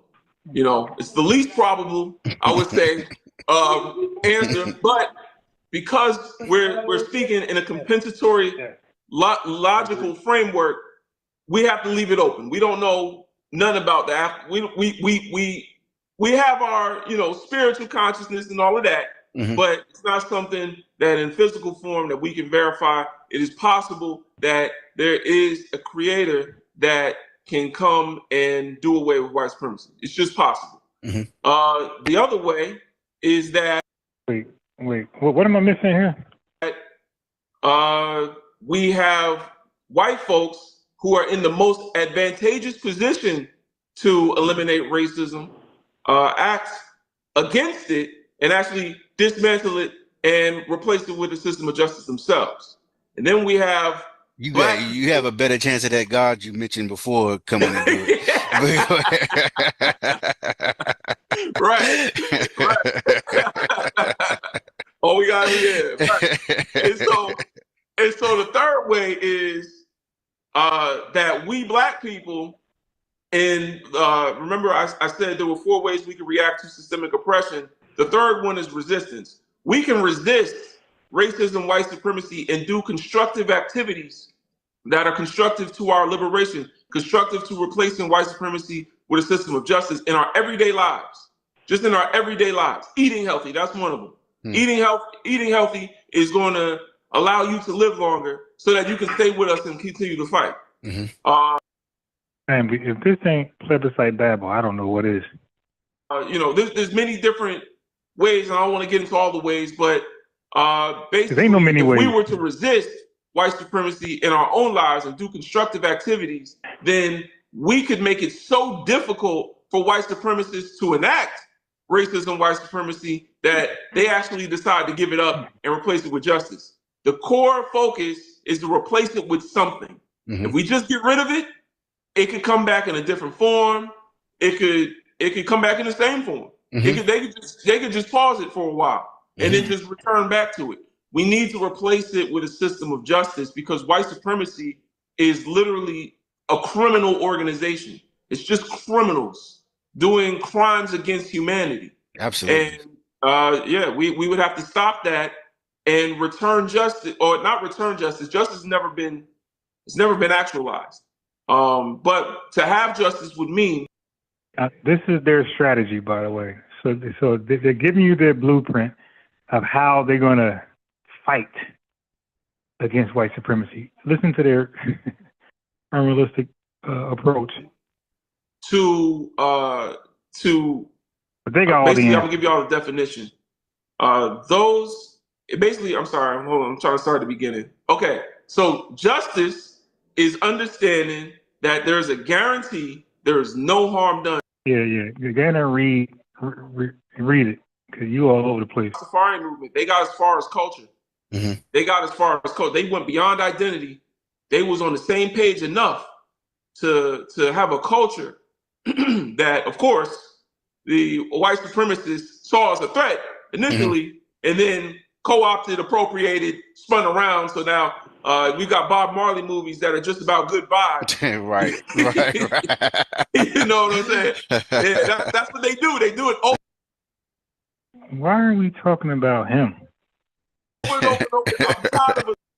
Training, meditating, praying, and so these are the solutions. All that talk over 100 years. But this is a time and a month, especially, where people are making sure they show solidarity and making sure they, keep a revolutionary conscience.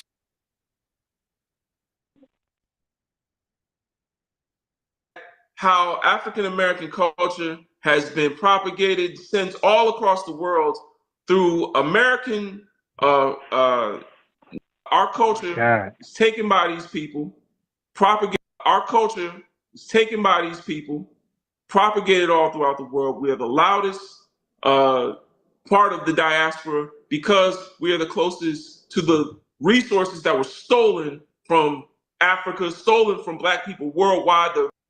Yeah, y'all keep saying that. Y'all keep throwing that word around. I need y'all to give me some dates when this thievery happened, because I'm not buying it.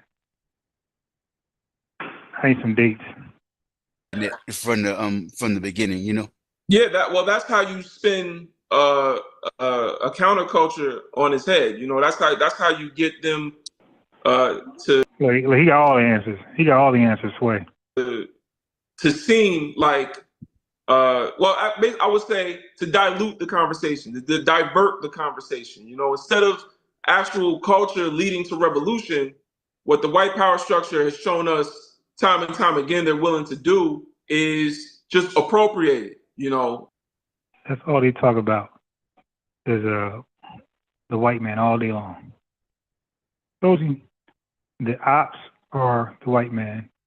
Foundational Black Americans are the stupid stool pigeons, zombies, and everybody else Black are the holy saints. We'll make stats get a weird vibe, bro. I don't know if it was the ancestors. I don't know what it was.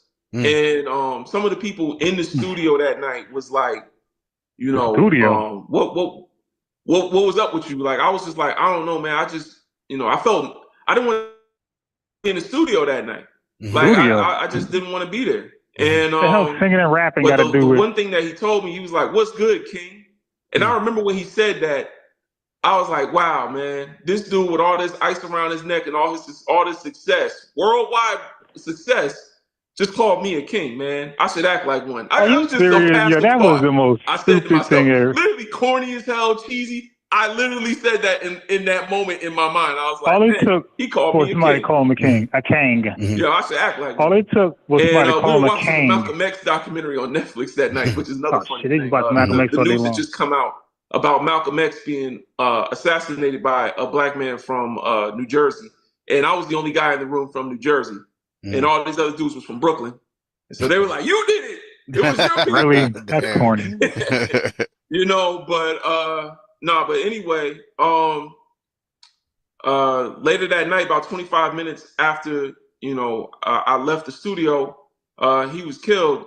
And all I could think that night was that the events that led up to it, because it was, later on we found out it was a robbery.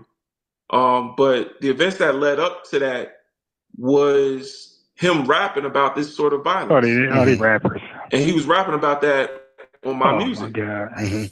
Why was I making music? Yeah, you need to stop making music. That would lead to someone, ending the way that they lived. You know what I'm saying? Not to say he lived. He was a good kid, man. Nah, you don't sound like it. Just the lifestyle he rapped about is what took him out. And Tupac said, no, Snoop Dogg said, you live by it, you go by it. All right, thank you, too. Have a good one.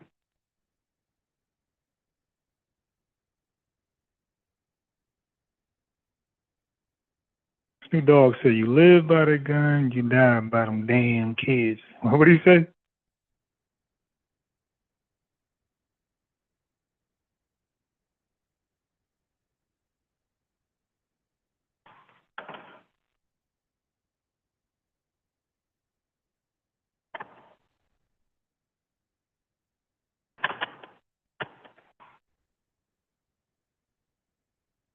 Okay, oh, my bad. Let me play it. I wasn't talking.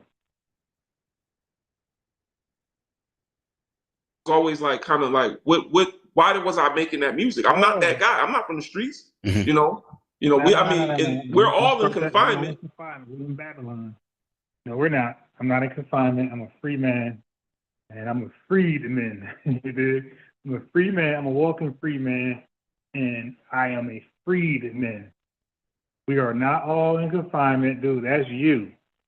That's you cosplaying as a gangster rapper. You just admitted that. That was you cosplaying as a gangster rapper. Dr. Khalid Muhammad said 6 most powerful words was accept your own and be yourself, dude. Be yourself.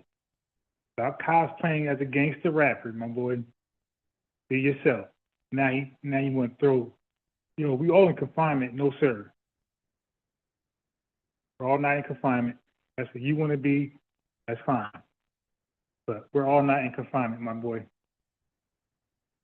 See, he couldn't just take full accountability of him cosplaying as a gangster rapper. Now all of a sudden, we all in confinement. No. Then it's taking accountability of you being cosplaying as a gangster rapper. As black men, we all at some level are limited in He ain't got society. the voice like that to be a good rapper. I can tell. I know his bars is trash. But I'm not from that life. Why was I making that? And then I realized, and I'll end here. The music industry actually incentivizes black men to propagate and propagandize their own self-destruction. I was making that music. Wait. How the hell the music industry make you? Wait a minute.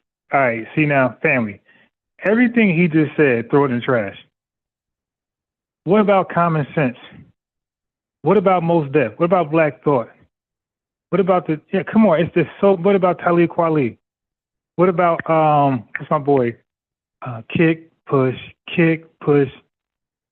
What are we talking about? Look, there's J. Cole, Kendrick Lamar. There are so many rappers. Matter of fact, even like Kanye West is like he's like more of a positive rapper.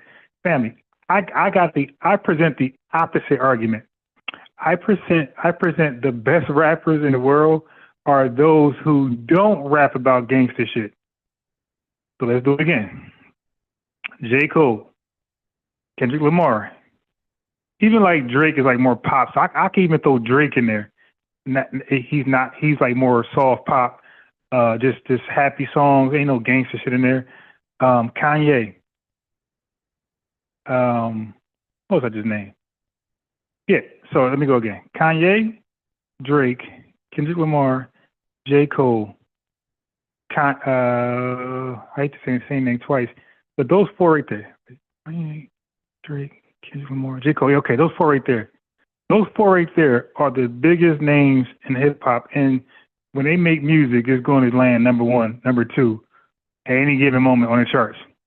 All four of them are not gangster rappers. So I hate when dudes be lying like that. Yeah, family. I thought about that one day. Like, wait a minute, gangster rap don't make money. When Cardi B, I like it like that. Dun, dun, dun, dun, I like it. That ain't a gangster song. When they get their biggest hits, Cardi B, Nicki Minaj, it don't be gangster hood rat songs. Okay? And I thought about it. I said, you know what? The top rappers today is always charting up number one. Ain't none of their music gangster like that.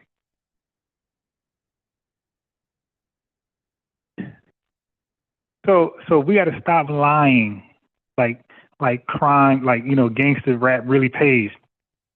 He broke as hell when they retire. No money show, and then they be begging for their masters at the end of their career. Like, yeah, I thought you were rich. Begging for publishing at the end of their career. Ain't no real money in that type of music. It just seems like that because it's everywhere, and that's how we dress pretty much. We dress like that. We look like that. We talk like that.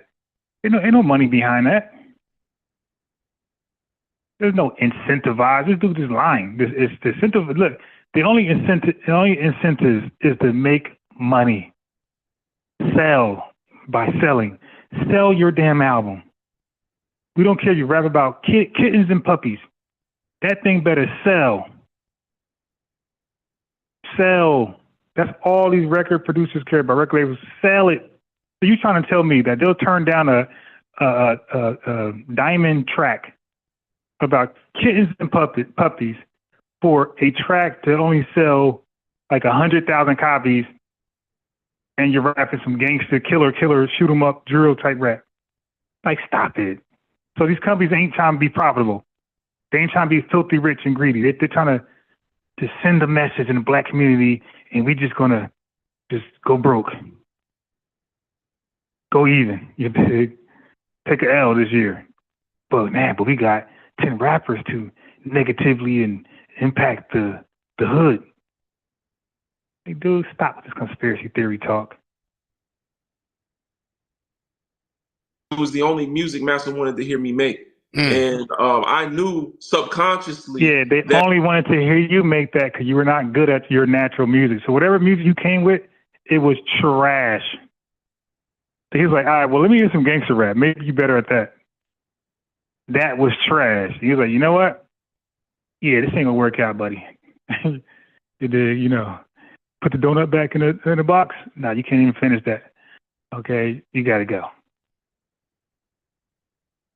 That making that music would go over well in meetings with label executives that don't know how to dance, but will sit there and tap their feet like they're listening to a jazz tune, while black men are talking about how they want to kill each other and do drugs. You know, that's another form of self-destruction. You know, talking about overdosing and things like that, and then non-constructive activity, and talking about burying themselves in sex and alcohol, things like that. So yeah, that was one of 3 events that led me down the course of understanding more about racism, white supremacy, and understanding American imperialism and propaganda. Oh my God. Big bad boogeyman. All right, let me see. What y'all talking about? We got let me scroll up a little bit.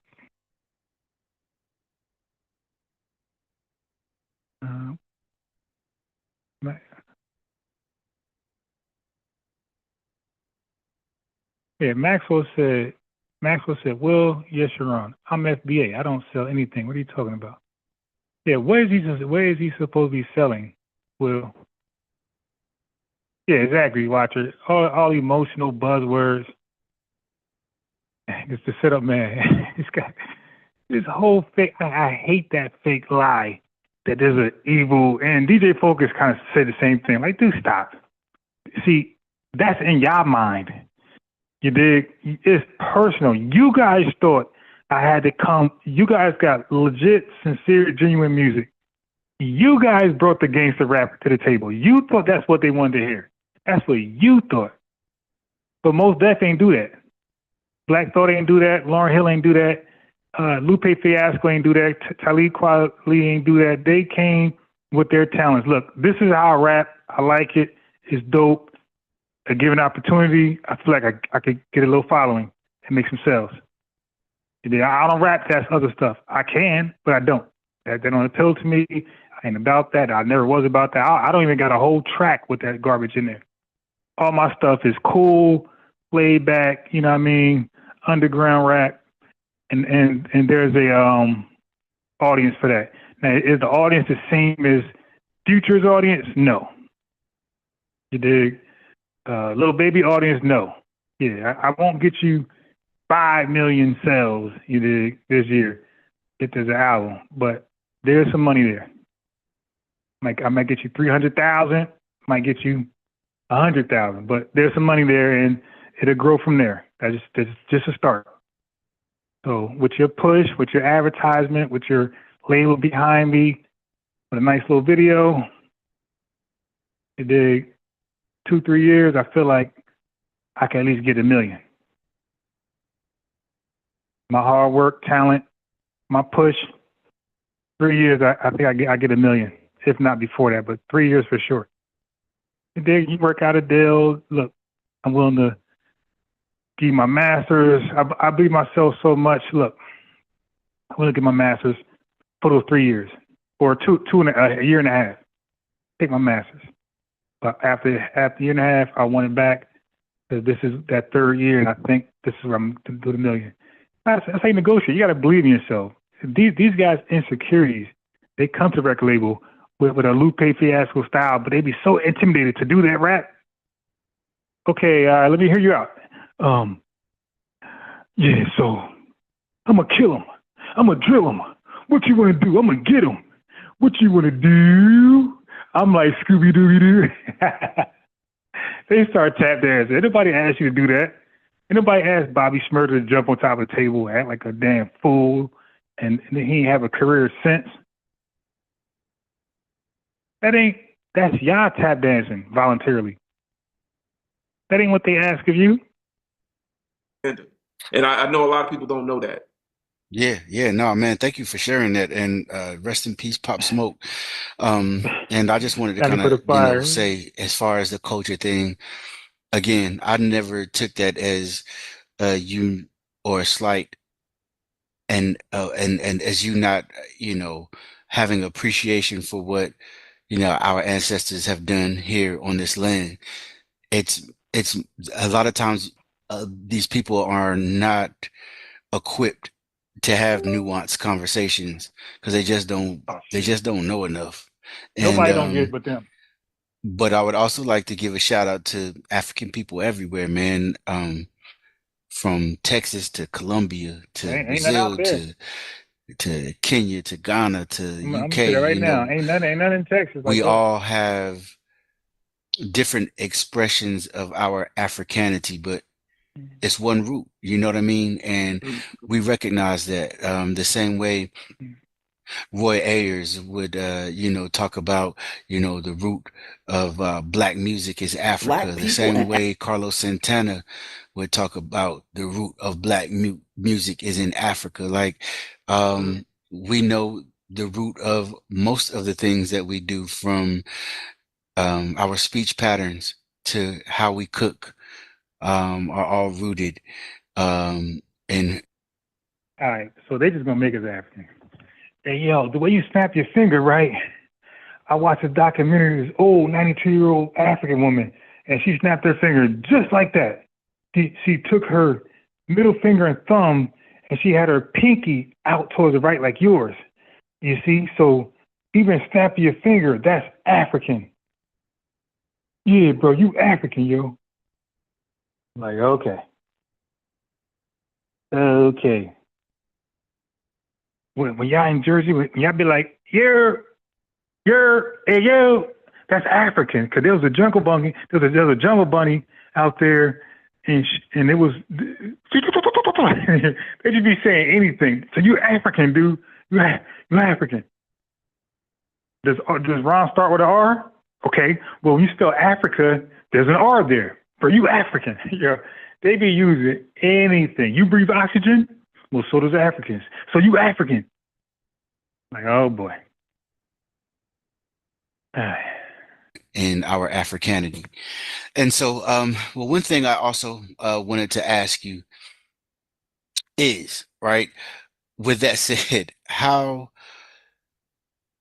what is the balance, with having a pride in African American culture oh my God. and having, solidarity with, our Caribbean, African, South American, Africans, damn, everybody.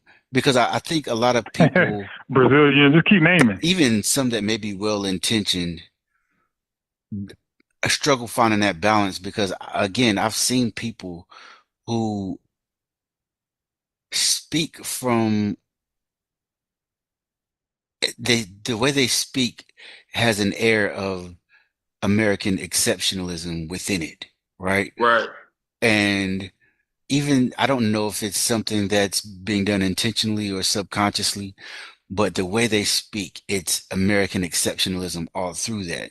They don't necessarily subscribe to the ADOS and FBAs and all of that kind of thing, but they do walk around as if African American culture is the superior Black culture. Oh, it definitely is. See, I'm telling you, man, these Pan-Africanists in their religion, Africa is God. The Holy Saints are people of the Caribbean, Africans, of course, and the misguided people who they got to save are Foundation Black Americans, and the devil is the white man. Like that's their religion. I just pinpointed their religion for y'all. The Holy Saints are the diasporan blacks or Africans. I'm gonna call them Africans. Diasporan Africans, because they ain't black. The black was meant for us. The diasporan Africans and the Africans, continental Africans. They're the Holy Saints to try to recruit us, to try to not to save us from the evil devil that's brainwashing us. And Africa is the heaven. Plus, it's the God in heaven. They got to get us only, nobody else. We got to go to to heaven while everybody else takes our place in hell. That's the religion of Pan-Africanism. Of the world, right? How me and you personally obviously are not on that type of vibe.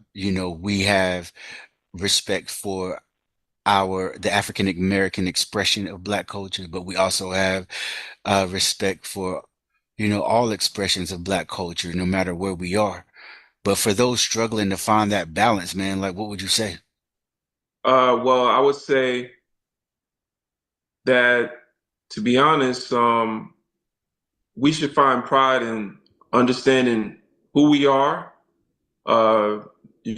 That's number one. You got to have orientation. You got to know who you are, where you are, and what time it is. Mm-hmm. And I would say that as a culture, Black American culture, we have to define what success is. Mm-hmm.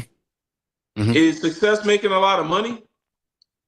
Is Beyonce successful because the same white folks that didn't want her included in the country genre of the Country Music Awards and actually didn't give her an award despite having the best sales, now have decided the same white people have decided that they'll give her a Grammy. Is that success for us?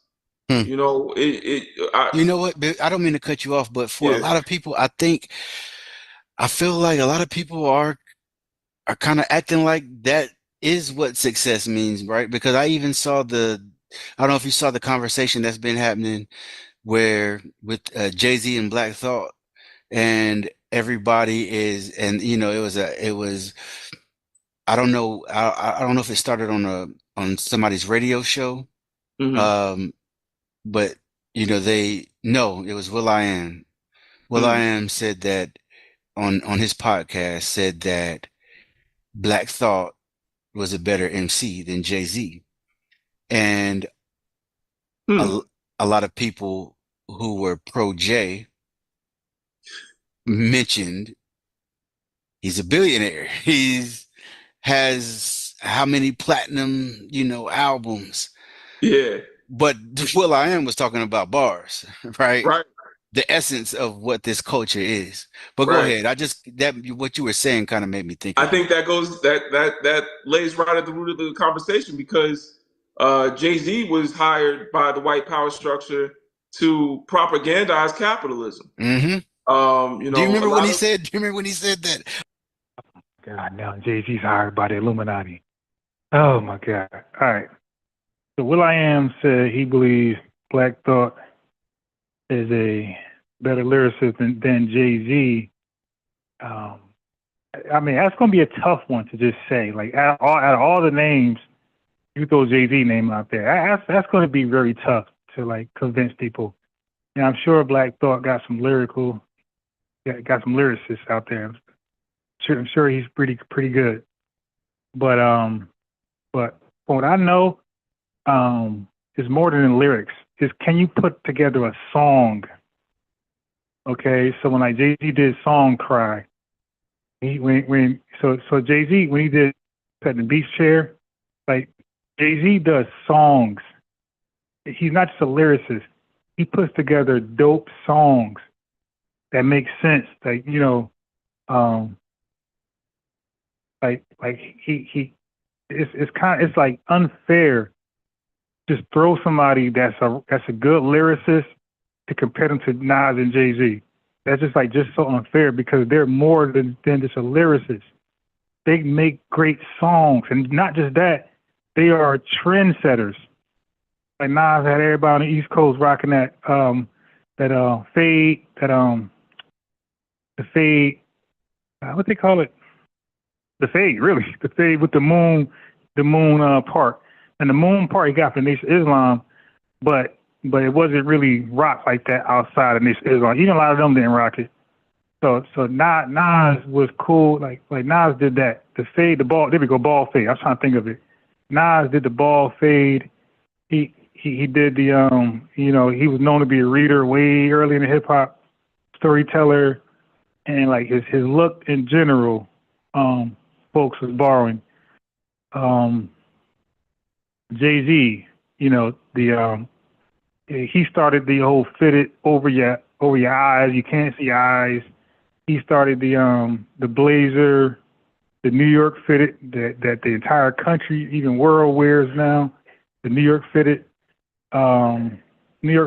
blazers, and like certain things he does when he raps. Certain things he does when he rap, like people really took that and put their own spin to it. So it's really hard to like say Black Thought or Most Def. Like those guys got bars, they're very good. But I don't even think they would make a case for themselves that they were better than Jay. And they might go bar for bar with them, but it's like, what are you rapping about though? Like, what are you actually rapping about? And I think Jay-Z, look, this is how I think Jay-Z is better than Black Thought and Most Def, because I believe Jay-Z could rap their way and still put together a hit. I don't think they could ever rap Jay-Z way and make a hit. Jigga what? Jigga who? J to the Izzo, King to the, like they're not doing that, yo. What's the one with money, cash, holes, money? They're not doing that. They're not doing that. So I think he could rap their way, the conscious way. He could rap the hood way. And be good with both.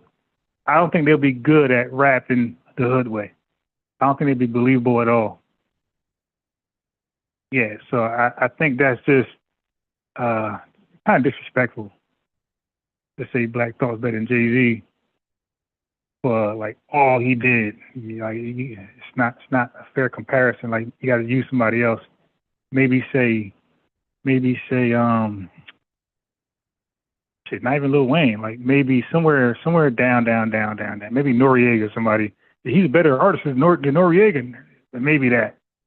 But yeah, they jumped too high for that one. I get it. They're trying to get his name in the algorithm, have folks look him up, see what he's talking about.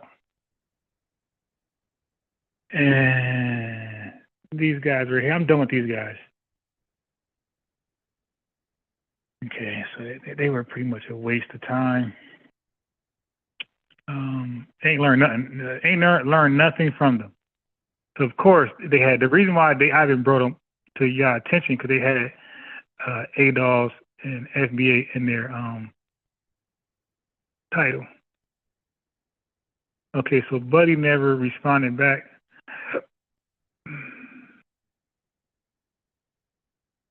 Okay, he never responded back. Okay, so we're winding down. Let me see what Andre Townsend. Let's see what this is about. Yeah, they definitely getting boring. Yeah, I think y'all just getting caught up on just like lyrics. And I think we all know. Like if you want to do lyrics, then just cut the damn beat off. Okay, if you want to do lyrics, if you want to see who the best lyricist is, cut the beat off. And let them do a cappella songs, and we'll go that way. Like kind of like a street battle, like a rap battle. No beat, just go in. Like the old way we did, like in East Coast, like people just went like when you did like a battle on a corner, there was never a beat. You like, yo, my name is Ron. You see what I'm saying? I'm the Uncle Tom.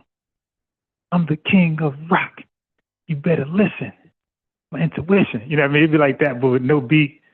And then you get done, the other person go. You go, hey, man. And yes, they have, they got the long-winded rappers that be rapping forever. Like, God damn, stop so I can go back. Yeah, so maybe one of those, you can see who's better officially from Black Thought and Jay-Z, but beast-wise, Jay-Z gonna kill him. Well, not gonna kill him. He already killed him. Beast-wise, like Jay-Z beats is 100 million times better than anything Black Thought ever rapped on. His own tracks and own albums.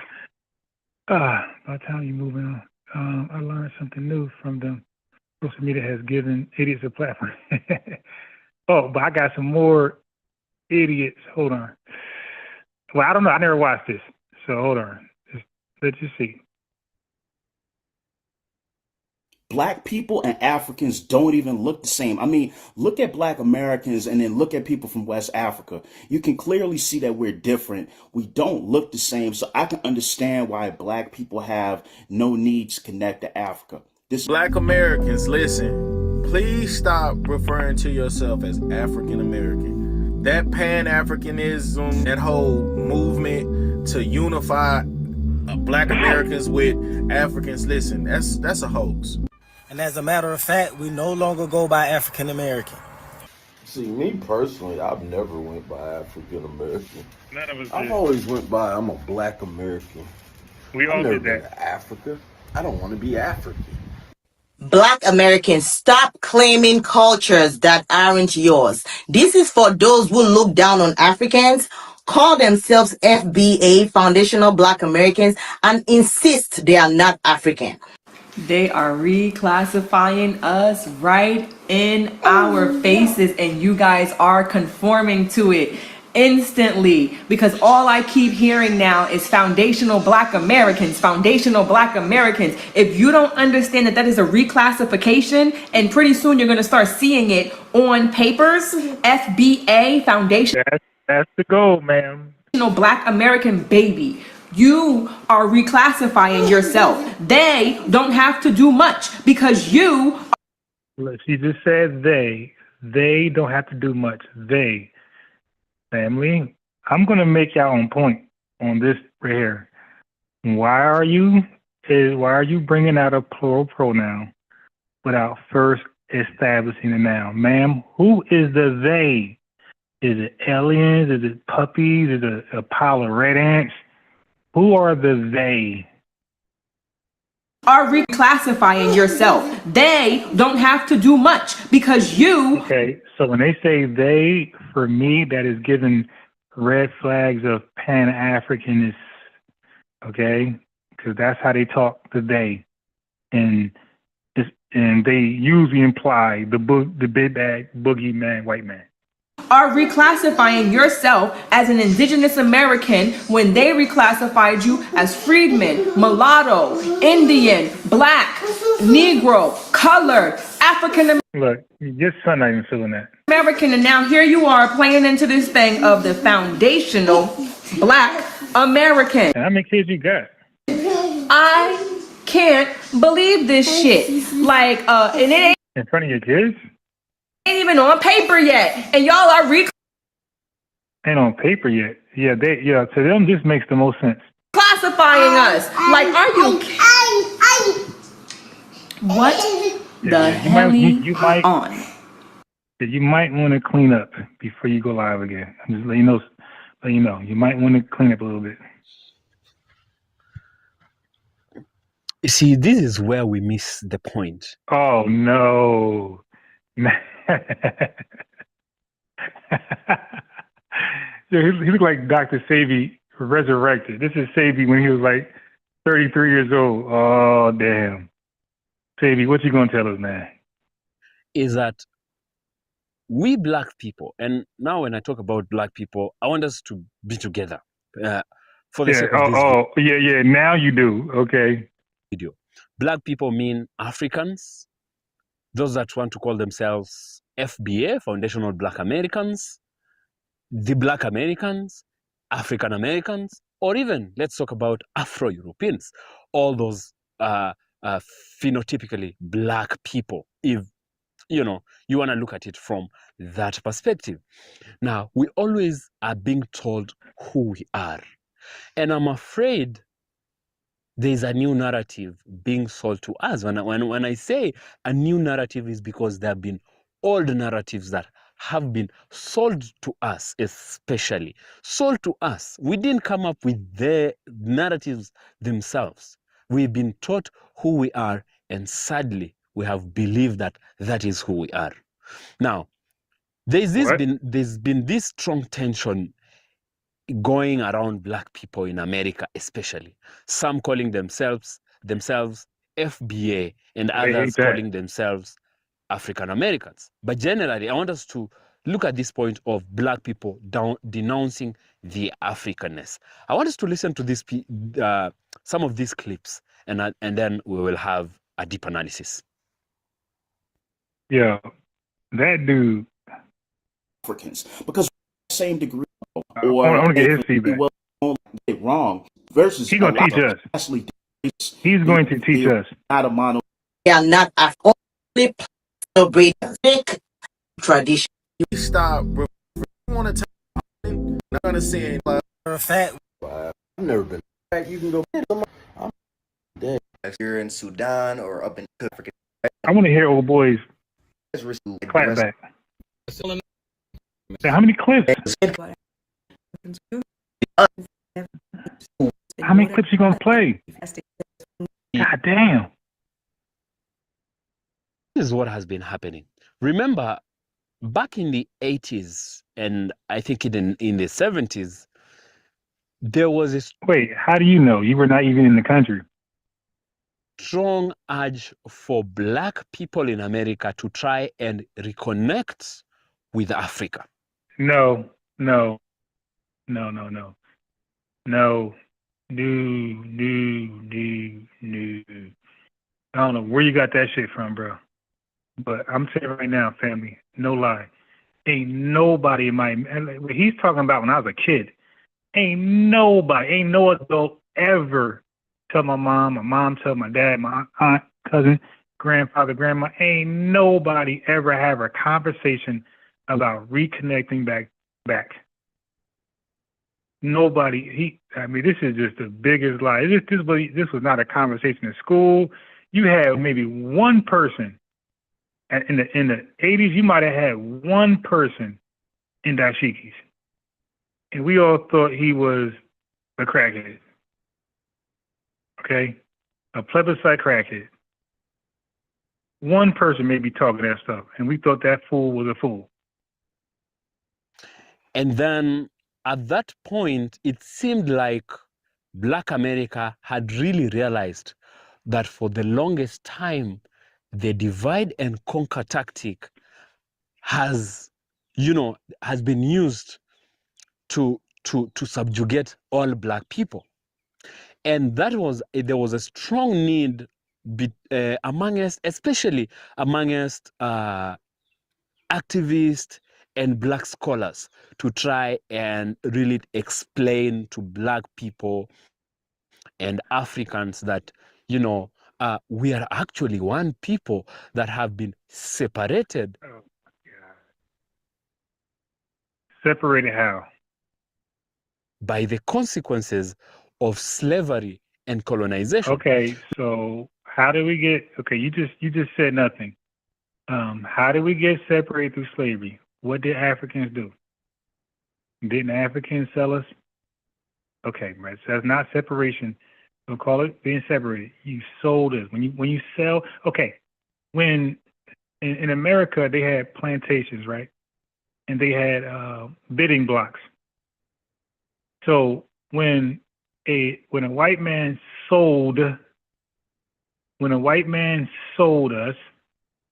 did he care where we went? Did he consider us his own? No, he did. He considered us not his own. You know why? He wouldn't sell his own. He knew who he was selling. So when Africans sold who they sold, they didn't consider them their own because they didn't sell anybody. They selectively sold certain people. Okay, so no, we're not going to do that. Separated. We would never. So, the white man sold the boy, right? The 8-year-old boy, or he sold a 30-year-old woman. Does that cost? Oh, they were separated. No, he sold them. Not separation. It's called a sale. It's called a sale. You made a sale, bro. Ain't no separation.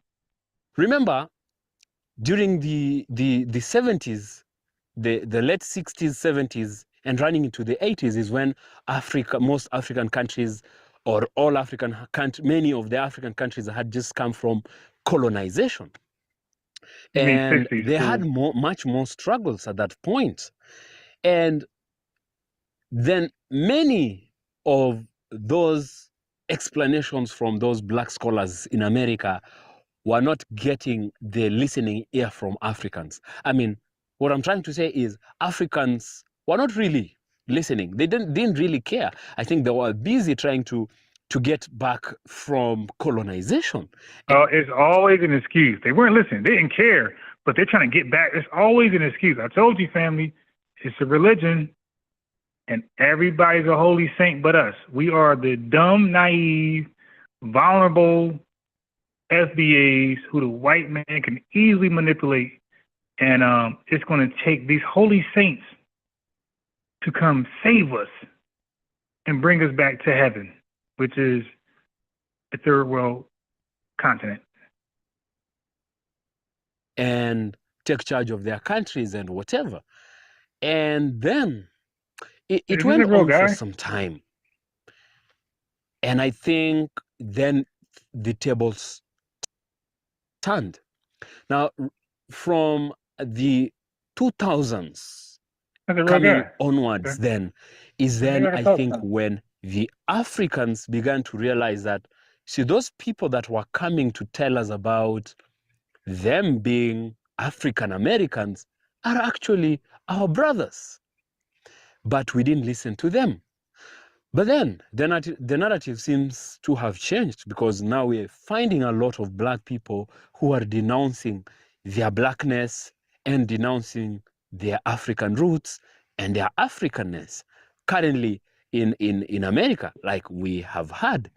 And that is what I'm saying. I am afraid we're buying into another narrative, because the white man divide and conquer has been the tactic that has been being used. And this is what we Oh my God. Dude, we were never one with you. Man, the only divide that ever happened in Africa with us and you did it. You took part of it voluntarily. You went into business, LLC, multi-membership LLC with the white man, and you sold us. You went and raided us, and you sold us. Okay, you divided, bro.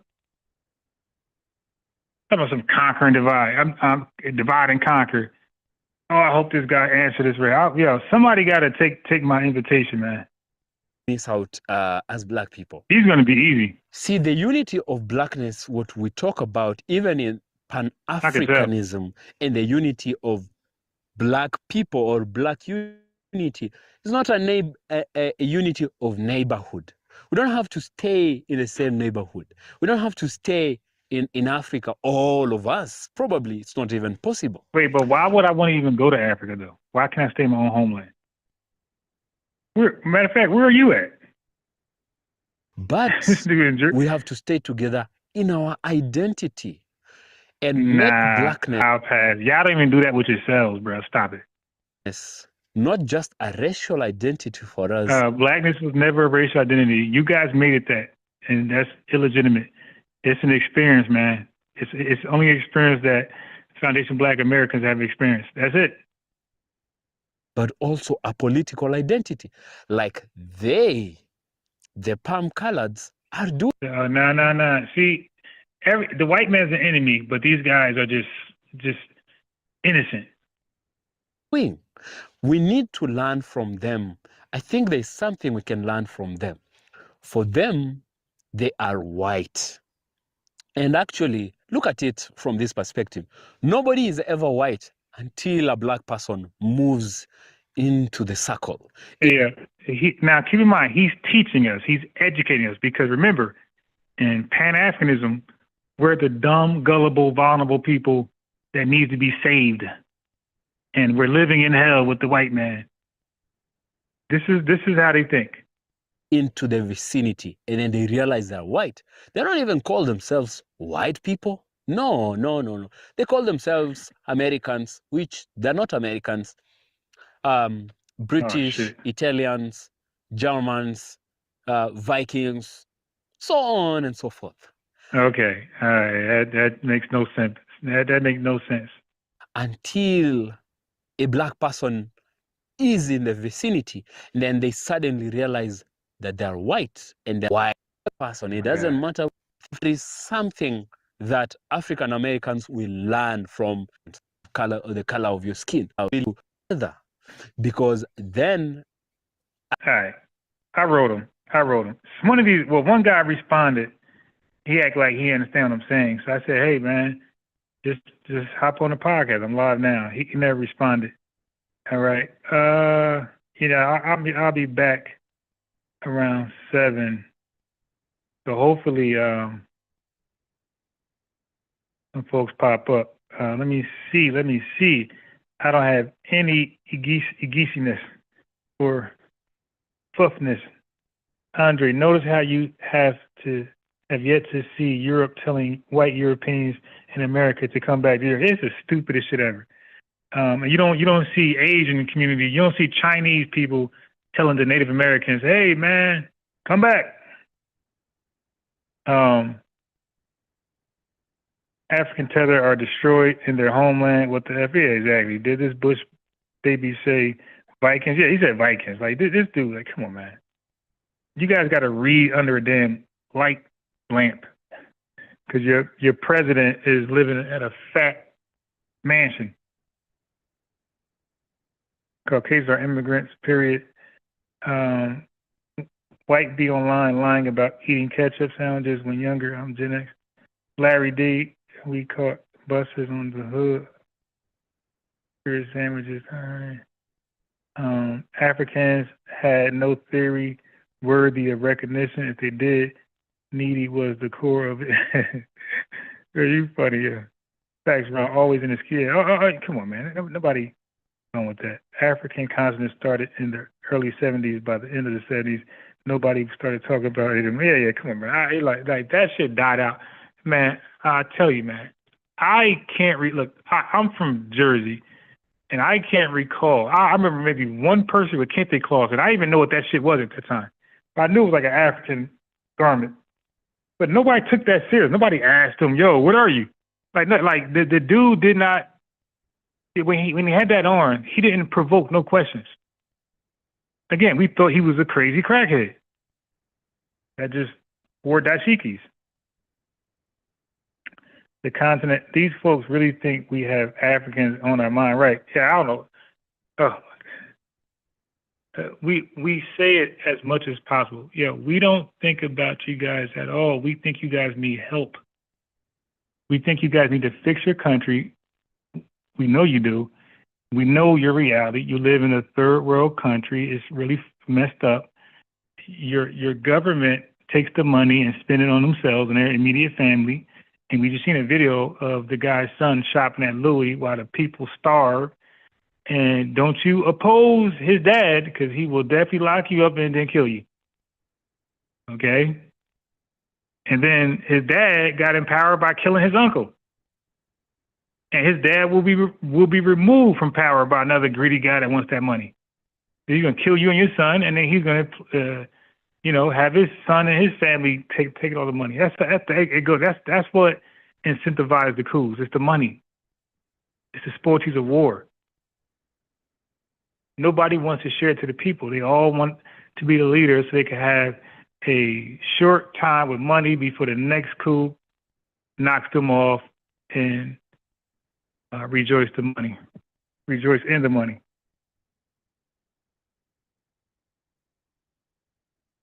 Smoke one say, you niggas are divisive. Yeah. So I'm out. So family, I'll be out. I'm going to come back 7 o'clock, 7:30, somewhere around there. Peace. I love you guys. Make sure you like the video. Now, I know some of you didn't. I could tell where you typed it. I know you didn't like the video. So like the video on your way out. Family, we out. And hopefully, wait, before I leave, let me see if one of those folks responded. Hopefully one of those guys respond so I can have a nice surprise. All right, nobody responded. All right, family, we out of here. Peace. We one, be one.